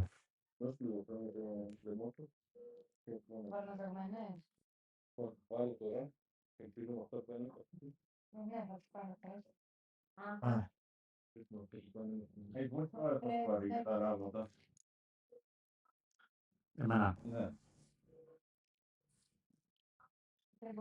Ωραία, θα σταματήσω, το παίρνουν. Α, ναι.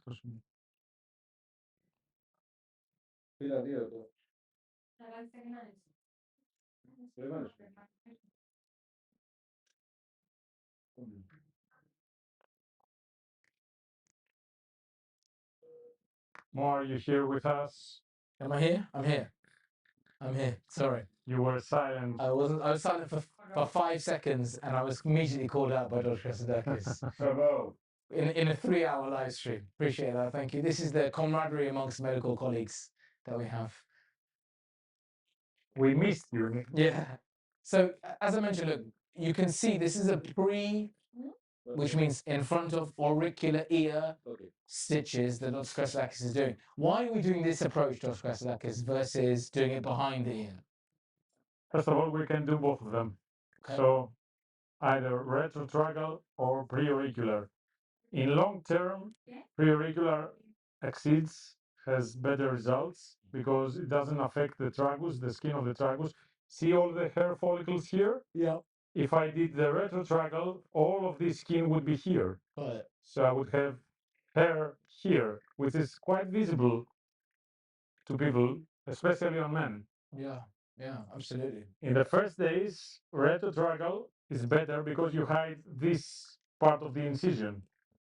But other than that, I don't find any major. So if I see a man on the street who's got a great jawline and hairy ears, Yeah. I say, hold on a second. Where did you go? Yeah. Why didn't you come to us? Why didn't you come to the face of Athens? Got it. Fine. And these sutures will be removed in 2 weeks. Is that correct? Yes. Lovely.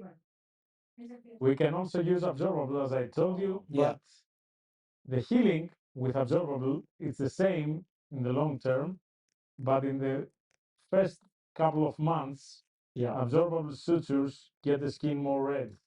Okay. Oh. Nick, you're doing really well. No, my neck. His neck. He can. Your neck is hurting? No, my neck's like caught. Because Oh, I'm I in the see. same position. Oh, I see. Of course. Oh, yeah, sure. Sorry. Oh, I feel great. Honestly, local anesthetic is the best. It is, yeah. You know, you're going to be very happy about the local anesthetic when we're done, and then you will be able to go back to your hotel, and then you're going to say, oh, that was it. Yeah. Because during the operation, everybody thinks, oh, why didn't I do any sedation or I didn't do any general anesthesia? Exactly. Of course, it would be easier. But right after the surgery is the advantage, not during. We're not going to the hotel. We're going Buzuki. Yeah. I'm coming with you after the theater. Yeah. Mick, Yeah. Mick, just mute my mic for a second. Yes. Move my head just a little bit.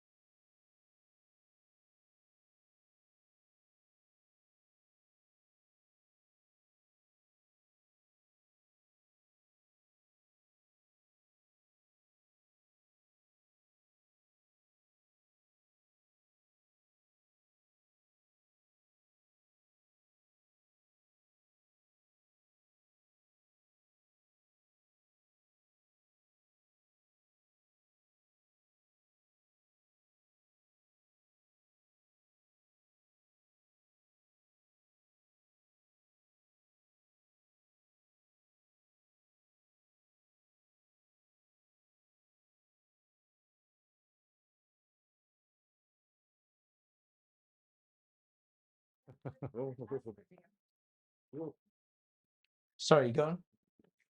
Oh, yeah. Now you can look at me. Then I can make the big hot stuff. I just move my hand, but then a little bit. No, here. There's one disadvantage when we have the local anesthesia by itself, is that we use more local anesthesia, but in safe amounts. Yes. And the disadvantage is that the face gets more swollen because we use a lot of volume. So immediately after the surgery, You actually look more swollen. yeah. Yeah. But That How long disappears. did it take to go? hours. Hours, yeah. Θέλω να σχεδιάσω και αναισθησία. So what Dr. Kress actually was saying, and it's something we see a lot, is when you're in, it's called infiltrating. When you're putting in injecting the local anesthetic, it's infiltrating the tissues. It swells up, and that swelling can last for a few hours. But in some ways, it's really good because it allows us to give more access to all the tissues, etc. The shoulders, etc.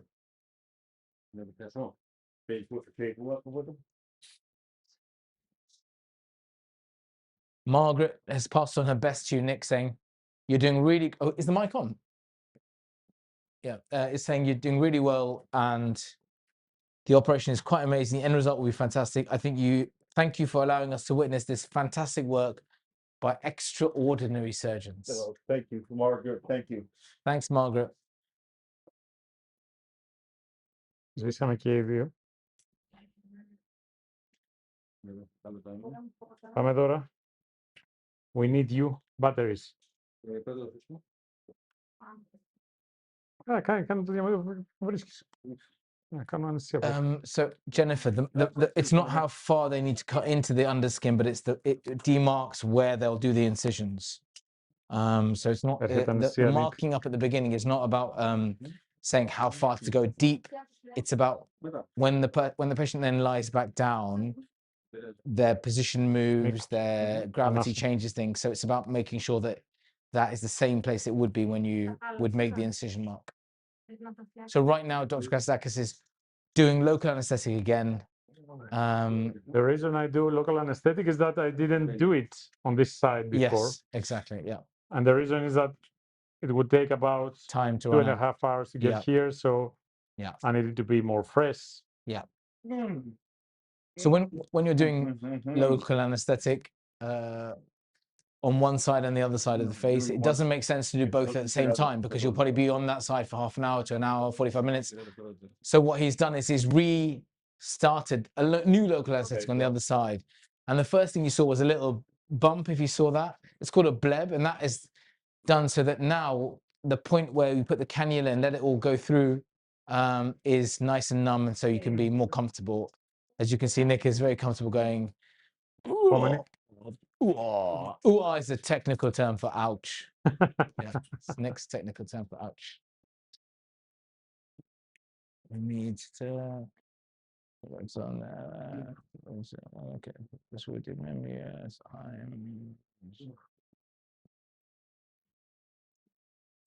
Okay, can we see everything? Whoa.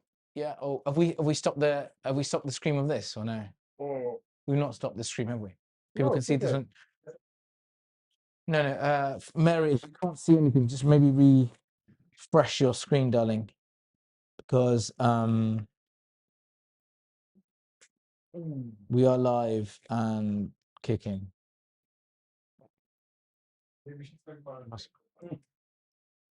Πώς άτομα είναι στο chat? Nick Z sends her best. She says she's watching. She's incredibly impressed with the fact that you can communicate and how smoothly the operation is going.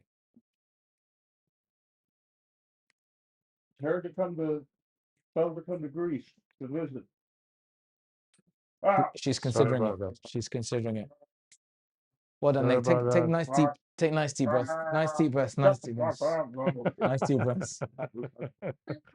Nice deep breaths. I'll take him. Fucking breath.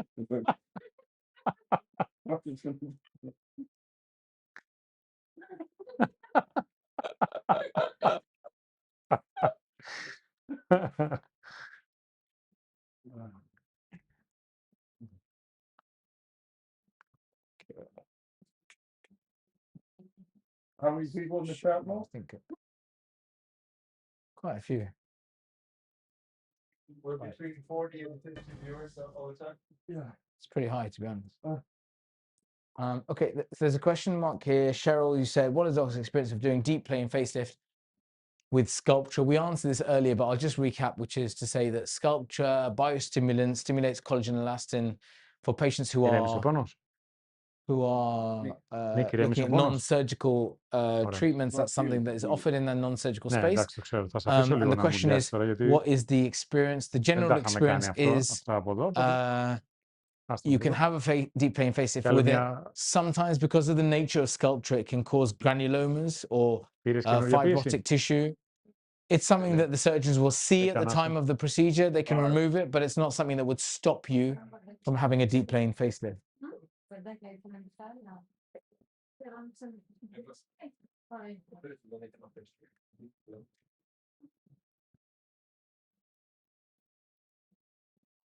There's a message from Anna Sanidad on the chat. If you can just resend that, that'd be helpful because I can't see the message. There's a question I think you've asked. But yeah. Has it come through or no? Yeah, I can see something might be posted, but if you want to just repost it, that'd be really helpful. What an experience. I did not have this on any of my life cards. There's a question about what is the doctor's experience of doing deep leg facelift with the sculptor? We just answered it. Hmm? The last one. That's the one I just spoke about. Yeah, because he'd answered it earlier a few times.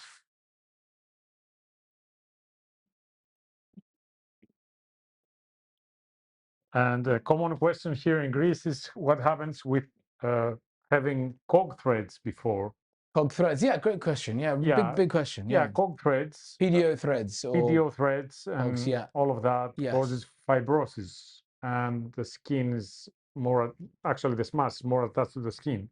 Okay. And it creates some difficulties for us to undermine the skin. But when we do a deep plane, Yeah, we go underneath the mass, so it doesn't make any difference. sure, When we do the mastectomy, it's more difficult for us to undermine. sure. But again, doesn't make any difference. We can have the facelift even if we do cog threads. Sure. There's no actual contraindication of a material No, thank you. Thank you. in terms of. Δεν μου το έχει κάνει ποτέ τόσα χρόνια που την ξέρω. Αλλά εγώ είμαι γλυκός. Ισχύει αυτό. Ίσως πρέπει να ξαπλώσω και εγώ σε αυτό το κρεβάτι για να γίνει δουλειά. Αν θες που κάνω εγώ μετά. Αύριο. Θέλω ένα πεδίο, σε παρακαλώ. Να σηκώσουμε λίγο το κεφάλι, γιατί αυτό είναι βρεγμένο. Θέλω να το βάλω πιο στενό. Όχι, όχι, ξεκουράσου λίγο, γιατί ακόμα. Έλα. Mo, Έπαθες, Μαρίνα. Mo, I can answer questions. Yes. The reason he's talking like that is Anesthetic. because of the anesthesia. The anesthesia infiltrates all the nerve branches. Put So the camera here. I So you can answer a couple you can questions. see when Nick's speaking, he's speaking in a more lopsided way. It's because on that right hand side, the anesthetic has affected the nerves. We'll probably have something similar on the left hand Για side σήκωσε, shortly. Nick. Yeah. Το κεφάλι σήκωσε. Πάνω. Σου αλλάξω λίγο αυτό. Post the surgery and all that. So it'll be Nice. kind of this Πιο bit, άνετα but πιο. again, it wears off in a few hours. The magic of a local anesthetic. Marv, are we numbing him now? Yes, he's being numbed. He's actually had the infiltration now, so they're just waiting a few minutes for it to kick in, and then. Γάζα. Μπαλάκι για τα Are αυτή. we finished in the? Are we finished in the neck? We've done this area of the neck. Yes. We've done this area of the neck, and now we're going for this area of the Sure. neck. Okay. And if you come and look this side, δώσε μου λίγο λαβίδα. Much improved, isn't it already? Wow.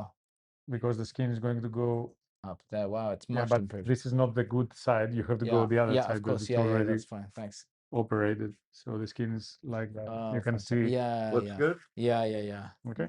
I don't even recognize this side of you anymore. It's like it's a different guy on that chair. Lovely. Still really swollen. Still swollen. Yeah. Okay. Now, Nick, turn your head right. Yeah. Well done. A lot. Please, more. Okay, well done. More. So now we're doing the second part on the other side, and then the facial, and then the facelift part, and the neck lift, and then we're on the way. We're doing really well. So well done, everyone who's watching. I know there's a lot of people who are excitedly watching about this, and it's a testament to really to the stamina of our surgical colleagues to be able to do that, and of course the team assisting. We've got Theodora, who's been very quiet, but on the camera very quiet. Off the camera, I don't less quiet. That's true. See, she's camera side. Yeah, it's infiltration now. Yeah. A really good question from Mick, who wants to have quite a bit of surgery done. Is what are the longer procedures? You know, say somebody wants to have a bleph, upper and lower blepharoplasty, upper eyelid surgeries, lip lift, this, that. You realize if there's such a combination, local anesthesia is excluded because the person can tolerate about 3-4 hours. Yeah. So if we have so many combinations, so we can use either sedation or general anesthesia. If we have an operation over 6 hours, that means general anesthesia. Okay. So we don't exclude general anesthesia. It depends on the person. And if you were to do that, I mean, what's the longest operation that you've taken part in? Concerning aesthetics, Yeah. I've done more than 14 hours on an oncologic person, Wow. but aesthetics it's 7.5. Okay. That's very helpful. Did you hear that, everybody? That was 7.5 hours on a aesthetic and cosmetic surgery, 14 hours plus on an oncological, on a cancer removing treatment, which is obviously unbelievable. And again, speaks to kind of your dual training of being a trauma surgeon, oncology surgeon, and then actually having such expertise in plastics and reconstructive surgery as well. Yeah. So if you are somebody who's looking at having combination surgeries, lip lift, facelift, neck lift, upper and lower eyelid surgery, earlobe surgery. Dr. Kasakis, that question was actually asked earlier, and Dr. Kasakis said, yeah, I can do this, and it's commonly done actually. That as well as buccal fat removal, these are amongst the most common procedures done. Here at the Face of Athens.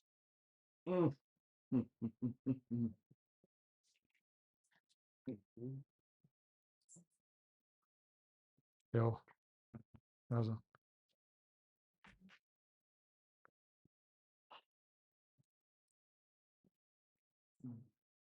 Λέω εσύ το φτιάξες. Γιατί? Δεν τυχαίο πάντως.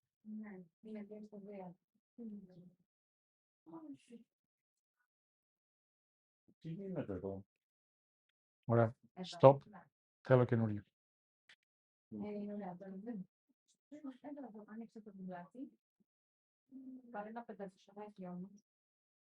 Leslie Walsh, I might have missed this, but did he add sculpture? No. Sculpture has come into this conversation and slightly swarmed it. So I'm going to go into sculpture. Sculpture is a biostimulant, collagen producer, helps to give structure, stimulate, and support structure and function in the face.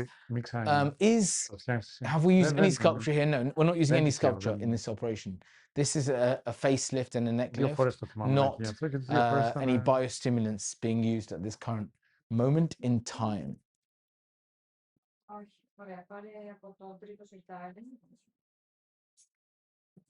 Τσεκάρε λίγο bleeding μπροστά. Αν είμαστε... Oh, sorry, sure. No, of course, yeah, I'll take this over. Δεξιά, να ράψουμε. Γύρισε λίγο, Μικ. Νίκ, γύρισε τέρμα. Να ράψουμε, άμα είναι μέχρι να έρθει το Anesthesia. Ωραία. Κάτσε να έρθω εγώ εκεί, ράψε εσύ τα μπροστινά. Νίκ, τέρμα αριστερά. So, Mo, we're going back to the final suturing here. The final suture. Till the anesthesia kicks in. Okay. So they're using multiple techniques here to optimize time. One of those is anesthetize the left-hand side, let that kick in, let that settle in, make sure Nick feels really comfortable with that. And in the interim, use that time to suture and stitch up the right-hand side. So actually, this is the completion of the right-hand side, which is really exciting. You know, one whole side done. And thank you so much to everyone who's been part of this journey. I think, you know, it's amazing for us all. And also, I think Nick feels the love and the support from all of you. You know, we were reflecting on this yesterday. So thank you so much for your kind words, thoughts, prayers. And we're excited to show you the finished piece and the progress as we go through this fantastic journey.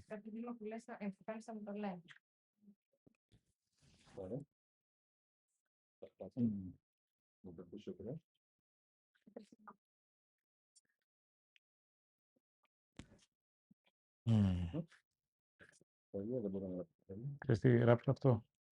Από εδώ μέχρι εκεί, μέχρι μπροστά. Μπορείτε να γυρίσετε λίγο προς τα αριστερά. Τότε κάνω αυτό.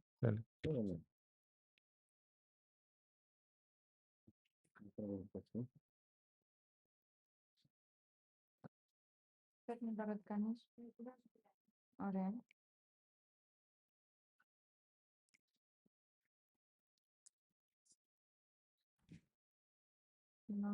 Yep.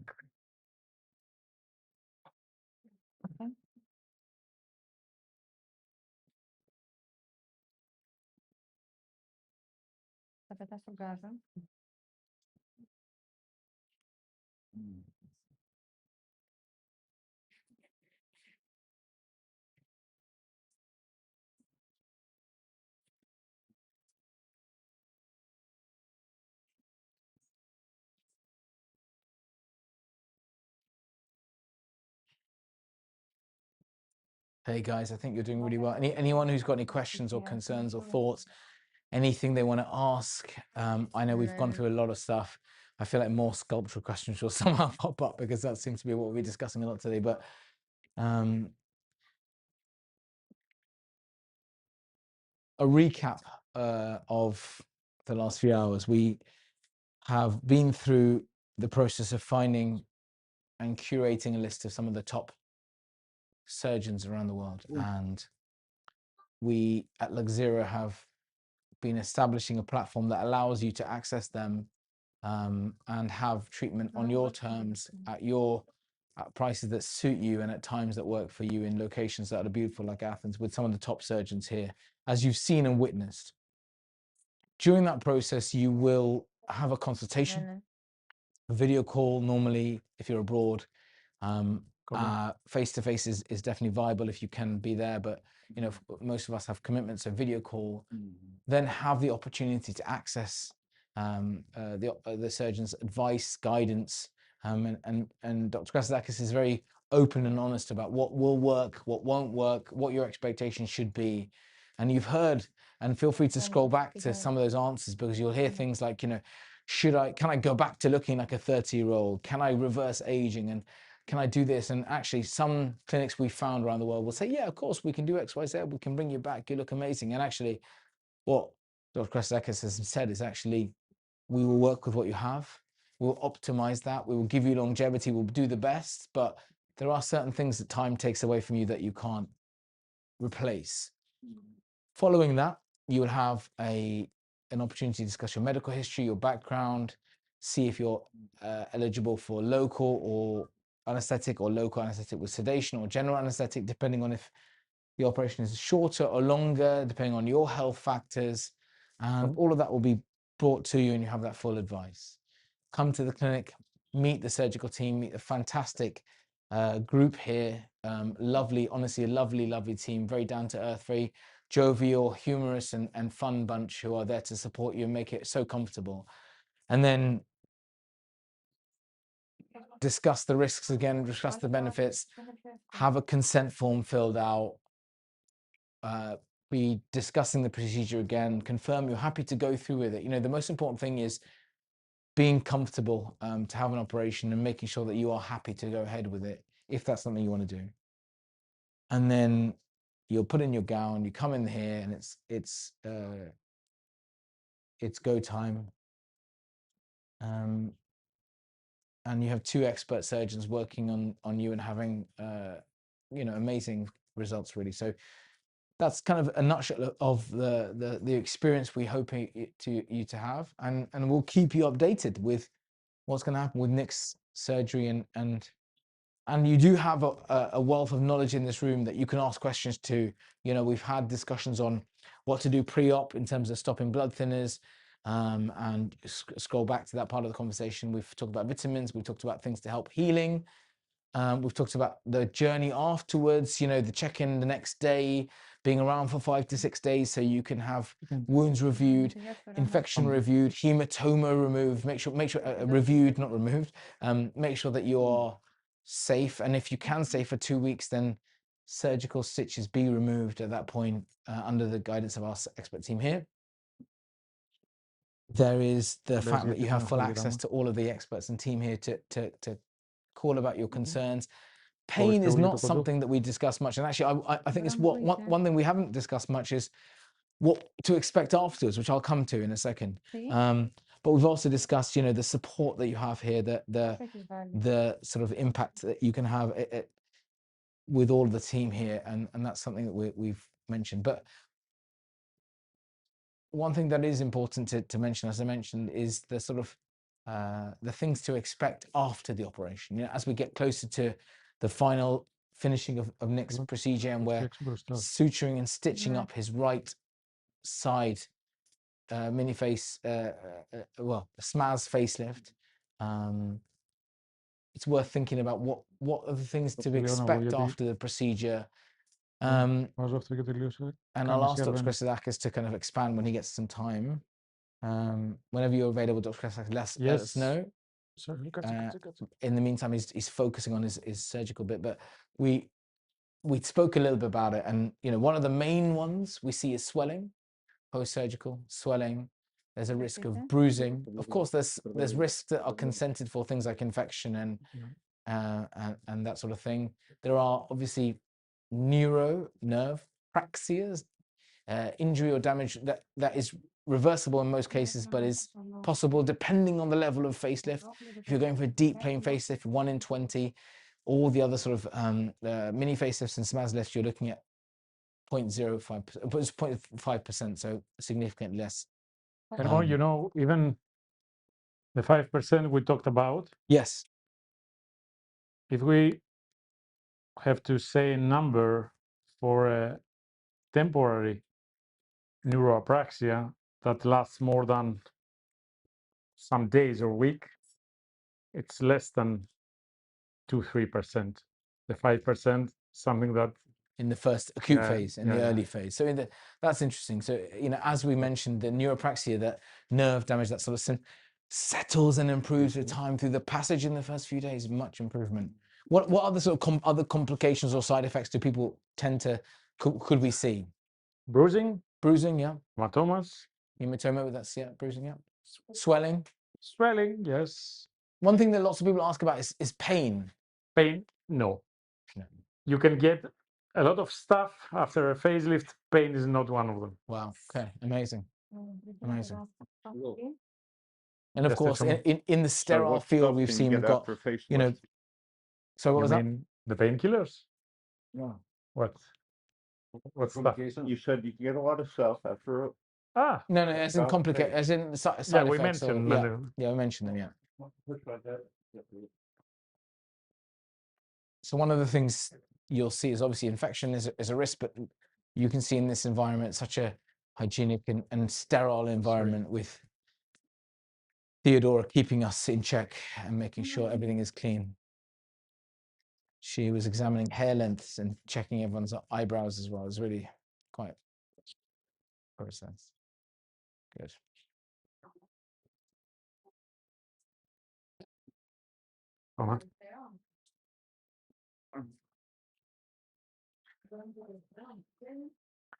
Εντάξει, ναι. Ναι, καλά. Ναι. Για γύρνα μου λίγο. Leslie Walsh, you've asked what was being injected. It was local anesthetic. Πάμε. Θα δούμε τώρα. Θα ελέγξουμε. Is local good for a person with bronchiectasis?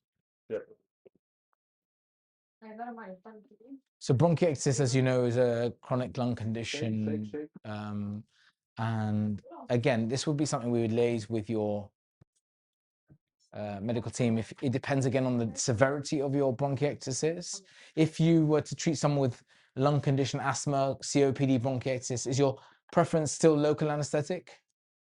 It depends. Yeah. We always have a consultation from a pneumologist, so someone has to check the asthma, and they could have an analysis of the breathing, and then we decide if it's general anesthesia with intubation or local anesthesia. Sure. Yeah. So it depends. Yeah. Sometimes yes, sometimes no. So again, as we said, almost all of the questions have this element, which is sometimes a bit frustrating, but makes a lot of sense. There are general principles, which are, yes, local can work, local sedation or general anesthetic as your three options, but every person has a case-by-case, is being dealt with by case-by-case situation. So, you know, how is your bronchiectasis? How is your COPD? How is your asthma? What is the state of your lungs? And those are things that we would lean on, the surgical team, it would lean on the support of a respiratory doctor or your primary care physician or cardiologist to be able to advise more on. Ξανά.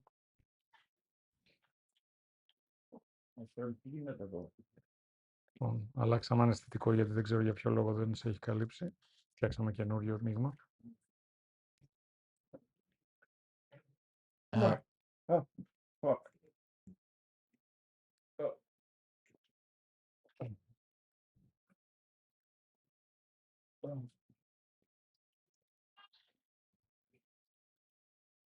Μπορείς να στρίψεις τέρμα δεξιά. Τώρα. Να.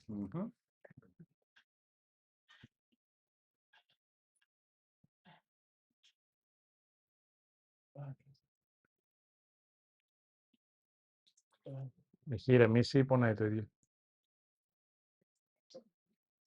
Νίκ, έχει ηρεμήσει? Σε κουράσω. So a couple of questions about, is this being recorded? Yes, we are recording this, we're capturing this, and there will be a recap. And there's some questions about pricing and what are the prices. And again, the prices are really dependent upon what you're going to be having. Go to what Sarah asked for prices. And Nick said in a slightly slurred voice, but still understandable, go to the Luxzero app website, go to luxzero.com, and you can see the prices all there, and inquire there.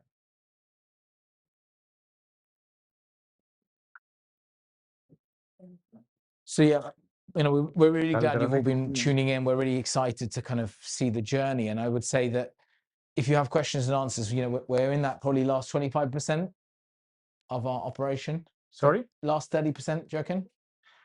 Last 30%? 30% of the last, we've about 70% through, 80%. Yes, yeah. yes. So we're in that last part of the procedure. So, you know, we've probably got another half an hour to an hour of operation time. So if you want to ask a question, if you want to have anything answered, please message us on YouTube, on Luxzero, on the WhatsApp group, and we will be so excited to have those answers for you.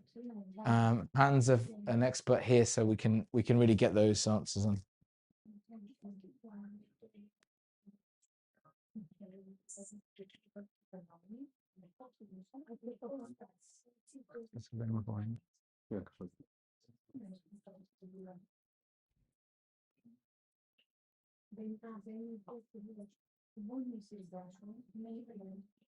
Más.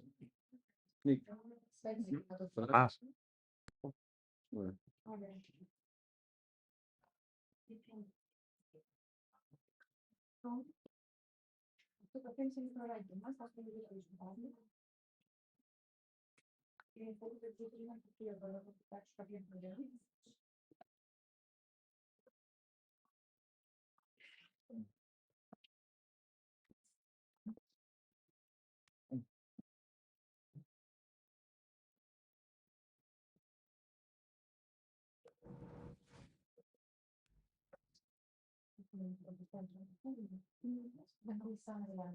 Δεκάρι.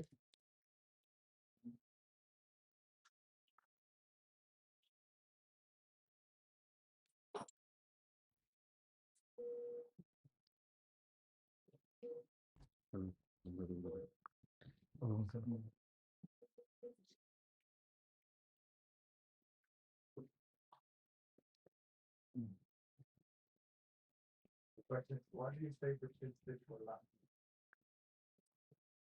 Sorry, Nick. That's a remote. Oh. Yeah.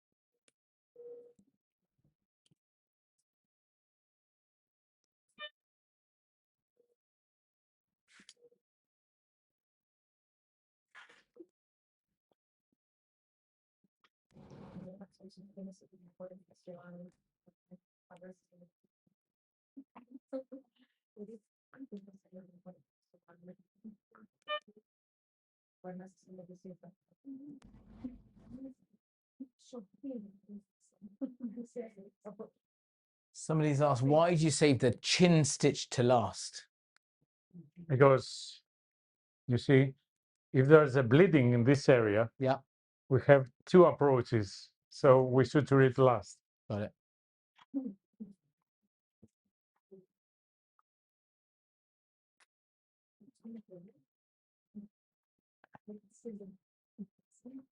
So I hope that all makes sense. When you're having a surgical approach, there's different ways to close the skin. But if you know there's going to be a potential bleeding, then this allows you another way to close things. So it's really great.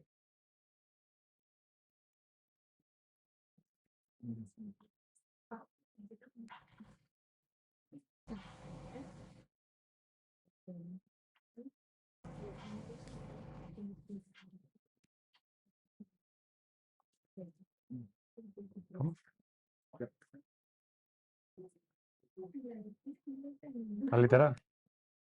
Καλύτερα.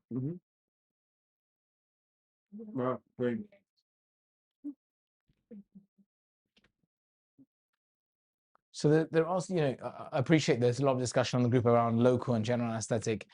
What you have to remember with local anesthetic is, whilst it's the infiltration, the injection points are definitely uncomfortable, and whilst GA, you're just knocked out, the complications associated with local versus general are different. You know, the general anesthetic has complication of being under. You know, there is a chance that you might take longer to be roused. You are being sedated in a sort of in a way that you're not conscious, so you know that you have to come out of that. Sometimes breathing is difficult. Sometimes you can find that your ability to actually come out of that and breathe independently is affected. Sometimes because you've not had so much ventilation of your lungs, you've been sort of more calm, you may have a higher chance of picking up hospital or acquired pneumonias or chest infections or infections. Hospital stays can increase. There's high chance of being less active, and therefore, you know, more chance of potential DVT or PE if you're more inactive. So a GA, whilst in the initial period is quite attractive, you know, there are some risks. At the same time, as Dr. Kostek mentioned, if it is the right thing for you, if it's going to be a longer procedure, then a GA is something that First of all, let's say the reason that we decided with Nick to be this under local anesthesia. Yeah. Because it doesn't mean that we perform only local anesthesia. We do it mostly with sedation, IV sedation. It's not the case here. This is solid local anesthesia we did now. The thing is that we wanted with Nick to have the complete, you know, experience of what the patient feels, the before and after immediately, and all of that. So it doesn't mean that we invite everybody to do this under local anesthesia. Sure. You know, in Greece, most of people are attracted by local anesthesia because they don't want to be admitted to the hospital. They don't want to be hospitalized. They don't want to be intubated. And έλα μωρέ με τον απορροφητήρα σου. So there are most of our patients that come from abroad choose either IV sedation or general anesthesia.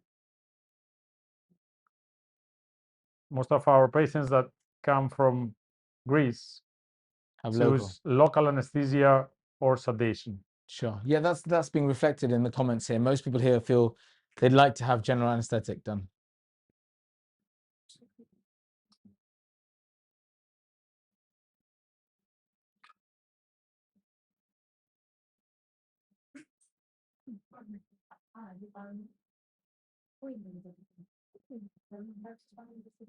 And for us, it's more challenging to do it under local anesthesia. Yeah, absolutely. It's easier under general anesthetic for you, Course, isn't it? Yeah, of course.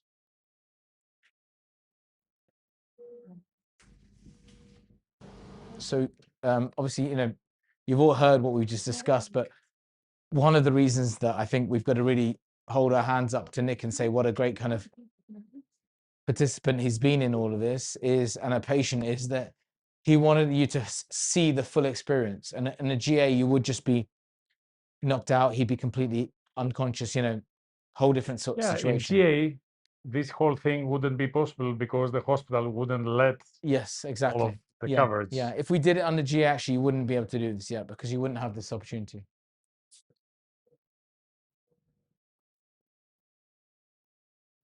Εδώ είναι εδώ.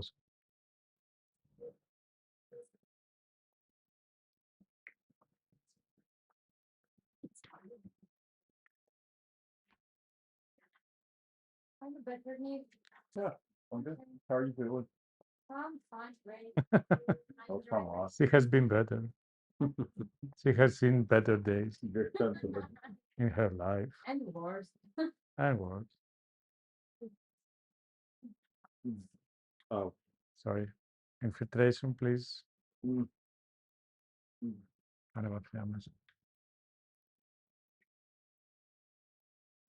Oh. This is anesthesia. Oh. Okay.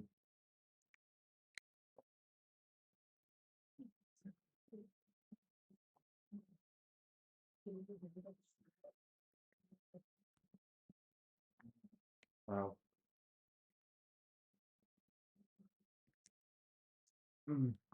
Wow.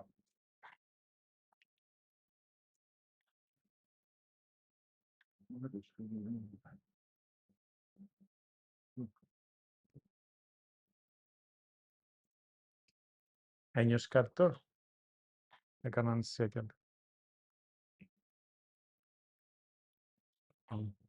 Does the surgeon do chin augmentation, chin implants, or genioplasty? That's a big topic to discuss. First of all, there are those three types of procedure that we can do in order to have our chin augmented. You know, the fillers is the easiest. The patient comes in 5-10 minutes, they're done. It's really easy. They return to their activities immediately and they see a good result. Yeah. But it cannot be, you know, a perfect result concerning hypoplastic mental areas. Sure. So it's mainly just to enhance a completely normal chin. So the other thing, the other option we have is the chin implant, which we mainly use μαχαίρι πάλι, in patients that undergoing a deep plane facelift, and the distance from their larynx to their chin is small, so we need a bigger distance in order to achieve a better angle. So there we use the chin implants.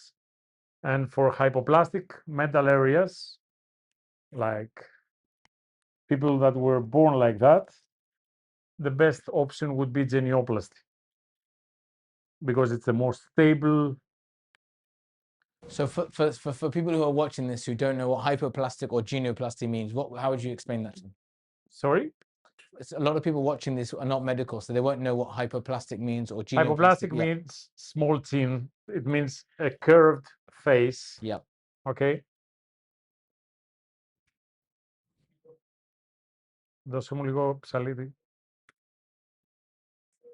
So when we have a small chin, we were born with a small chin. Πάμε λίγο να βάλεις το ψυχρό. That means genioplasty is the best option. Cool. Does that make sense? I hope that is a very comprehensive answer in Good detaching your skin. Yes. Hi. Λοιπόν, πάμε ψυχρό και θέλω τον Νίκα από εκεί.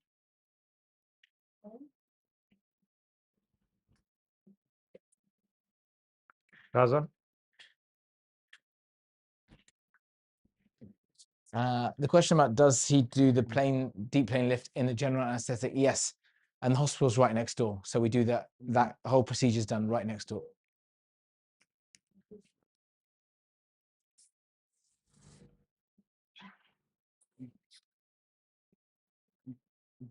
Shall I leave it?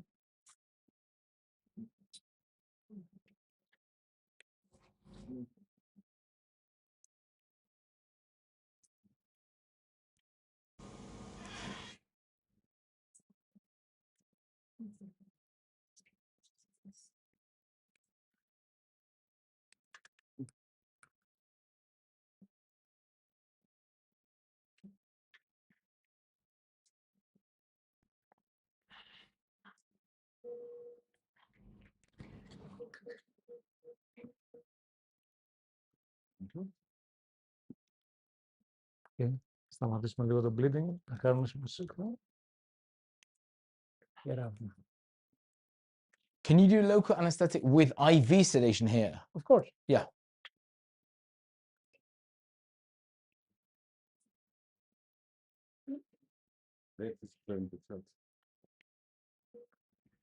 Ναι, δεν άκουσα το here.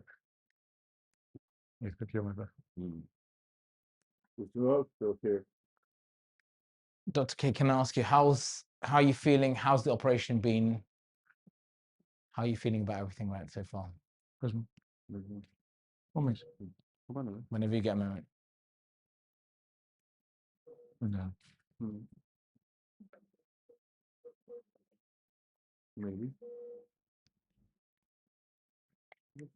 Εγώ νομίζω ότι έρχεται έτσι και μπαίνει. Δεν βλέπω εδώ να έχει συνήθεια.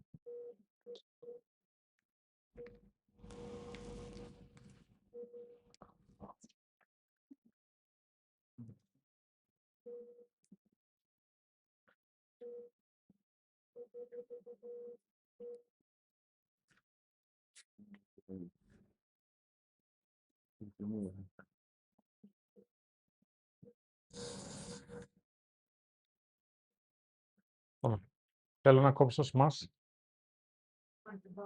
Δεν χρειάζεται. Το δείξαμε πριν. Yours.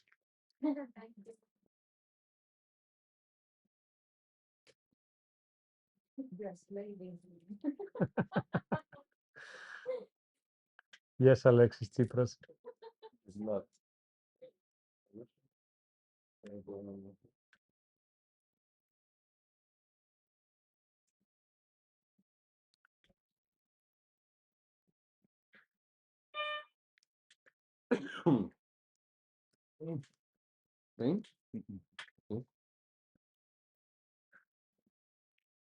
Δώσε Γάζα και Ράμα. Μείνει.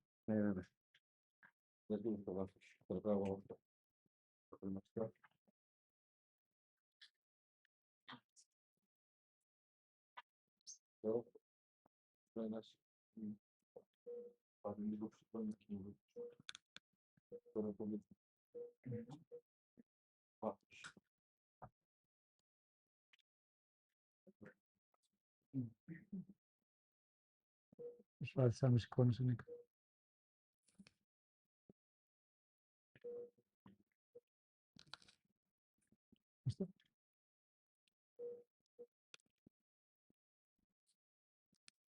Οκ. Ράμα. Yeah, no. Ναι. Yes. Fine. What's mine is yours.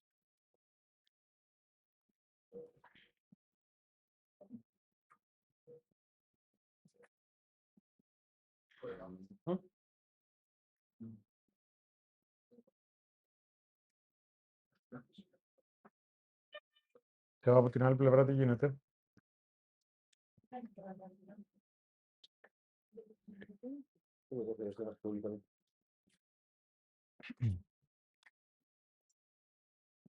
Hi. How are you? Thanks so much. It's so tired. Having such an invasive. Olina, How was it going?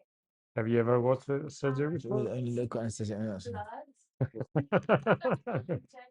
surgeries, but this looks very satisfying. Quite cheerful. The environment here. Everyone's having fun except Nick, it looks like.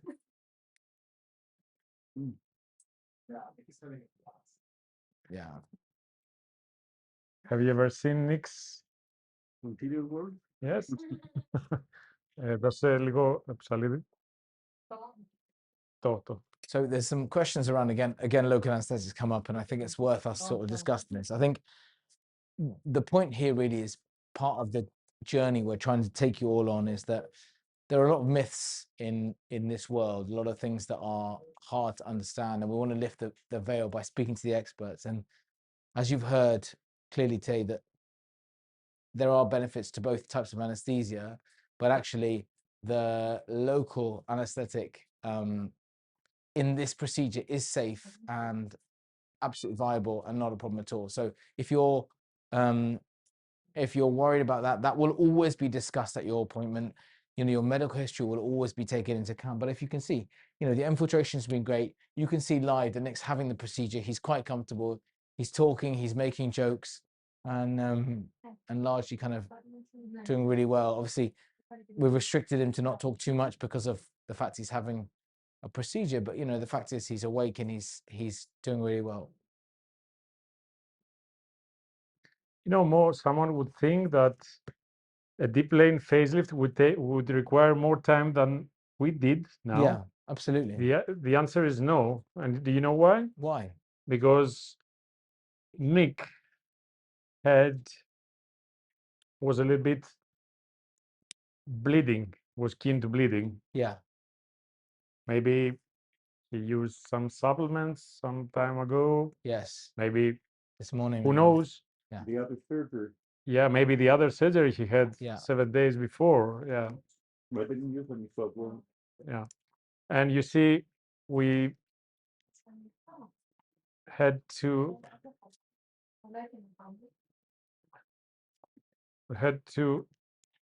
give a lot of time stopping this minor bleeding, which doesn't happen when it's a deep lane facelift. Got it. Because this bleeding is when we detach the skin from the smash. Yes. But when we go Deeper. deep lane, we don't detach the skin from the smash. Oh. So there's no bleeding. Amazing.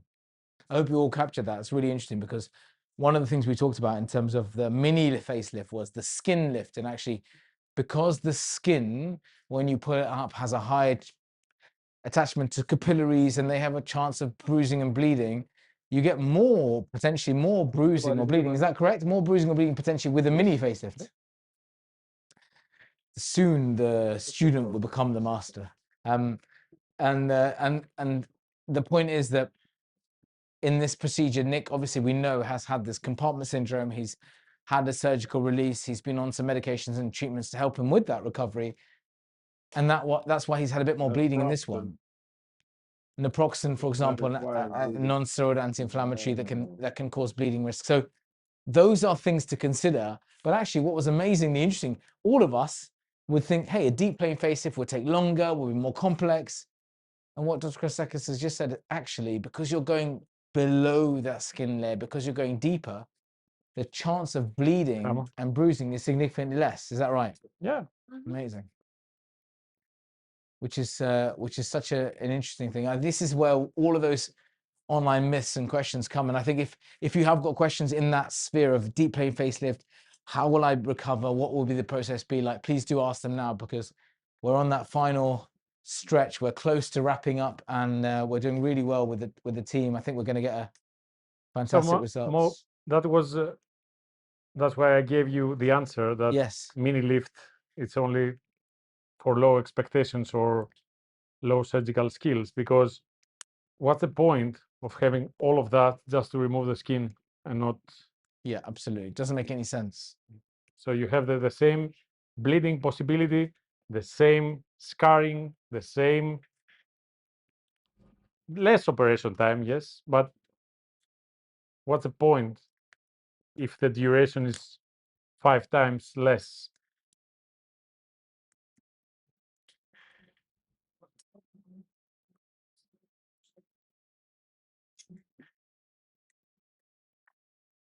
Absolutely.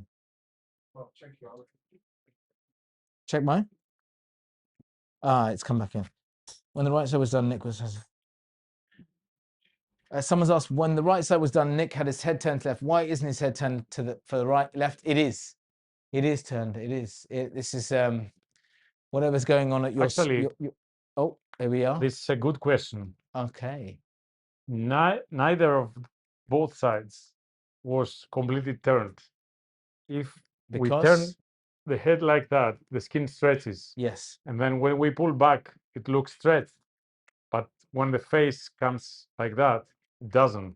So we have to operate in this position. This makes it more difficult for us. Yeah. But it's better for the that's patient. very interesting actually. So this is again, this comes to some of the part where experience and surgical skills meet artistry. You know, you've got to recognize that later, post-operative, Nick will move his head in this sort of plane, not necessarily far further than around 45 degrees either side. That means if we can operate him, or if Dr. Tristan can operate him in that procedure, he doesn't overstretch the skin so that when he actually turns in real life, it looks abnormal. A really great point. Thank you for that. Ευχαριστώ, Ρετεό. Την άλλη φορά στη μάπα κατευθείαν.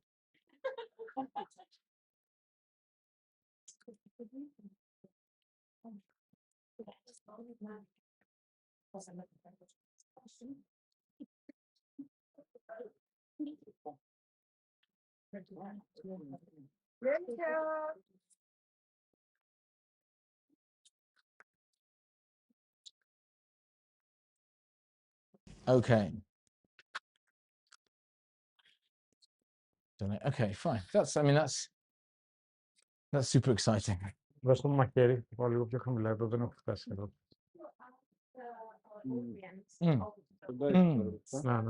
We have a lot of questions for the doctors, but we haven't really asked the audience what's the primary reason why they've tuned in.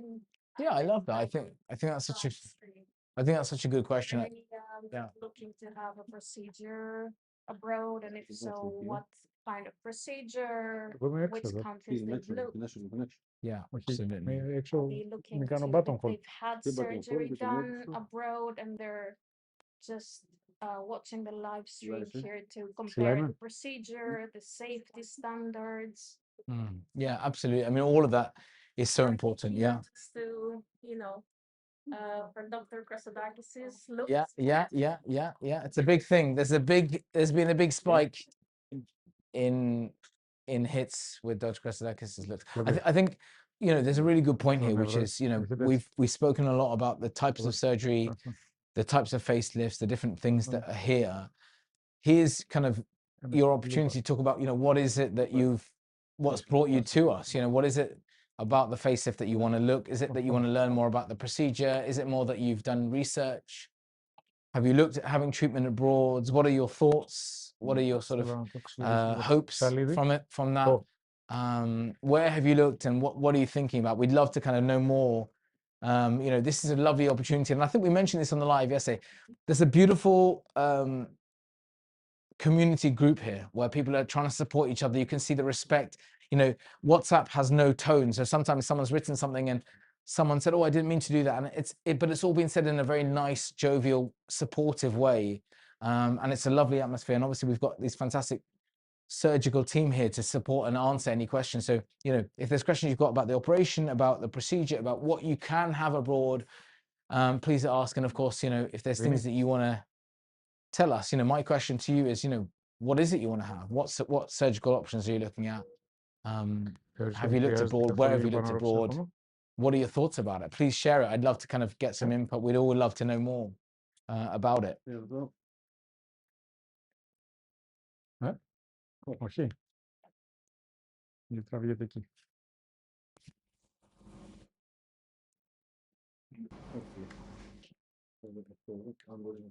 Άστο λίγο.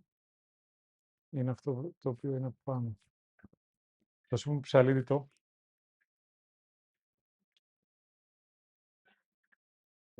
Μέσα από κάτω λίγο. Από κάτω.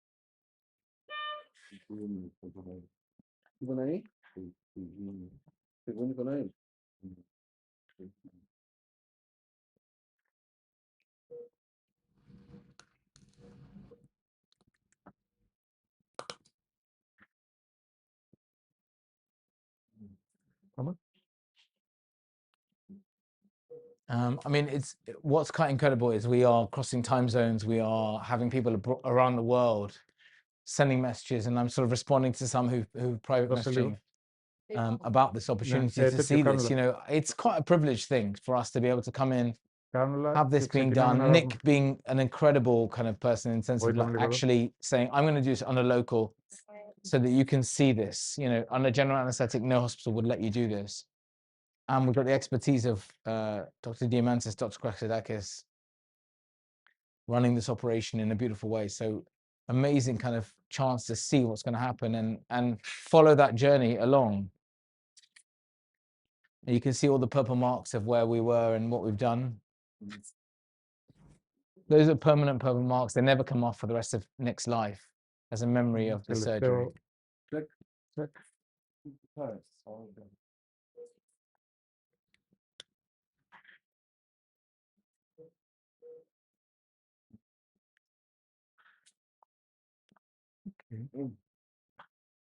Fair enough. We are closing. Closing? Yep. Yeah.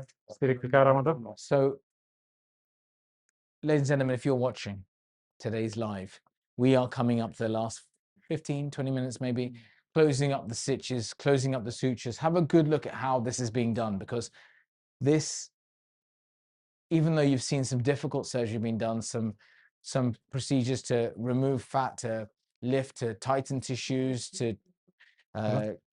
tighten muscles, to reduce overly thick muscles, to lift glands, all this stuff's been done during this procedure.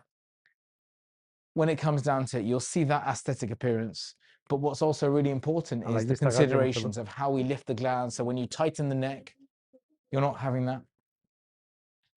Am I right? Am I right with that, Dr. Kraxidakis, that the submandibular glands had dropped as we get older, so you'd lifted them? Yes, yes. And you can show them the video that I showed you at the skull. Yeah. Where the place of the had dropped. The glands is normally.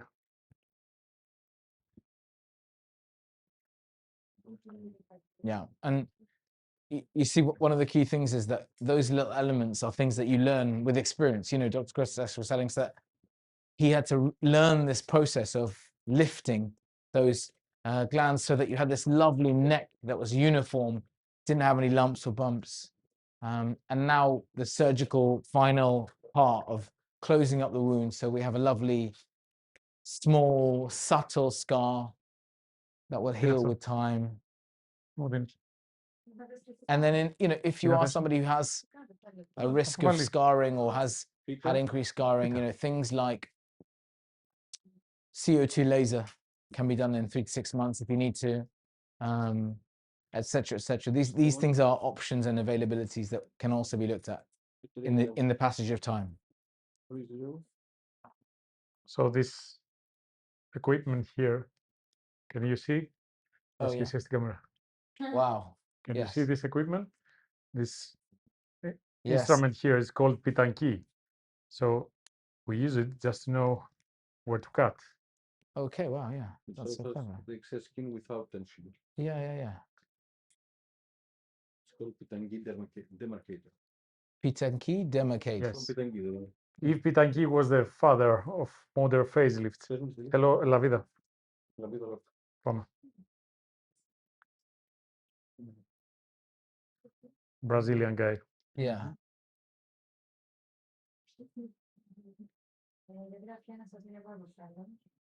Mm-hmm. Amazing. Amazing.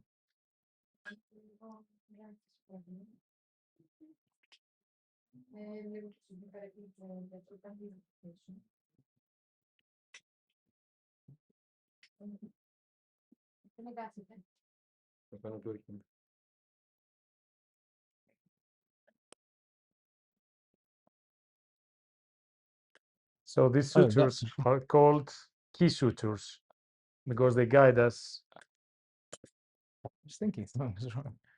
What's it called? Key sutures. Key sutures. Did you see it? I don't know. The trousers. Yeah, yeah. No worry. The excitement of the operation, I think. Nick, Mhm. we have a surprise for you. Yeah.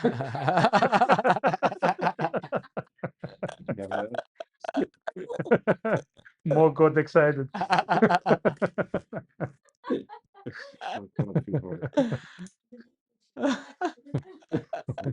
Το μπιγκούνι online. Ναι, θα σου δώσω εγώ τώρα παύση μου. Απλά θέλω να I Καλά was κάνεις. like, you know, walking around thinking, what's going on? I was like, what's going on?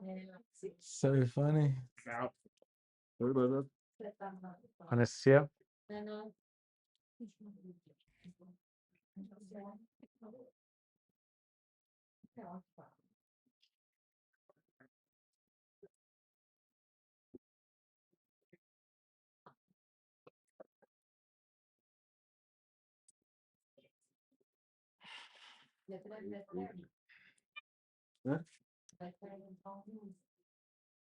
Ναι, καλύτερα.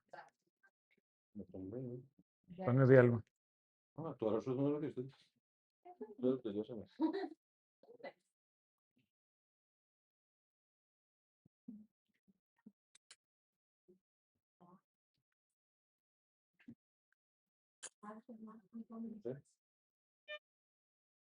Ξαναβάλω το. Κόψτε.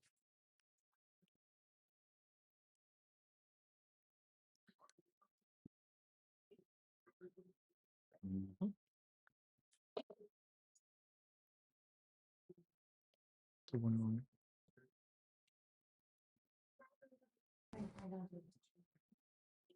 Ahora.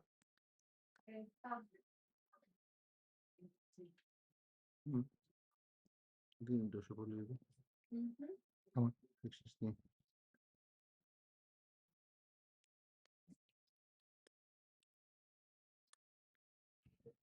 Okay, cool. I can see some people are interacting as to why they're having this in. So I'm going to have a look at it. I mean, look here, I wanted to have a neck and lower facelift. So that's why I'm watching to understand more. Thank you for sharing that. I've tuned in because I'm considering a facelift imminently, but would not go to Turkey. I've had another successful surgery that I'm happy with, as it's my face. I most definitely want a surgeon that comes highly recommended. We can see for ourselves the skills that Dr. K possesses and have this amazing opportunity to follow Nick's journey. Yeah, I mean, definitely. One of the things I would say to that, if it's okay to expand, is that I work with so many private consultants in London, being a private physician and looking after kind of fairly high profile people and liaising and concierging their care. And when I met Dr. Kostakis and having spent a lot of time with him now, it's amazing to see the level, the standard of care he gives. It's exemplary, really. I'm watching learn more about the procedure. True research with live results speaks volume for me. I agree, fully agree.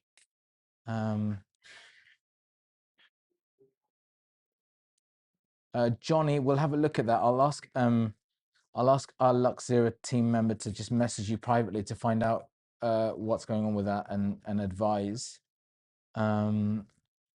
Sometimes the pricing is a bit difficult because it depends on what you want to have done and the level of which the surgeries will be. So it might be something to have a discussion with at the consultation as well.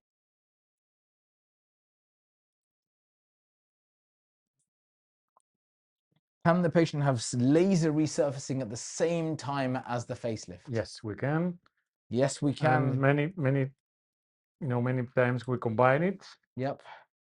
But regarding the resurfacing of the scars, it's too soon. Yeah. Doesn't work that way. So we would resurface the scars after 3 to 6 months if they seem hypertrophic or more red than expected. Δώσε μου λίγο ράμα. Ένα 5-0 σε παρακαλώ γιατί. Hope that makes sense. So yes, you can have laser resurfacing at the same time, but looking at the scars in particularly, if they're more red, discolored, or hypertrophic keloid scar, we call larger scars that have grown too big, that will be reviewed at about 3 to 6 months post surgery. Please ping in over. We are suturing, stitching up. We're in the last throes. So if you've got questions, now is the time. This is one for Trouble over there in the corner. On a light-hearted note, what happens if the surgeon needs the toilet? Has been asked. We bring in the duck. Yes. We bring in the duck. Good job, Mo. I am. Mo. Yeah.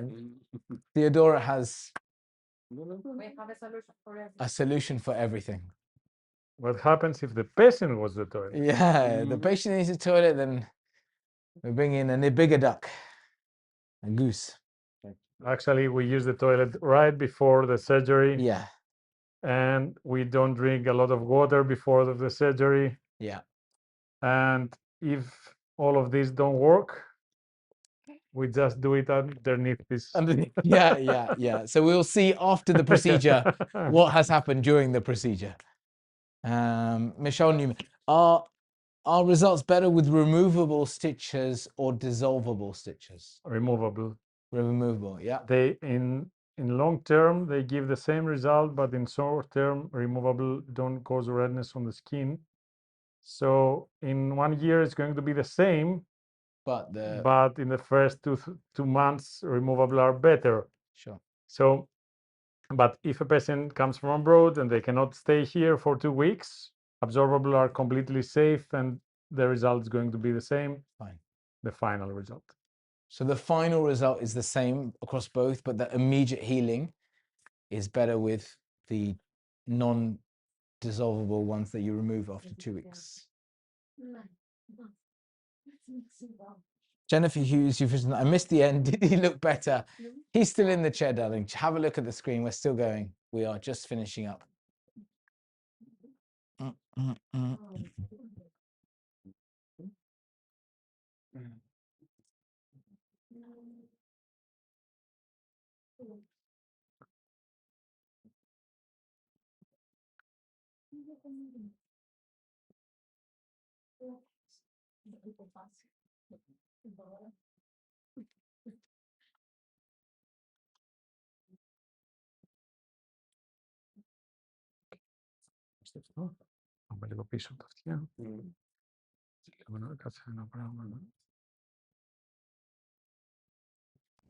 So Alyssa's asked about pain, and happy to have you answer that, or I can recap. What would you like to do?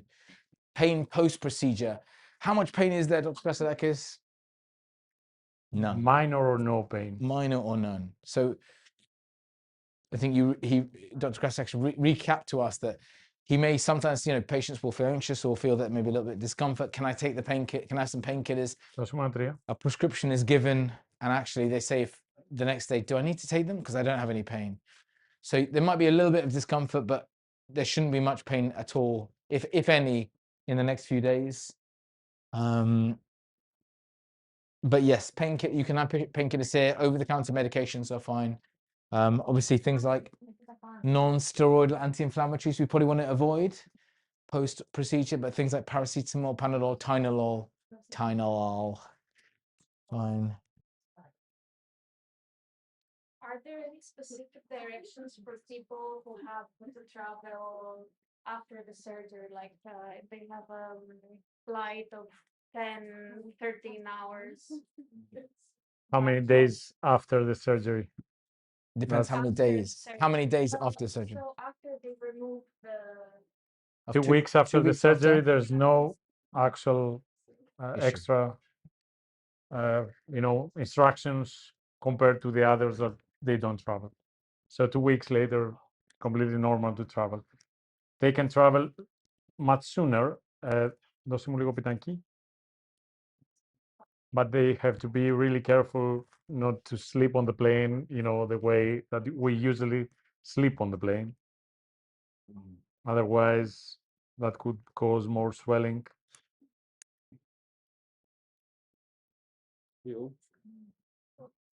A major instruction is that physical exercise is prohibited for the next 2-3 weeks. Excessive. They can go walking from the first day, but no weight lifting Is that because they have a chance of? First of all, more bleeding, more Yeah. swelling, and then a chance of breaking our sutures. Yeah. Because in the beginning, the sutures hold everything up, but after that, the Body skin takes over? Yeah. and gets the new place. Things like saunas, steam rooms, relaxing this situation. Not for Should the be first 2-3 weeks. 2-3 weeks. Yeah. Heat application Yeah. could cause more bleeding. Yeah. Would you want them to put ice packs on or anything like that They could use ice packs Yeah. after the surgery. to help reduce the? Family. Yeah. Help they reduce this. Push what's there? Russia, Green button. anesthesia, anesthesia, anesthesia, anesthesia. God, I feel like I've assisted in this surgery now. Ήσουν σίγουρος, Nick? Okay, good. There's some really nice input on the group from all of you on what your individual journeys have been and why you're here to kind of discuss this, which we really appreciate you sharing. Any thoughts on the surgery we've done? Any kind of critiques? We'd like to know how we can improve our surgery. That would be funny. Όχι, γιατί? Επειδή ακούς τον ήχο. Have you seen Όχι. all the Τώρα skin κάνουμε nicks? cutting It's of the disgusting, excessive isn't it? skin. It's absolutely disgusting. Δόβα.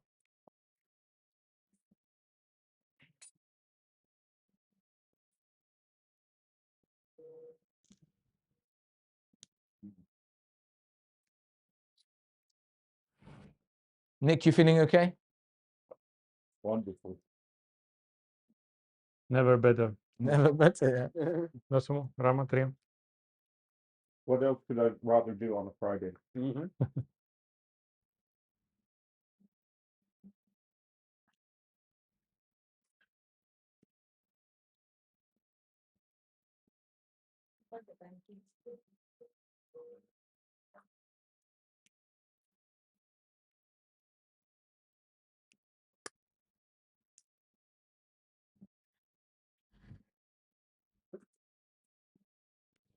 Μπράβο.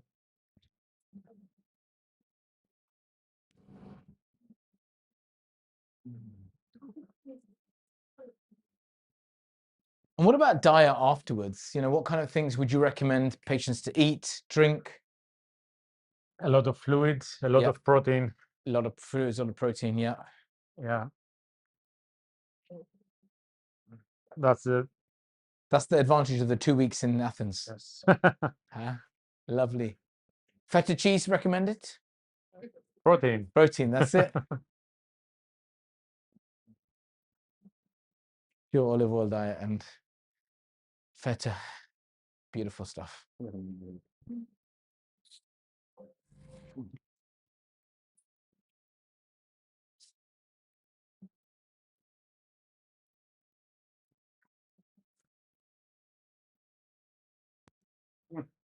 One of the things a lot of people worry about is that is when their weight fluctuates. You know, when their weight changes. Sorry, Mo. No, I Again. was saying a lot of people worry about when their weight changes up and down, or if they can't quite get, you know, they fluctuate. Any thoughts on that with regard to having a facelift and having a neck lift? I know you talked No. about getting to an optimal weight, Yes. but obviously in the world we live in, people fluctuate a little bit. It's not the best option to lose a lot of weight after a facelift. Yeah. You can always lose weight, but I'm talking about a lot of weight. Yeah. Because you might encounter some more sagging skin. So You wouldn't damage the stuff you've done. No, No. you would. No damage, but losing a lot of weight can cause new. Sure, absolutely. So the main thing that many of you have asked is, will that happen? And the main point is that the Yeah, that's more more weight clear. you've lost, the more chance there is to need a revision surgery, because again, you're having the same issue of sagging skin, laxity, etc. And more, we don't cover this revision. Yes, yeah. You can't come back in 2 years for that revision, by the way. Yeah. If we see that you gained a lot of weight. Yeah. Yes. So for Nick, what Nick is doing, in terms of durability of results, what would you say is the optimal outcome? How many years would that be? Like 10 years? 8 years probably. Maybe. So after that, After there that, is a nobody difference knows. or Probably new needs, new. Nick, a lot of people messaging about how brave you are to do this, so thank you so much. And also the clarity of the answers have been provided by Dr. Kresak. It's really appreciated. Lots of messages saying thank you. And of course, look, you're in that final bit. We're suturing, you're stitching up. You can see we're so close to the end. What I would hate for anyone who's sitting here thinking, I had this burning question I need to ask, is I haven't asked it yet. Please, please feel free to ask. Or if you're saying, look, I want to book a consultation, I need to speak to this surgeon, you know, the link's there. Feel free to do that.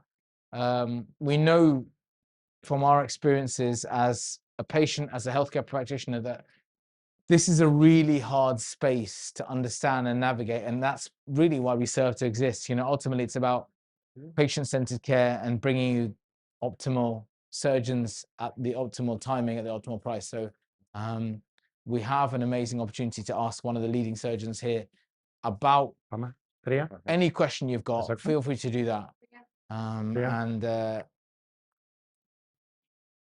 And we're wrapping up very quickly. You can see some lovely sutures, by the way. If you're a medical student right now who's watching this or tuning in, look at the suture techniques and adhesins are beautiful. Δίνεις 4 σε μένα, δίνεις 5 στο book και άρχισες ανάμεσά μας και έχει έξτρα πάνω στο πεδίο.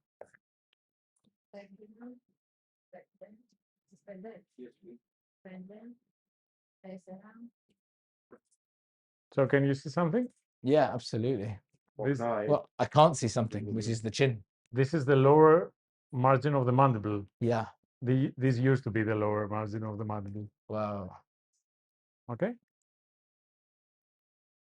So you can see Wow. the difference, and you can see that Nick has already have a definition on the neck. And imagine that I have put more than Local 1.5 and 150 mLs of local anesthesia. So yeah, I hope everyone saw that because it's so important. Please watch that. Can you see that top purple line?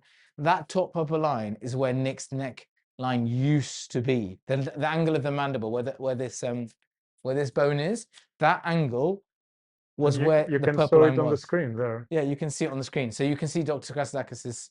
Well, talk us through it. Talk us through it. That's this used to be the lower margin of the mandible, and this is the new. This used to be, sorry, and this is the new. Huge improvement. We have a lift of about 2 centimeters on this area. Amazing. And we have a lift of about 4 centimeters on each side on this area. Yeah, fantastic. And as you can see in that slightly fainter purple line around the neck, it looks a bit swollen, doesn't it, underneath there? And it is, because actually we put in 150 mils of local anesthetic to infiltrate, to help the process. That will now be reabsorbed, and then Nick will, his kidneys will function, filter that out, pass it in the urine, and it will be gone. But in the next few hours, and that swelling will then reduce and be even better. So, you know, for everyone who's excited to see the result, we're seeing some really, really lovely things right now, which is fantastic. And of course, Nick is awake, he's alert, he's full of humor. Happy. He's happy. 2 surgeries in 1 week. Let's see what next week brings. Another surgery, I'm sure. Nick will be doing something else. Hair transplant. Hair transplant next.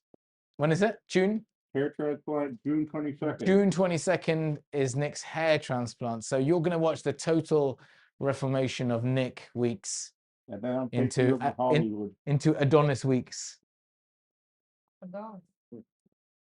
He's going to go from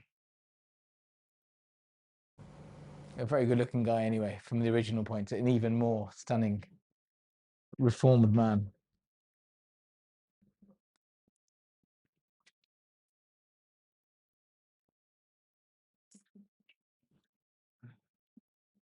Nora? Is Nick staying for 2 weeks? Jennifer, Nick is staying for 2 weeks. Θέλω να He'll be πάρεις τα eating all σακουλάκια of αυτά that τα beautiful αναισθητικά, feta, and we hope that you παυσίπονα, will join soon as well if you want to. multitask. But we'll be running lots of lives and discussions. Nick's going to be around, Έχει and as you can see, σακουλάκια he's που in λέγονται good okitask. health. He's a very resilient guy. He's very stoical, very strong, and Πάμε. will be Είναι ένα present πράσινο at κουτάκι που λέγεται Multitask. you know, and available to discuss procedures, Ωραία. surgeries, whatever it might be. So Θέλω water for if you're injection someone who κάπως. is Να wanting το to βάλω. ask more questions, we are going to speak, I Μου think, δίνεις hopefully entry this 4. evening, but definitely tomorrow we'll have a live. We'll make it at a time that everyone can be 4. Okay. present. Τώρα θέλω μπροστά. You know, feel free to store up questions for us. You'll see Nick in real time and see how he's doing. So it's really exciting time, and you know, thank you all for joining and for asking such wonderful questions that have helped to inform everyone in this group. You know, all of us are sort of learning and developing and relearning and. Μπράβο. Ναι. Το κοντό. Sorry? Να το διαλύσουμε. Okay, cool. Όχι, Yeah, θα I'll το have a βάλουμε look. μέσα στο στόμα του Νίκ Α, ωραία. και θα του ρίξουμε λίγο ρο εμείς με σίρικα.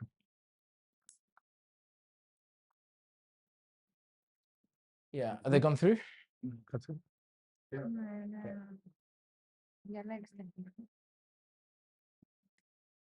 Απλά τώρα μου θέλω και μια καθαρή σύριγγα με μια ροζ βελονίτσα.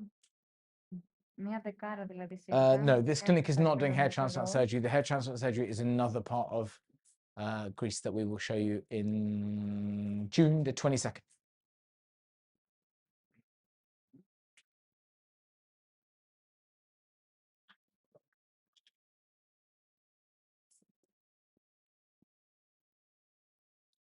Θα μπορούσες να στρίψεις ένα τσίκ τώρα προς τα δεξιά.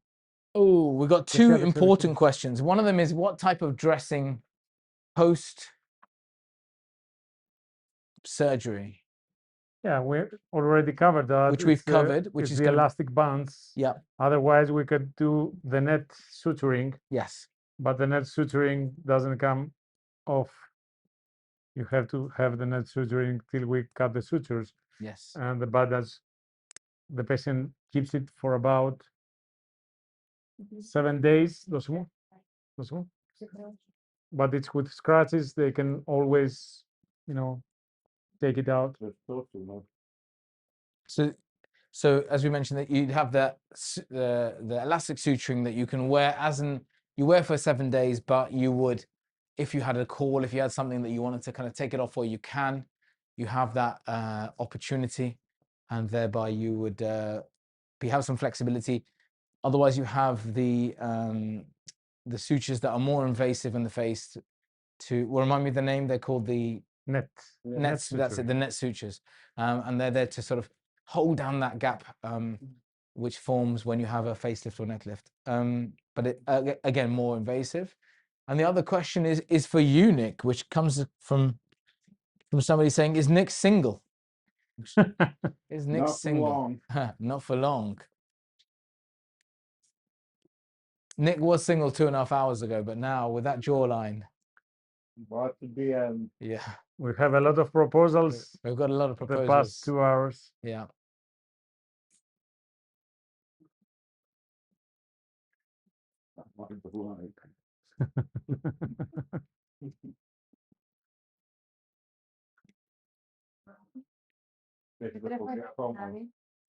Όχι. Looks like this is a clinic for lifting jawlines and finding Δεν το love. πεις, sorry. Αυτό.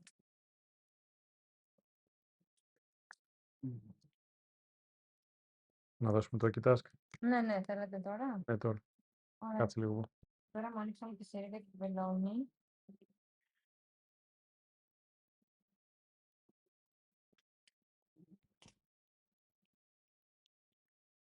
Τι κίνηση θα κάνει, θα κυκλοθεί, γιατί έχει το συνεχίζαμε πάνω του. Σαν πες. Για αυτό το συνεχίζαμε πάνω του. Τι κίνηση πρέπει να κάνει, κυκλοθεί τελείω. Όχι. Θα το βάλουμε στο στόμα. Θα το δώσουμε λίγο να είναι. Όχι.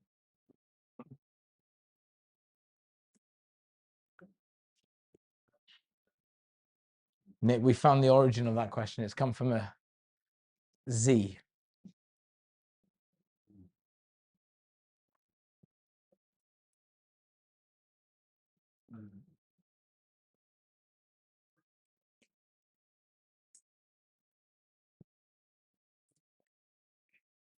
Μπράβο.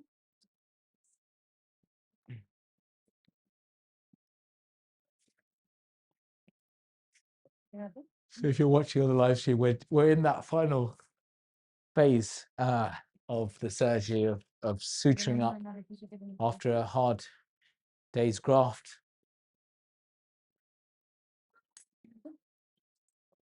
And again, whilst we've done some really clever things, Dr. Kostakis and Dr. Diamantis has done some really clever things to lift the submandibular glands to avoid extra skin accumulation and wrinkling by having a smazectomy. This part now is also really important. The sutures and the stitching. We had a discussion about it for 15-20 minutes about how best to approach it, because ultimately you've had the lift, you're looking good, you're feeling great, and you want that surgical scar to not be so evident or so prominent. And this is again where the artistry lies.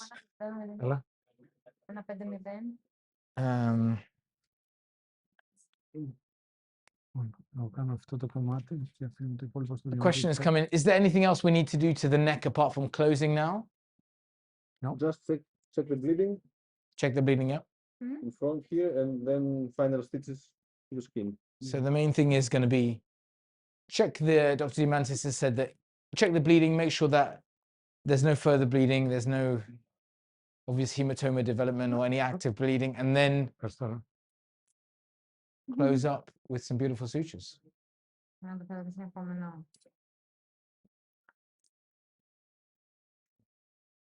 And I'd say that, in this camera angle, you can see right in the middle of the two surgeons is Theodora, who didn't want to be on camera, but is now right in the middle. So I'd like you all to just take a moment to stare at her, just so she feels very aware that you're looking at her. Yeah, she pushed me in order to come. Yeah.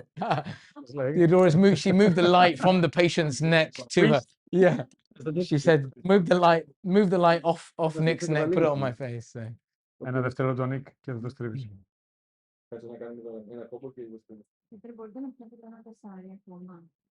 Cindy Hall, I've answered your question. No, we're going to have a look for bleeding and see, and then close up. Cindy, what kind of doctor are you? I'd love to know more about it. It's interesting that you are a fellow colleague, so we're always interested to learn more about you. Please feel free to share your expertise in the group if you want to. We'd lovely to hear from you.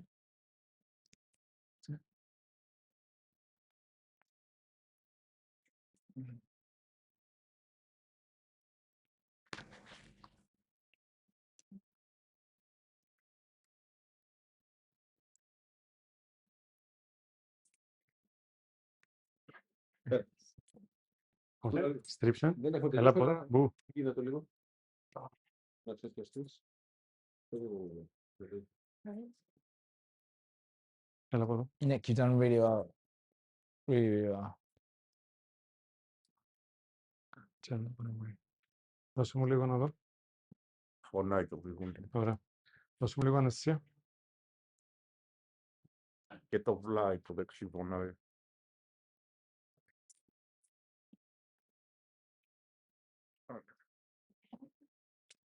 Εγώ θέλω ένα ψαλιδάκι εδώ. Ψαλιδάκι, το βάζει.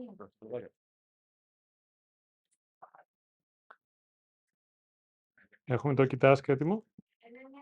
Η σύριγγα με το watcher είναι εκεί δίπλα σας. Αν είναι η σύριγγα με το watcher.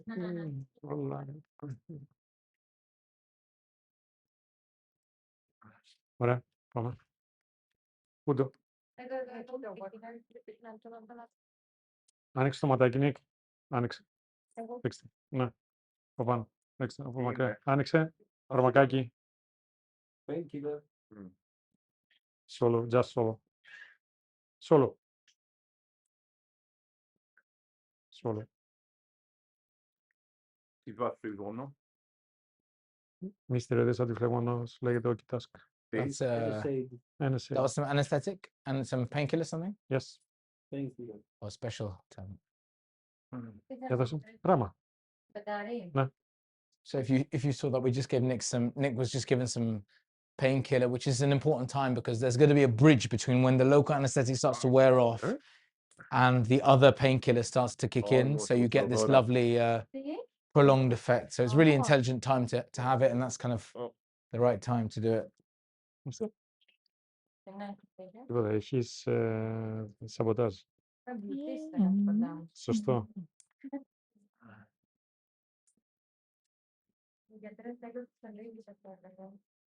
Μάλιστα.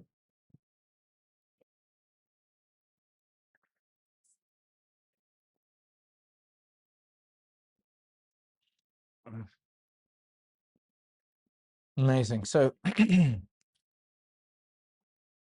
as we mentioned, you know, the link is live for booking, which is fine. I think most importantly, what we wanted here was for you to understand the process, you know, start to finish. And I hope we've explained it as well as we can. I hope we've gone through the full surgical process with you, understanding of what it would be like to fly to this country, land. You find we recommend accommodations that you can stay in near the clinic.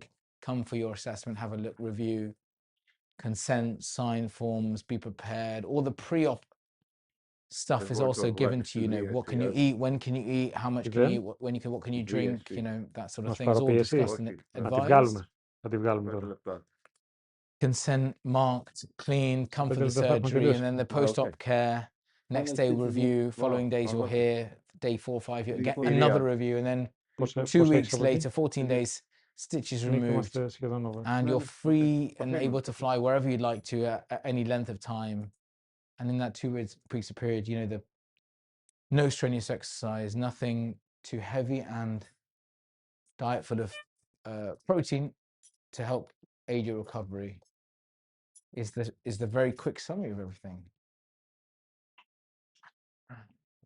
You can see that the final part is being stitched up, and it's quite amazing that Nick's been awake throughout the whole of this. He's been very aware of it and been very present and yet very calm and relaxed. So testament to the skill of the team.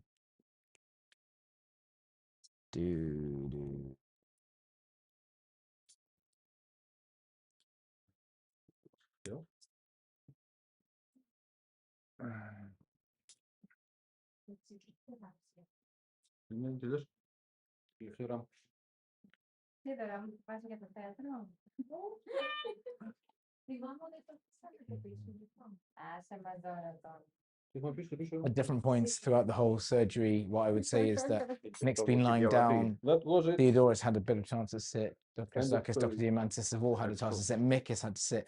Only I have stood throughout the whole surgery, and I want you to all remember that. Well done, And Nick. just think about the opportunity to see me constantly standing. A lot of swelling now. 3 hours. You're going to be so swollen. Yeah. Yeah, absolutely. Nick, take your time. No rush. We've sutured Nick up. He's ready.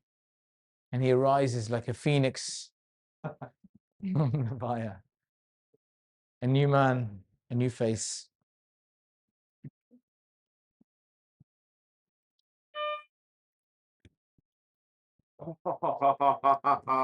Freedom. Oh, my shoulder. That's the worst part. It's hard, isn't it? Yeah. My fucking shoulder. Oh. So this is a camera, audio, or? Yeah, it's just oh shit. Oh my god. Nick, how are you feeling? Nick, this is you live. So we've come straight to you. My shoulder was stuck. That was the worst part. Of course, yeah. So, sorry about that. So try to give a kiss. Okay, try to smile. Okay, you can see this one here. yeah, It's not affected because of the Same. surgery. It's It's the affected anesthetic. because of the anesthesia, because this part was anesthetized second. Okay, Is that affected by the surgery? close the eyes, lift your eyebrows. So here on this part we don't have no issues. Yeah. any issues. On Hi, this, guys. on this part it's just the anesthesia, Yeah. and you're going to check. Amazing. 2026. Amazing. Fantastic. Dr. Chrisakis has done the op. Here's the team. Oh, dear The God. Mantis is just Oh, tidying up. You know me. I've been with you the whole time. There's our team. So that's Nick So Here he let's is, take the doing the microphone wave off. of happiness. Amazing. And we're going to wrap up now. This is kind of a gruesome scene. Yeah, we'll pull you out. We'll let Nick get back in and assemble it. Or should we keep it on? Let's keep it on.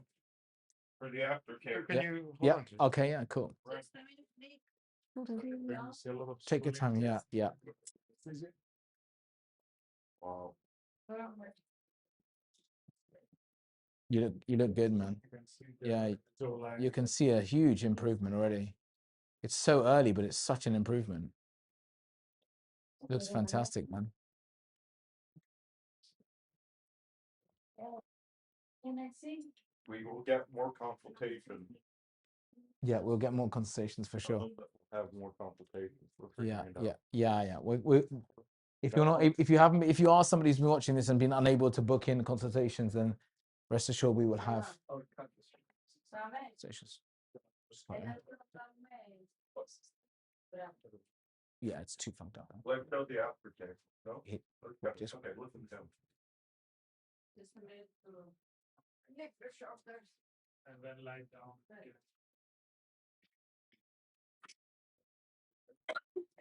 And the other ear. English. Yes. So we just finished 4-hour